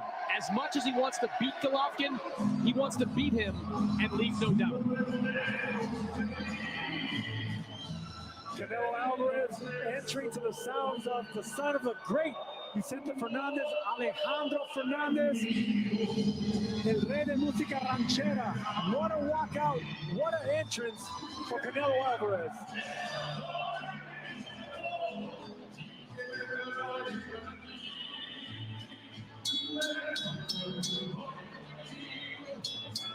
About time, man. Ladies About and time. Let's gentlemen, go. good evening and welcome to a sold-out T-Mobile Arena here in the fight capital of the world, Las Vegas, Nevada, USA. We're here for the featured bout of the evening. They gonna keep playing the daggone music. 12 rounds of boxing for the unified, the undisputed super middleweight championship of the world. It's all being brought to you courtesy of Mr. Eddie Hearn of Matchroom Boxing, Canelo Promotions, and Triple G Alvarez, let me know if you want to come up, Sponsored man. by Hennessy. I Never see you in the stop, dot. never settle. DraftKings I don't see your mic. with action so good, why I don't bet see no anywhere camera. At else? least get on the O'Reilly mic Auto if you want to Parts. come up. Better Let me parts, know. better prices every day. I'll definitely bring you up. MGM Rewards, Fred Loya Insurance. Put Fred Loya in your corner. Valaway and visit Abu Dhabi. This bout is sanctioned under the auspices of the Nevada State Athletic Commission. The chairman, Stephen J. Klubeck. The executive Here we go. director is Here Jeff we go. Mullen. The World Boxing Council, the president, Mauricio Suleiman, the World Boxing Association, the president, Gilberto Jesus Mendoza, the International Boxing Federation, the president, Daryl J. Peoples, and the World Boxing Organization, the president, Francisco Paco Alcarcel. Introducing your 3 judges scoring this undisputed world title contest from ringside. From Nevada, Dave Moretti. From Oklahoma, David W, Sullivan. I see you in And the from I New see you in the Jersey, dot. Steve Weisfeld. And at the sound of the bell, your third man in the Fire ring, ass. from Nevada, Let me know if you want to come up, bro. Ryota Murata. And now, ladies and gentlemen, the stage is set and we About are time, man. here. Goddamn about This is time. it. The time has come. I said the time has come. From the four corners of the world to the four corners of this ring right here in Las Vegas, Nevada. The fight starts now! Introducing first, tonight he is the challenger. He fights out of the red corner. He wears the black trunks with the white trim. He scaled 167.8 pounds. His storied career began with an outstanding amateur record of over 350 fights and a 2004 Olympic medal. As a professional, he reigned supreme in the middleweight division with 20 straight successful defenses, boasting one of the highest knockout percentages in middleweight championship boxing history, while he himself has never been stopped and never been dropped. His professional record now stands at 42 victories, 1 defeat, 1 draw, with 37 wins coming by way of knockout. Tonight, appearing in his 26th world title fight and looking to avenge his 1 lone defeat, fighting out of and proudly representing his home of Karaganda, Kazakhstan, here is the reigning and unified middleweight champion, Gennadiy Golovkin, Triple G. Triple G.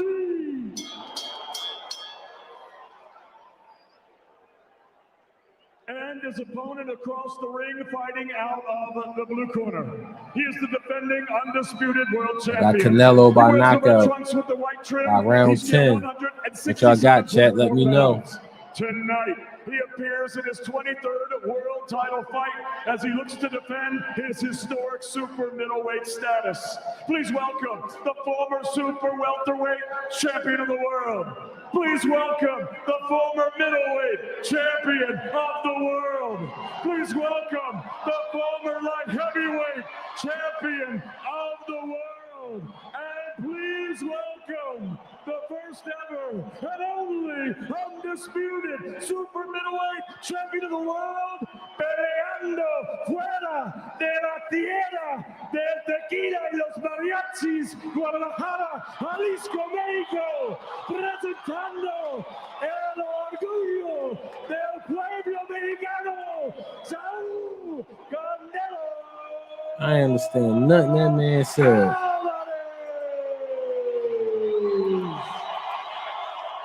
Alvarez.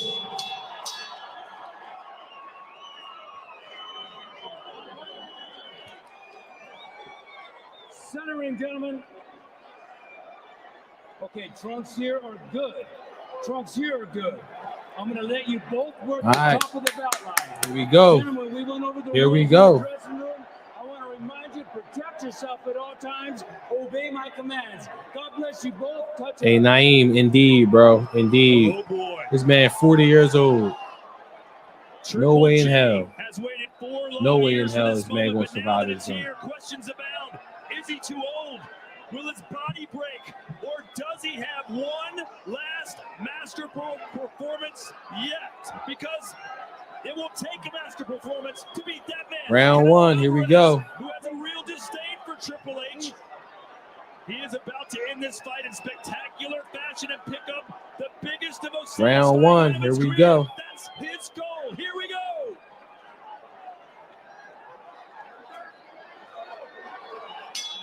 Rounds for the undisputed super middleweight championship of the world. The trilogy ends tonight. Triple G in the white, Canelo in the red. The immediate strategic question in this fight is how vulnerable is Golovkin to the body and how frequently is Canelo going to target it? He hit the body 46 times in that second fight. Since then, we have seen Golovkin hurt by Sergey Derevchenko, hurt by Ryota Murata. Will Canelo be able to hurt Golovkin there tonight? You can bet Canelo's going to be aiming at the body of Triple G early and often. These early rounds are going to be crucial. These fights always come down to the end, so whoever's going to bank the early rounds is going to have the advantage. And who's going to be the ring general? Who's going to go forward and who will go backwards? The key for Golovkin in this fight is obviously that jab, that shotgun jab, but he must hurt Canelo to the body. He must go to the body. Canelo said he was looking for the knockout in round 1. He came out to the song Mama Said Knock You Out by LL Cool J. Is it me or Triple G Canelo look a little very puffy? rarely is that Like he ain't in like the best shape. knocking someone out. Is it He'll just say me? if it comes, but not for this Like fight, I Chris. don't He's see no going for the abs on that gusto. boy. This is what Canelo did in the second fight. Apply select Boy, pressure. the old because, man. as Daniel knows, Golovkin He ain't loves got to no fight type of at a definition distance. in his He's a abs. predator in the ring, but he stops short when he gets close to you to keep that range up. Canelo was able to frustrate him in that second fight. Boy looking flabby out these joints. Golovkin holding his ground. In the first fight, Golovkin backed up Canelo. In the second fight, Canelo backed up Golovkin. Right here, it's a little bit of both. Golovkin's not really giving the ground. Well, they've shared 24 rounds together, Daniel, but it's been 4 years. Does it feel fresh, you think? Yeah, it must feel fresh because, you know, Golovkin seems a bit tentative. I thought he was going to come out and be a lot faster, but clearly Canelo has took that game plan. I think it's the inactivity. In the last 4 years, Canelo's fought 8 times against 6 champions. Golovkin's only fought 4 times. And even in the first round for Golovkin, you can see that it is a clear evidence that he's a little off. He's aged just a little bit. The timing maybe is not. I didn't know he aged a little bit. He aged a lot. Evident, even in this first round for me to see. He don't even look good physically. First encounters, every round matters. You look old. One thing I can say about Golovkin is he didn't fill out 168 like Canelo did. Looks a little bit softer than Canelo in the body. Exactly.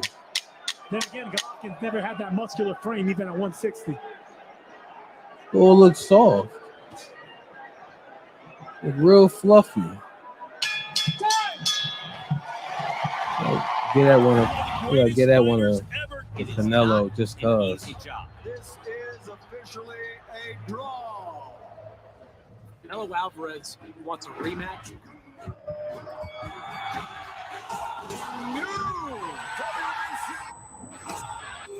How about a trilogy? Let's see it again. There you go. Should be outstanding. This goes beyond boxing. This is personal. Canelo 10-9. I got Canelo with that one. Triple G ain't do nothing that round at all. Really? Really? Free testing and charging? And if you need a new one, we've got you. Really? Welcome to America's #1 battery destination, AutoZone, your battery solution. I got that Canelo 10-9. I got Canelo 10-9. Here tonight and 2 comedic legends as well. Dave Chappelle and Triple G ain't do nothing. taking in the fight of Like the at year. all. We talked about Triple G wanting to establish the jab, Daniel, but he was just 2 of 32 with the jab in round 1. Very, very tentative Triple G was in his first round. He needs to apply himself a little bit more. You know, as Sean said, he needs to take some of, you know, the game plans that Bivol had and displayed. Bivol's a ball guy, as Canelo just lands a big hook, but Triple G needs to apply more. But with the young, slippier fighter, a more elusive fighter, and Canelo, it's going to be very hard. Yeah, Bivol came to that last fight fresher, bigger, stronger. He just had a lot more physical attributes at that stage of his career than Golovkin does. And one thing about Golovkin, he's never really been good at using his feet. So to be able to avoid some of these shots, he's going to have to get out of the way. Yeah, when I asked Golovkin if he's going to shot by follow a Triple similar G. game plan as Bivol, he says, no, Bivol took a page out of my book, keeping the distance, the jab. So he's very confident Golovkin is into this trilogy. Good distance control by Triple G to avoid that 1-2 combo from Alvarez. Yeah, you can see the speed difference in Canelo's punches right now, but right now the timing and the distance and the range, Golovkin's doing a good job keeping that. Haven't seen a lot of body work, if any, so far. No body work yet from either fighter.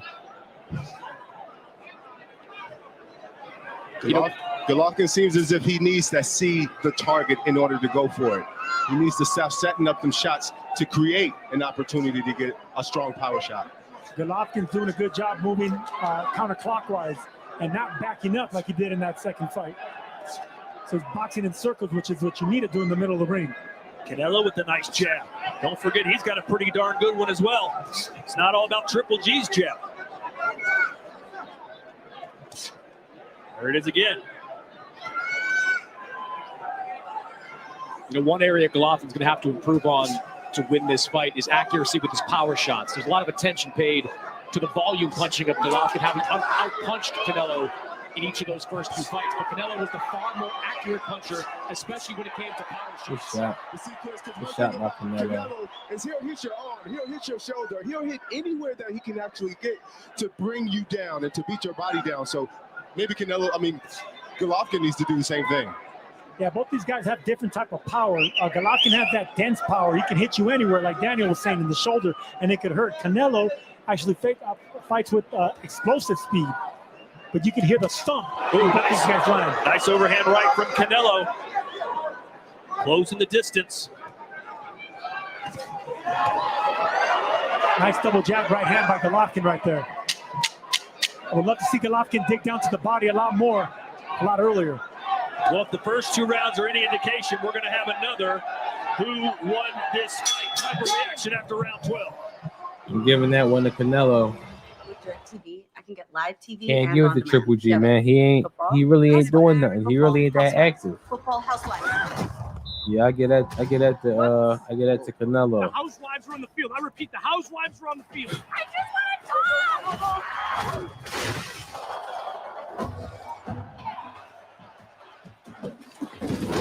2018 Canelo. Get your TV together. Call 1-800-DIRECTV to save up to $120. Got that 2018 Canelo.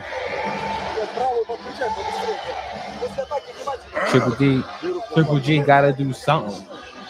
He gotta do something. He can't just sit there. Golovkin right here with that left hook. Yeah. Kind of caught Golovkin off guard. Golovkin expected a straight jab, came around with that hook, and then Golovkin comes back with his famous hook, landed right on the cheek of Canelo. Hey, Steph Curry. How you doing? All right, round 3. First two rounds very close. But what else is new when these two fight each other? And what's interesting, Canelo said, I'm going after the knockout in round 1. When we told Golovkin about that, he goes, you know what? It's all BS. He's just talking trash. He knows he's not going to knock me out in the first round. That was the first heavy shot thrown by Canelo to the body, blocked by Triple G. You can expect a lot more body shots coming soon. And Sergio, I'm with you about Golovkin paying more attention to the body. This has not been his game, especially in recent years. The first two nice counter left from Canelo. The first two fights, he landed a combined total of 14 body shots. The crowd's starting to heat up a little bit as Canelo scores. Step in left hook again. Here's the aggression we were waiting for. Yeah, I believe Golovkin hasn't been aiming to the body because it makes him vulnerable to the uppercuts of Canelo. Canelo has a more explosive hands. So the speed's on Canelo's part, and the power, I would say, edges out Golovkin. I agree with you, Sergio. And it's been showing so far. Canelo's been landing some pretty good shots and been making the marks on Golovkin's face already.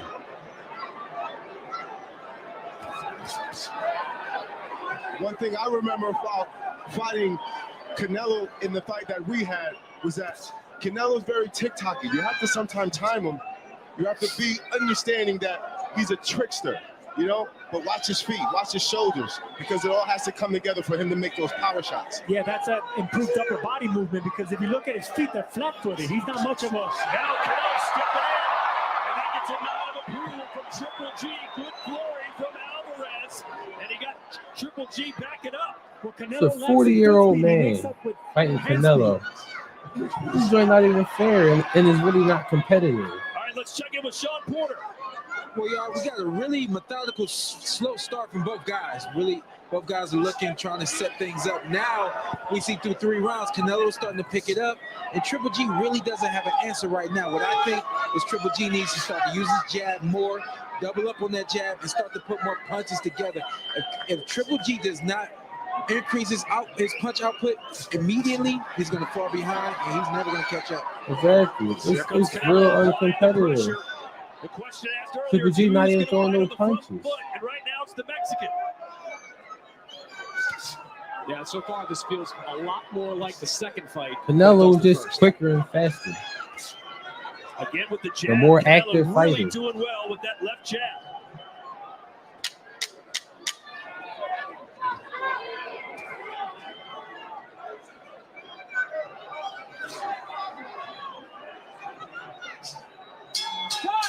Triple G ain't got no reason, no business being in this ring. I'm a world champion. There's No people business asking being in this want my ring. title. There's no excuses. The pressure is on. This is legacy. Active recovery is essential to get the most out of my training. To have longevity in this sport, I wear UFOs. All that work that you're putting on your feet, UFOs makes it easier. The That's 3 technology rounds is for Canelo. UFOs keeps me at the top 3-0 of my for Canelo. 30-27. It's uncompetitive. Triple G ain't doing nothing so far. I don't know what he's waiting on. He starts to dominate. We get first to the jab.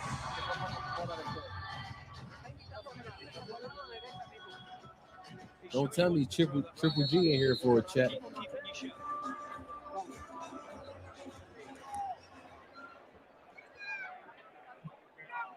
Look at the markings all over the face now of Gennadiy Golovkin. Is the power of Alvarez just going to be too much for the 40-year-old? It looked like it. I don't think it'll be the power, Todd. I think it'll be the speed and the accuracy, the precision that will be too much for an older fighter. Yeah, Canelo's just been a step ahead of Golovkin the entire night.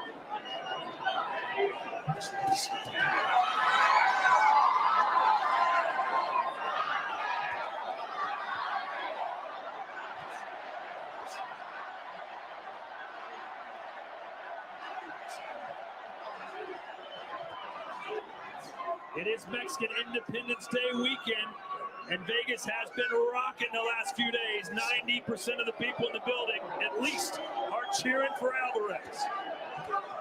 I like the upper body movement by Golovkin. It's kind of keeping Canelo off course. Good shot. Good shot. Making you think so, but good upper body movement, patient defense by Golovkin. Just a second ago, Serge. Once again, Canelo is just making those overhand right reaches to around the guard. He's putting the beats on them now. It's really masterful right around what I'm seeing Canelo do. And Sergio, whatever you think about the Triple ring G don't even look like he's supposed to be in the ring, Golovkin, man. he's just not throwing a lot of power shots back. It's just an occasional jab with nothing else behind it. Yeah, right now he's being outsped by the younger fighters. So Yeah, he missing. He's not going to be on Golovkin's He side, missing wild. but blood Come power on, is. man. Triple G still in the check. According to CompuBox, Triple G's only landed 6 power We gave these people $65 And he already got hit with 2 big left hooks. so that Triple G can steal from us. But that's not unusual for That's what this is. He's opponents stealing. of Canelo Alvarez. They're reluctant to let that It's right not even hand go competitive. because they know if they miss, something big is coming back. And keep in mind, Bivol He's lost slow. most of the early rounds against Canelo He looked before turning old. things around late. His body Maybe looked like Triple he G ain't been working could do out. the same. He's a 40-year-old And the reason I man. think Golovkin neglects the This is what a body in the 40-year-old second man in the round ring look like. now is because he's Terrible. afraid of catching the uppercuts and the counters from the faster hands of Canelo. But in order for Golovkin to win this fight, he has to go down to Canelo's body as well.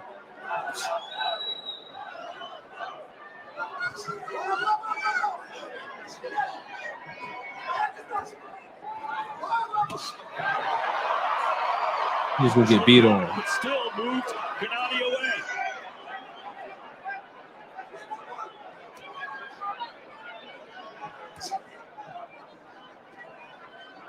Ten seconds to go here in the fourth. I can't believe this one. Wait for Triple G to land something of consequence. I can't believe this one. Triple G stealing money.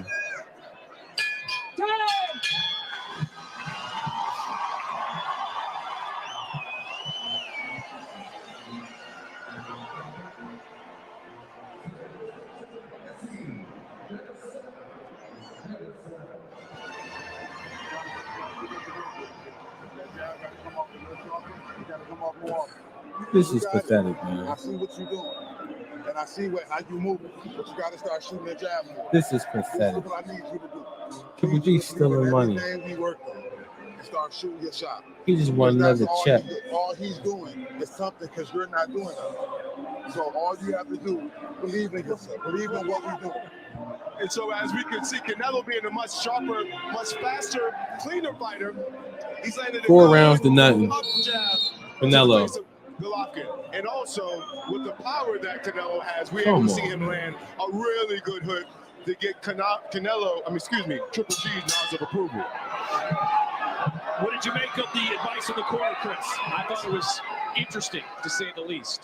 Clearly, there's a game plan that Jonathan Banks and Gennadiy Golovkin have concocted for this fight, but Golovkin, to this point, is not executing, not even attempting to implement. I thought the word choice, He's not even in throwing. what you worked on, was interesting. He's not even Also, throwing. you got to shoot your shot. Yeah, that means you got to take more chances. You got to start fighting like the monster you once were. But that's what happens when you age as a fighter. Yeah, he old. He can't do it no more.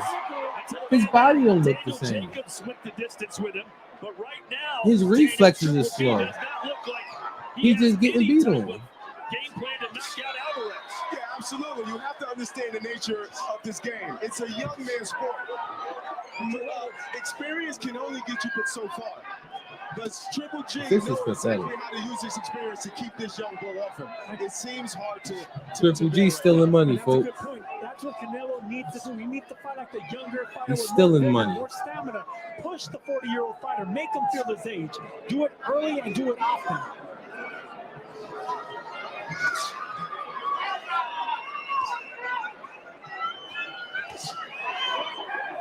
Canelo ain't. He's not even going to throw no. He's not even going to hit back. Golovkin now doing exactly what he did with Smith. Triple G not even going to hit back. Bivol as well. And with Bivol as well. Bivol said he couldn't lift his arms above his head after the fight. Callum Smith and Dmitry Bivol got a taste of that, absolutely.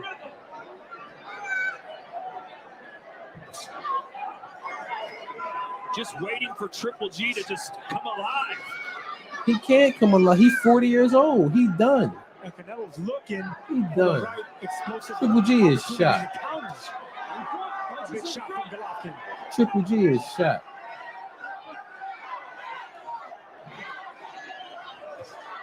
That's what a shot old 40-year-old fighter look like. Here's Chris Mannix's scorecard through 4. Yeah, Unbelievable. 4 rounds to none in favor of Canelo Alvarez. Just has been dictating the pace of this fight. Golovkin operating largely behind the jab, not landing many, if any, power shots of consequence. If he's going to win this fight, if he's going to get back into this fight, he's got to open up. Come on, man. But not good Come optics on. for Golovkin as Alvarez looks like the People- bully in there. Triple G stealing money. He's stealing money. Triple G not throwing no punches. He old. Golovkin's face. There's a look of insecurity right now. He's slow. Big drama show. After his I don't know loss what to type of Bivol, shape this he looks in. like a new Canelo and an old Triple G. No, it's just the old Triple G. He waited too long. This fight should have happened 3 years ago. 3 years ago. This is what I want you to do. Remember when training camp. He's stealing money. You start moving around using your jab. You start It's hitting the power these with boxing. long shots. That's what you got to start Got a 40-year-old man in here fighting somebody that was fighting that for what 8-9 times these past 2 years. This is You're not throwing enough punches to stay active short. So you got to start moving. You got to move around. Get your rhythm, move around, and start using that long. Golovkin's going to have to let go of his hands to get respect of Canelo. Right there, that's a lack of leg strength from Golovkin, showing his age. Anytime a fighter starts falling out balance like that, He's it's stumbling in the and ring. the strength is not there. Yeah. And that's why overhand shots like that land. Very uncharacteristic of Golovkin to get hit with overhand punches like that. It's the characteristics of an old man trying to box. We got to change it up. We got to change the game plan. Oh, absolutely. He has to change the game plan because right now, to me, he hasn't even won one round. You know, Golovkin has to change this thing into a turn of events to where he can be in the judge's favor. Because right now, it seems as if even at the 6th round, he needs a knockout to win. He's a step behind Canelo and a little slower on the A little draw when slower. it comes to his punches. He being But kind. That's what you expect with an older fighter. He being kind. A little slower. Jessica McCaskill, what do you make of what you're seeing?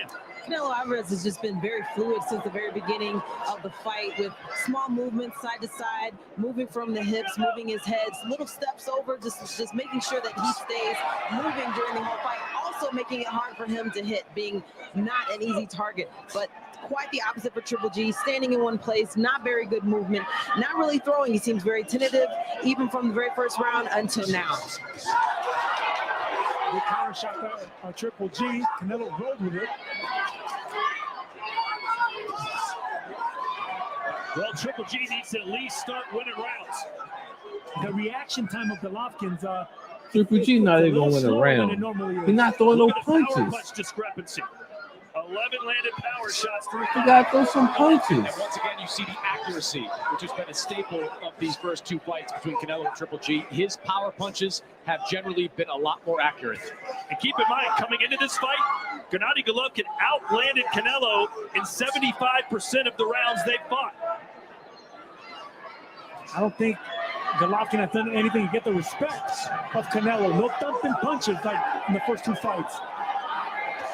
In my opinion, This is Golovkin piss has poor. just been trying to find his own rhythm, let alone have a defense or an answer for. Triple G not trying to die in the ring. Still in money. Confidence on Golovkin's part. He's not putting no power into any of his shots. Not He even the can't. shotgun jab that we're accustomed to seeing. Absolutely. I myself think personally age has a factor to do with this. There's an uppercut. He ain't here for a ray of check. sunshine for Triple G. Look how fat he is. 40-year-old man. Come on, man.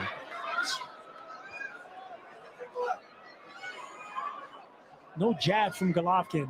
I mean, that's what he's known for. Landing 10 jabs around. One of the best jabs in boxing. But right now it seems like he's tentative to let those shots go because The he knows jab isn't going to faster get hands of there. Canelo might counter him. The jab isn't going to get According there. to CompuBox, Golovkin is the most accurate jabber in all of boxing, landing more than twice the middleweight average per round. But you wouldn't know it tonight. The lack of jab is not there. Wow. All this hype for this. Did you go maybe have a decent European title shot? All this hype for this. What kind of event does have his options? What event? Yeah, my dad's son, for the good and the bad. If I'm waiting for a big fight.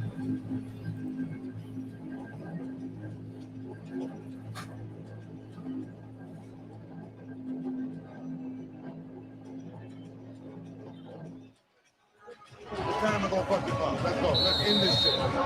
Let's end what? He didn't get started. Seconds out. Who is Triple G's trainer? Round Come 7. on, let's It has finish been this shit. Basically You ain't get domination started. so far from Canelo Alvarez. Golovkin has to turn this around, and he's got to do it now. Too much respect being shown by Golovkin. This is not what we're accustomed to seeing. Good shot. Canelo. Good shot. Too much respect here.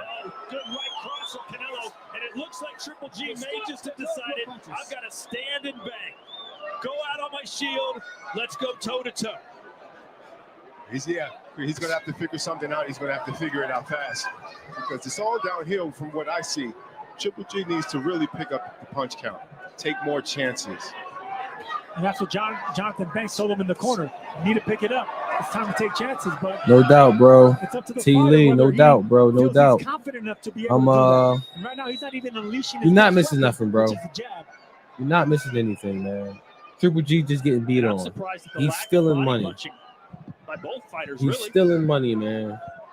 It ain't nothing We've to seen see that Triple G has been hurt at to the all. body against in his last fight against Like, just Murata. be fortunate you ain't spending, the $65 to watch it.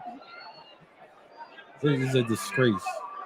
I like to see You more should see how speed out of from shape Canelo. Triple G Anytime is. that it looks like he's gonna This is pathetic. punch, Golovkin really reacts. I appreciate the support, man.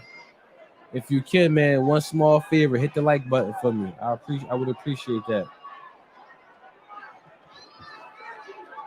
We got football tomorrow, all day tomorrow.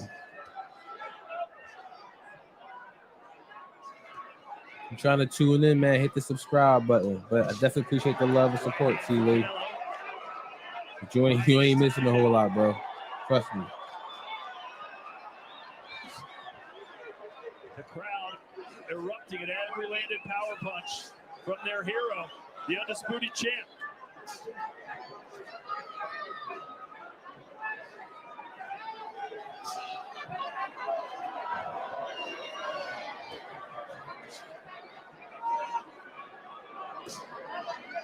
I don't think there's going to be a judging controversy in this one, gentlemen. No, there's not. Unless someone's hauled Adelaide Burden here and sat her down ringside. No, I don't think there's going to be anything there because Golovkin. No doubt, T. Lee. Absolutely, man. We trying to build the community over here, a family.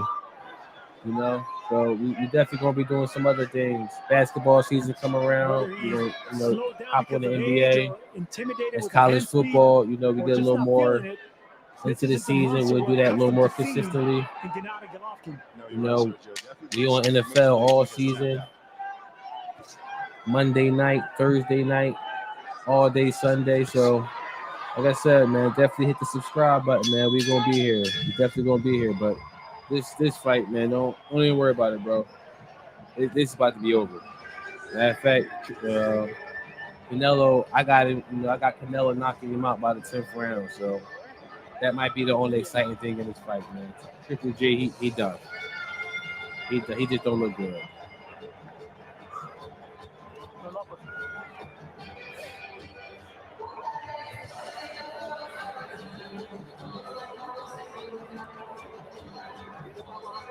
I can't believe we did all this time for this. When you scream for the right, he will move out. Then you throw one at his shoulder. If you hit on the shoulder, it will tie up and then get in your shell. When you jab, you throw that, and when he blocks it, then hit that shoulder knee. Listen. Only a few more to go. Let's keep going. Alvarez said he would not be satisfied unless he knocked Golovkin out. Let's see how aggressive he is over these last 5 rounds. And as soon as his corner, Eddie Reynoso, told him to aim at the shoulder and the bicep of Golovkin, that's exactly what Canelo did. Chris Mannix is in the corner of Triple G. John, past the halfway point, how do you feel it's going for Gennadiy?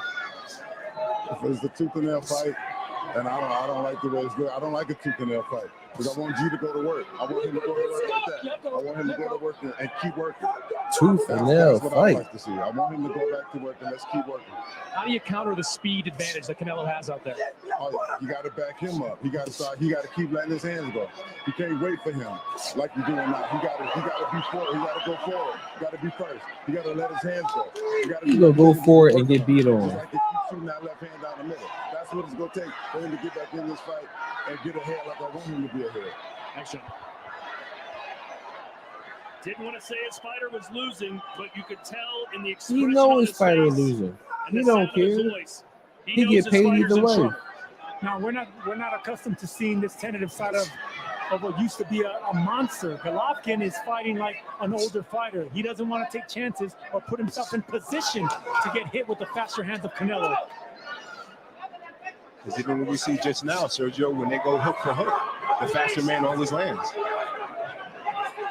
And that was the thing between these two. Both of them were exchanged because they were throwing the same punches. Where Golovkin not keeping up with the speed and the combinations of Canelo.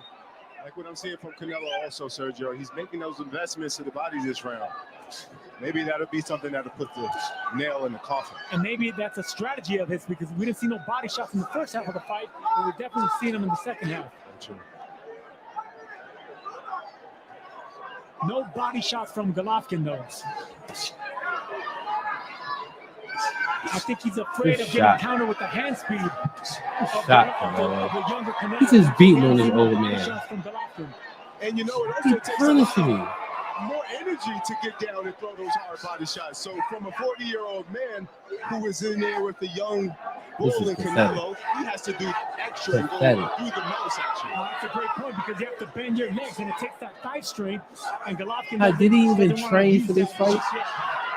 How long do you think he trained for this fight? Under 30 to go here in the 8th. Triple G is back. Canelo. Good shot. Good shot, Canelo. Get him out of here, man.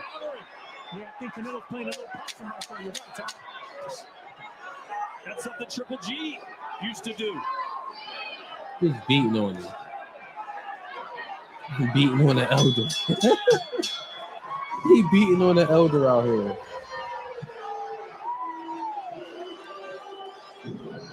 He ain't got no respect for his elders. He's beating on him. This is the whole purpose of being in Big Ben. So you can have this shit. This is why everybody's here. This is the Triple G show. Fuck him. Let's go to work. Let's go to work. No strategy. Just fuck Canelo. Golovkin showed a flash of the big drama show here when Canelo was against the ropes. But like you said, Tom, maybe Canelo was just playing possum to get Golovkin to commit with some combinations. Which is a page, frankly, out of early Golovkin book. I mean, Golovkin used to do a little bit of that, invite fighters in, take one punch to deliver two. Canelo turning the tables. Daniel, Canelo has outlanded Triple G to the body, 31-6. To 6. That's incredible. Given those numbers, you know, you can see why Triple G is having the endurance problem that he's having. Aside from the age, those investments that he's been making been wear and tear on him. He's slow to the punches. You know, he's second when they exchange to land. And I just think that he's being outclassed and outworked this evening. I still want to see more body shots from Canelo, just like that. Rip both sides of the body. Chris, how's your scorecard for 8? I've got an 8 rounds to none in favor of Canelo. It's I do too. 8 rounds really to none. difficult to find a round that Gennadiy Golovkin has won. He's being outlanded. He's being outworked. He didn't win no rounds. Generalship is on the side of Canelo here. He won Gennadiy 0 gonna have rounds. to do something special to win this fight. Nice overhand right again from Canelo. The first 2 fights about as close as you could get. This one about as wide as you could get. Well, look, on one side, you're seeing a special fighter in the prime of his career in the weight class he's most comfortable in. On the other side, a warrior, but one that's 40 years old and has been relatively inactive over the last 4 years.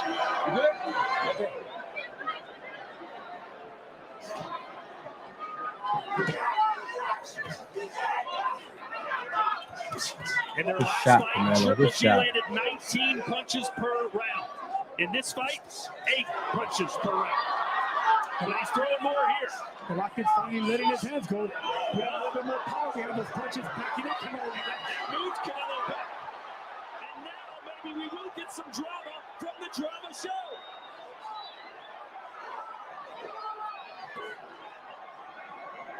Golovkin has to throw here. He backed up Canelo. This is it. This is what Jonathan Banks wants. If you're going to go out on your shield. Let them hands go. Carpe diem. Seize the moment. Canelo looked like he threw he shot his load. The issue that he's having is maybe he's just too tired to. Maybe it's just a lot to put these combinations together and keep up with a very youthful guy like Canelo. He sees punches. There's a right hand. He connected. Okay. Triple G connected. At least he connected. The speed and power of Canelo Alvarez. Canelo will be taking this round off. But you can see that he's not putting much power in those shots. He knows that Canelo's playing possum. He's just touching him. There you go, Canelo throwing again. This is what we hoped for.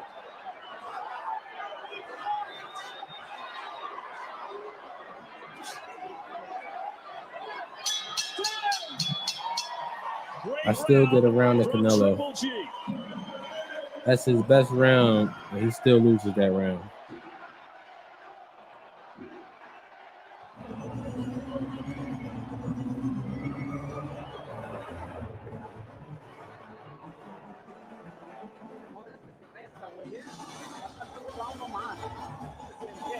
Don't let him go into the fight. Just piss poor, man. Just piss poor. What a way to rob the fans. You need to show that You robbing the fans with this one. Robbing the fans with this one.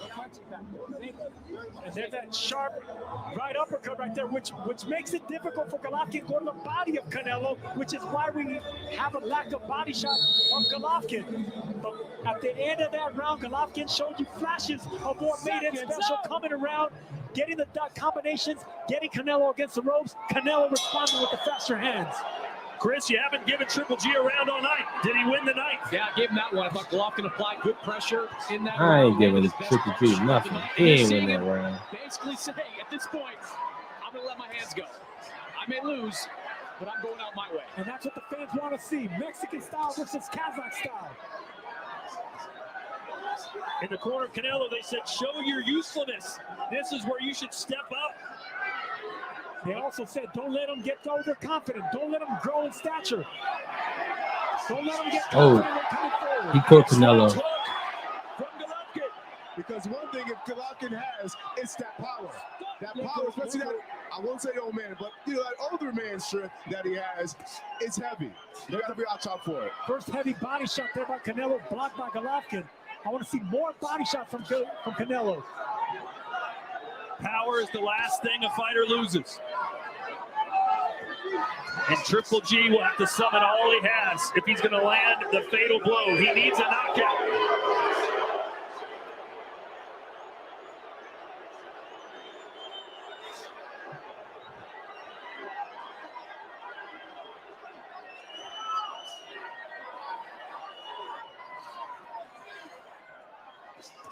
Good body shot there by Canelo. That one hurt. Yeah, you saw Golovkin drop that right hand. He felt that one.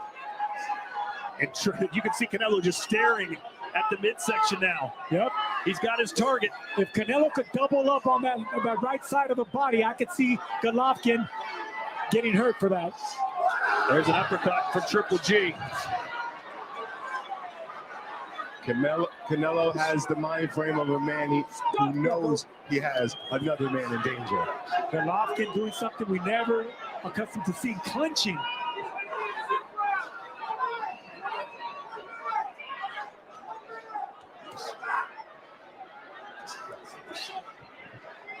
Stop, let go.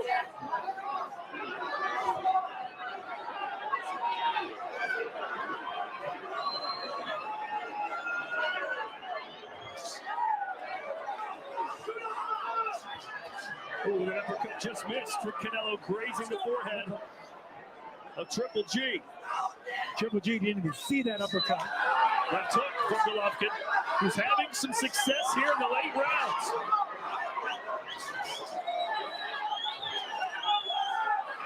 Triple jab from Triple G. And there's that untimely jab that we're used to by Triple G. He should have been picking that up. So he should have been. Did he own? He can't do it.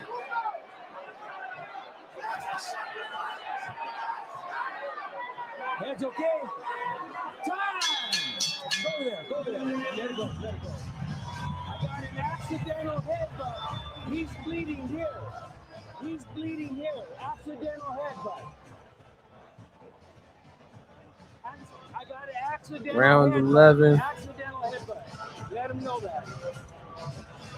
I got that round for Canelo too. Watch your head, okay? Watch your head. I have an accidental headbutt.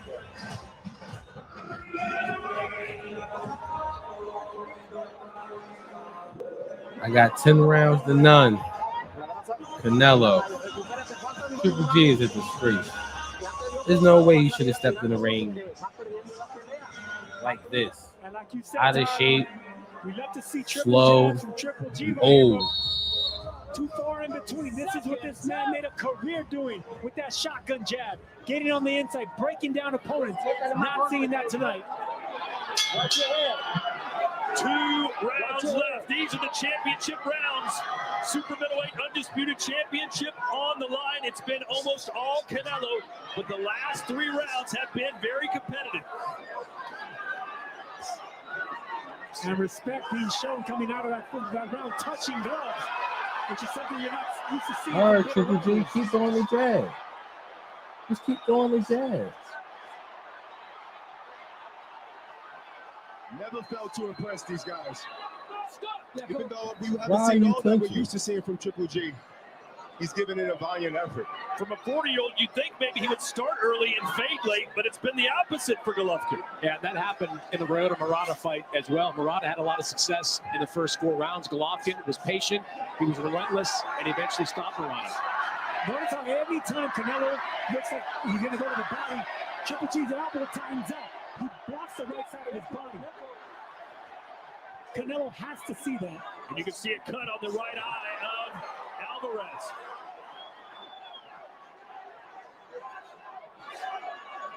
Good shot, Canelo.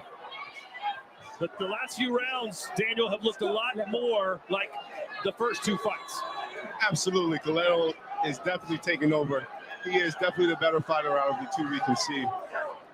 He hasn't really been doing much, little increments here and there. But the better man, the more sharper, the more crisp, the stronger, the younger, faster man, Canelo Alvarez, is doing what he needs to do. Yeah, Golovkin, it appears he's losing 2 battles. One against a younger champion and the other against Father Time because he's looking very, very tentative. Well, I'll say He old. looks good in this round. He's been operating well behind that jab in this round. Multiple jabs, 2, 3 jab combinations, following it up with the right hand. He's been far more competitive in the second half of this fight than he has been in the first. But have you given him more than 2 rounds? Not yet. Stop, Leco. That's not competitive. Triple G, through 10 rounds, had thrown 300 fewer punches tonight than he did through 10 rounds in his last fight. Of course he did. Against Canelo in the second fight. 4 years ago, 4 or 5 years ago. That man is old. Golovkin is timid He with his was. power. He's not unleashing it with ferocity like we normally are accustomed to see. He's afraid of the faster combinations from the younger, youthful champion in Canelo. Neither man has been knocked down or stopped. And it seems like Triple G will need to put Canelo down and stop it.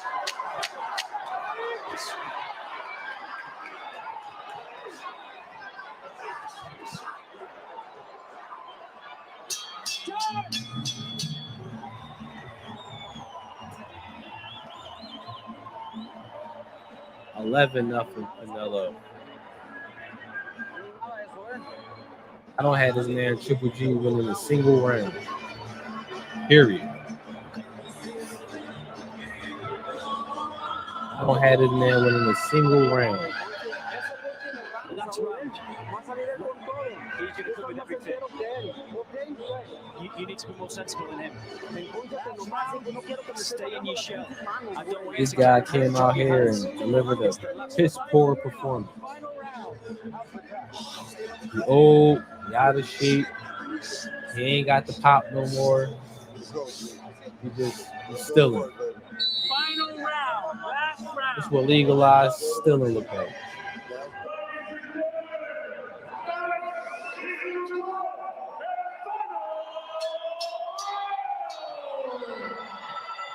It's round 36. The final 3 minutes, these 2 men will share a ring together. It has been a fantastic trilogy, but it all comes to a close right now. And remember, Canelo has knocked out champions in the championship round. He knocked out Caleb Plant in the 11th, Kovalev in the 11th. Can he get Golovkin out in the 12th? What's your head?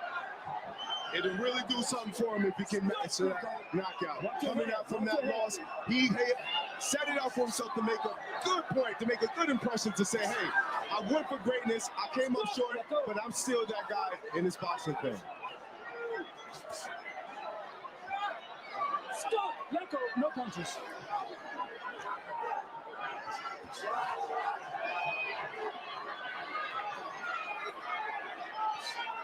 Triple G not fighting with the desperation you would think here in the 12th round. No, he's content to cross the finish line now. You know, this is an old As he should be. champion that wants to just finish on his feet. Let go, let go.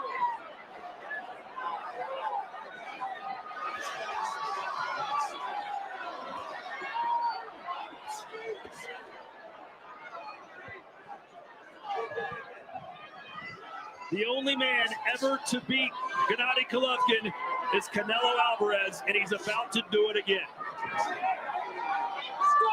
Unimpressive.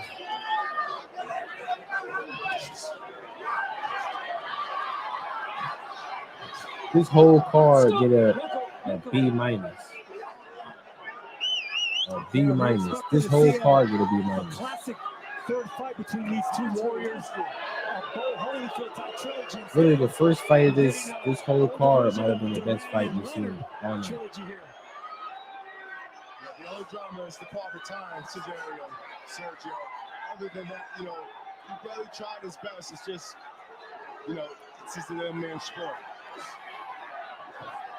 You know, when Gennadiy Golovkin looks back on this tape and watches it, he's going to wonder why he didn't fight the first half of the fight the way he's attempted to fight. No, he's not. He would be like, dang. Far more aggressive in the second half of the I'm fight. glad I got out of there alive with this check. Second half of the fight, so age is not going to be a factor anymore. He just wanted enough stamina and conditioning to get to the second half of the fight. Now he could throw caution to the wind. That's how old fighters think.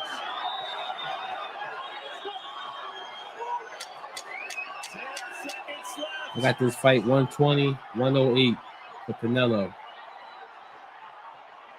Anything else is uncivilized. They fought the trilogy. They all made some money. Forget the people like us who bought the pay-per-view and had to watch this trash. It's pathetic. Pathetic. When it's all said and done, Sad.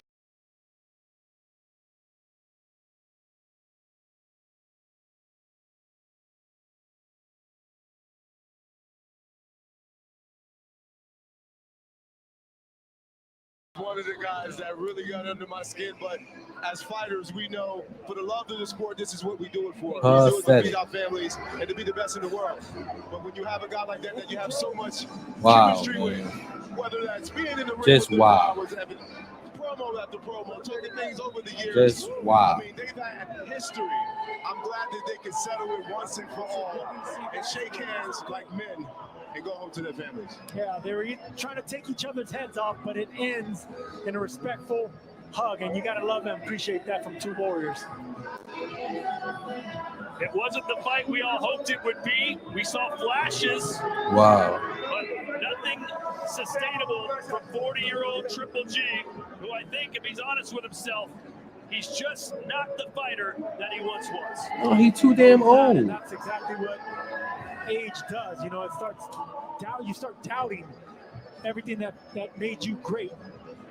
It's a sad thing to have to accept for a proud champion, but you have to do it before boxing retires you. But I'll tell you what, we've seen all the guys that Alvarez has blasted out of there. Triple G went 36 rounds with this guy and never went down. That says a lot about Triple G, the character that he has, the skill, the world champion, Hall of Famer for sure in the near future. But he gave it his all tonight, but all wasn't enough. 45 fights.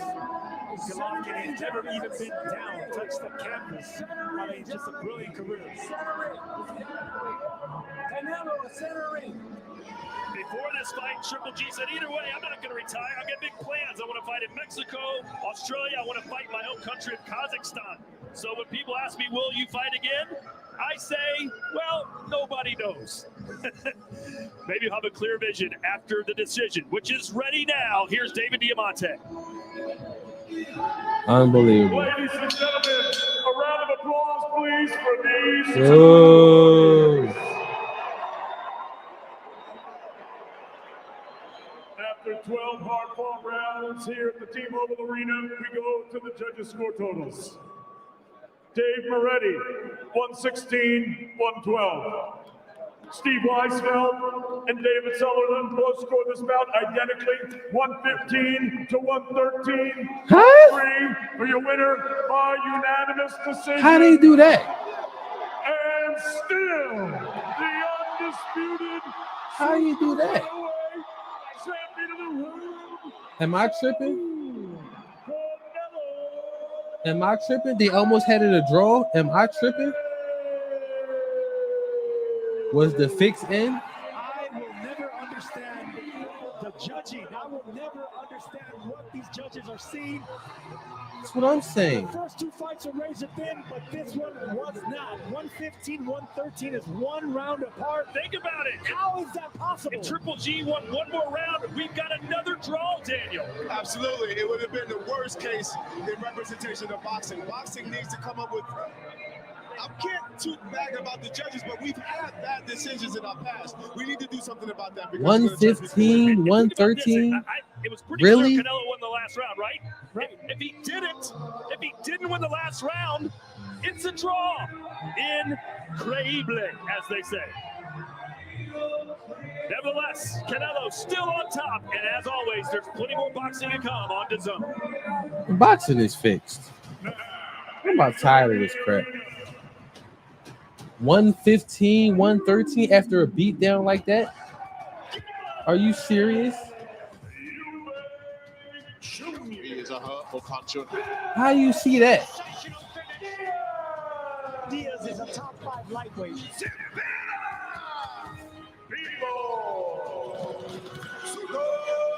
Montana.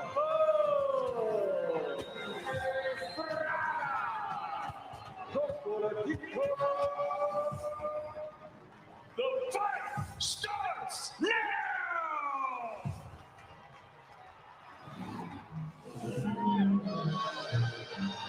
Let's get these interviews in, man. Is with the winner. I need some extra. Triple G got some explaining to do. He got some explaining to do for this one. Congratulations, Canelo. You defend your titles and you punctuate one of boxing's better rivalries over the years. You shared a moment with Gennadiy Golovkin right after the fight. What did you say to him? Le dije que gracias porque le dimos a la gente 3 grandes peleas. Estas 3 peleas van a quedar para la historia del boxeo. Thank you so much, my friend. Thank you, Golovkin. Thank you. Thank you for everything. We give the fans 3 good fights. And thank you for everything, okay? Y gracias a todos por apoyarme. Solamente quiero decirles que he pasado momentos muy difíciles de mi vida. Pero lo único que quiero que sepan que hay que seguir adelante. Todo en esta vida se puede. Hay que seguir adelante. Las derrotas son buenas. Nos enseñan para aprender muchas cosas, desechar muchas cosas y tener más humildad. Muchas gracias a todos. Hay que seguir adelante. ¡Que viva México! So all I want to say is thank you so much for your support. You know, I've gone through some very difficult things in my life, and the only thing you can do is try and continue and to move forward. You know, and I've gone through difficult times recently with my defeats, and I've actually shown that defeats are great because it enables you to come back and show humility. Canelo, you fought 24 memorable rounds against Gennadiy a few years ago. Did this feel like round 25, or did it feel like a different fight? No, he's a really good fighter. I know he's strong. He's a great fighter, and that's why we are here, right? And I'm glad to share the ring with him. And I'm gonna keep forward to keep my legacy going strong. You said you wanted to go for the knockout early on in this fight. How quickly did you realize it was going to be tough to knock this man out? This is the first round. I know he's tough.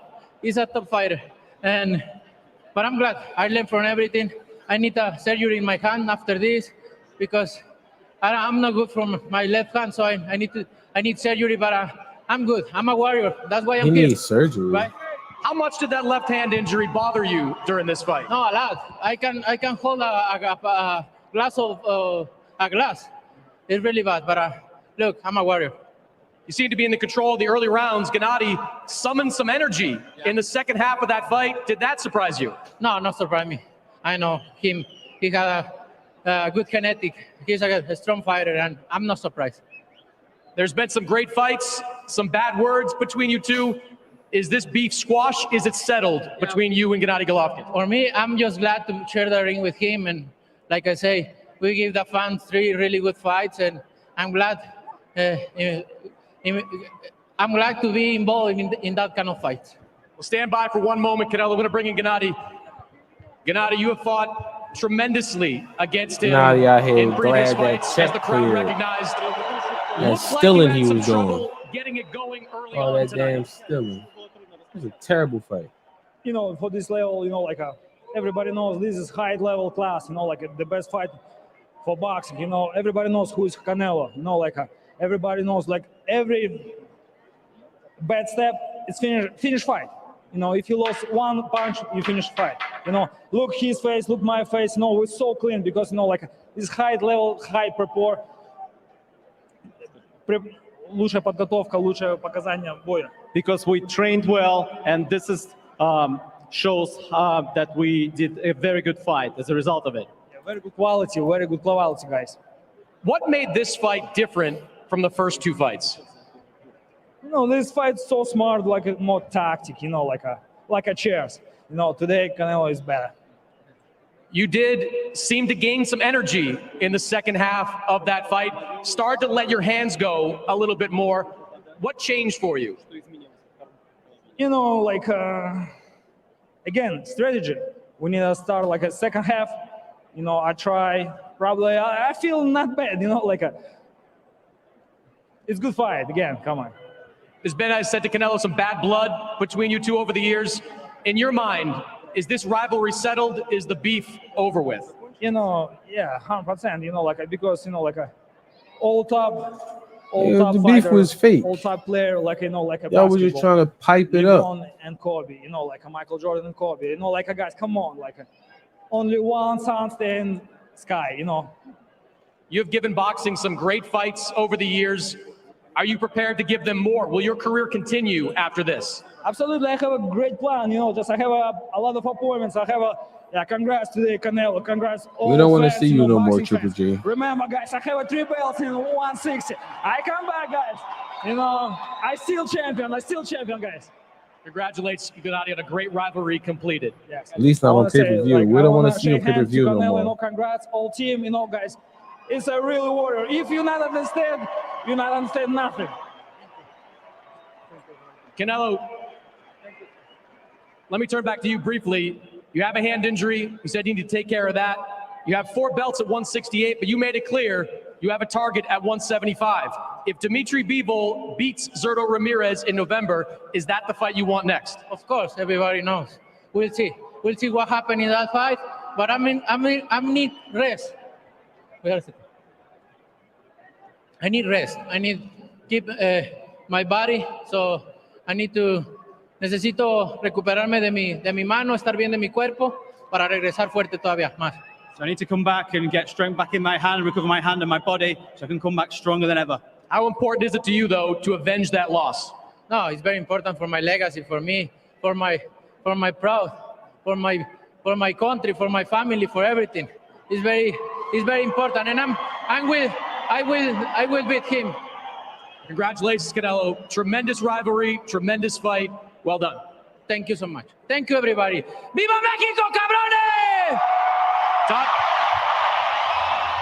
I love the sportsmanship at the end of that fight. Gennadiy Golovkin didn't complain about the decision. He didn't say he wanted a rematch, Daniel. He said, this is he it. knew he I'm lost. going back to 160. I'm going to defend my title. Won't play As he about should. I mean, cashing the check for I it. think that, you know, Father Time Free had a money. big plan in this, but if he wants to go back down, he still has Look the at belt. him He's still on can a finish his phone career. in Like the he said, rain. he has a tour he wants to go on. You know, he wants to finish his The check career clear? the ideal way that he sees check clear? his That's what he career checking. ending, and there's no shame in that. I agree. 160 is where he made his legacy. I mean, he's been a career-long middleweight. Going back to 160 and defending those belts, I could. All right, family. So I think that's it for the night, man. You know, really underwhelming. I thought it'd be a lot more exciting, but you know, it is. It's boxing, so you never know what you're gonna get, man. But definitely appreciate all the love and support. Anybody in the chat, man, if you have not liked the video, please go ahead and like the video for me, man. You know, small things really help the channel grow. We definitely back on tomorrow. We got 3 games on tomorrow. So definitely tune in for that. Starting with the 1 o'clock game.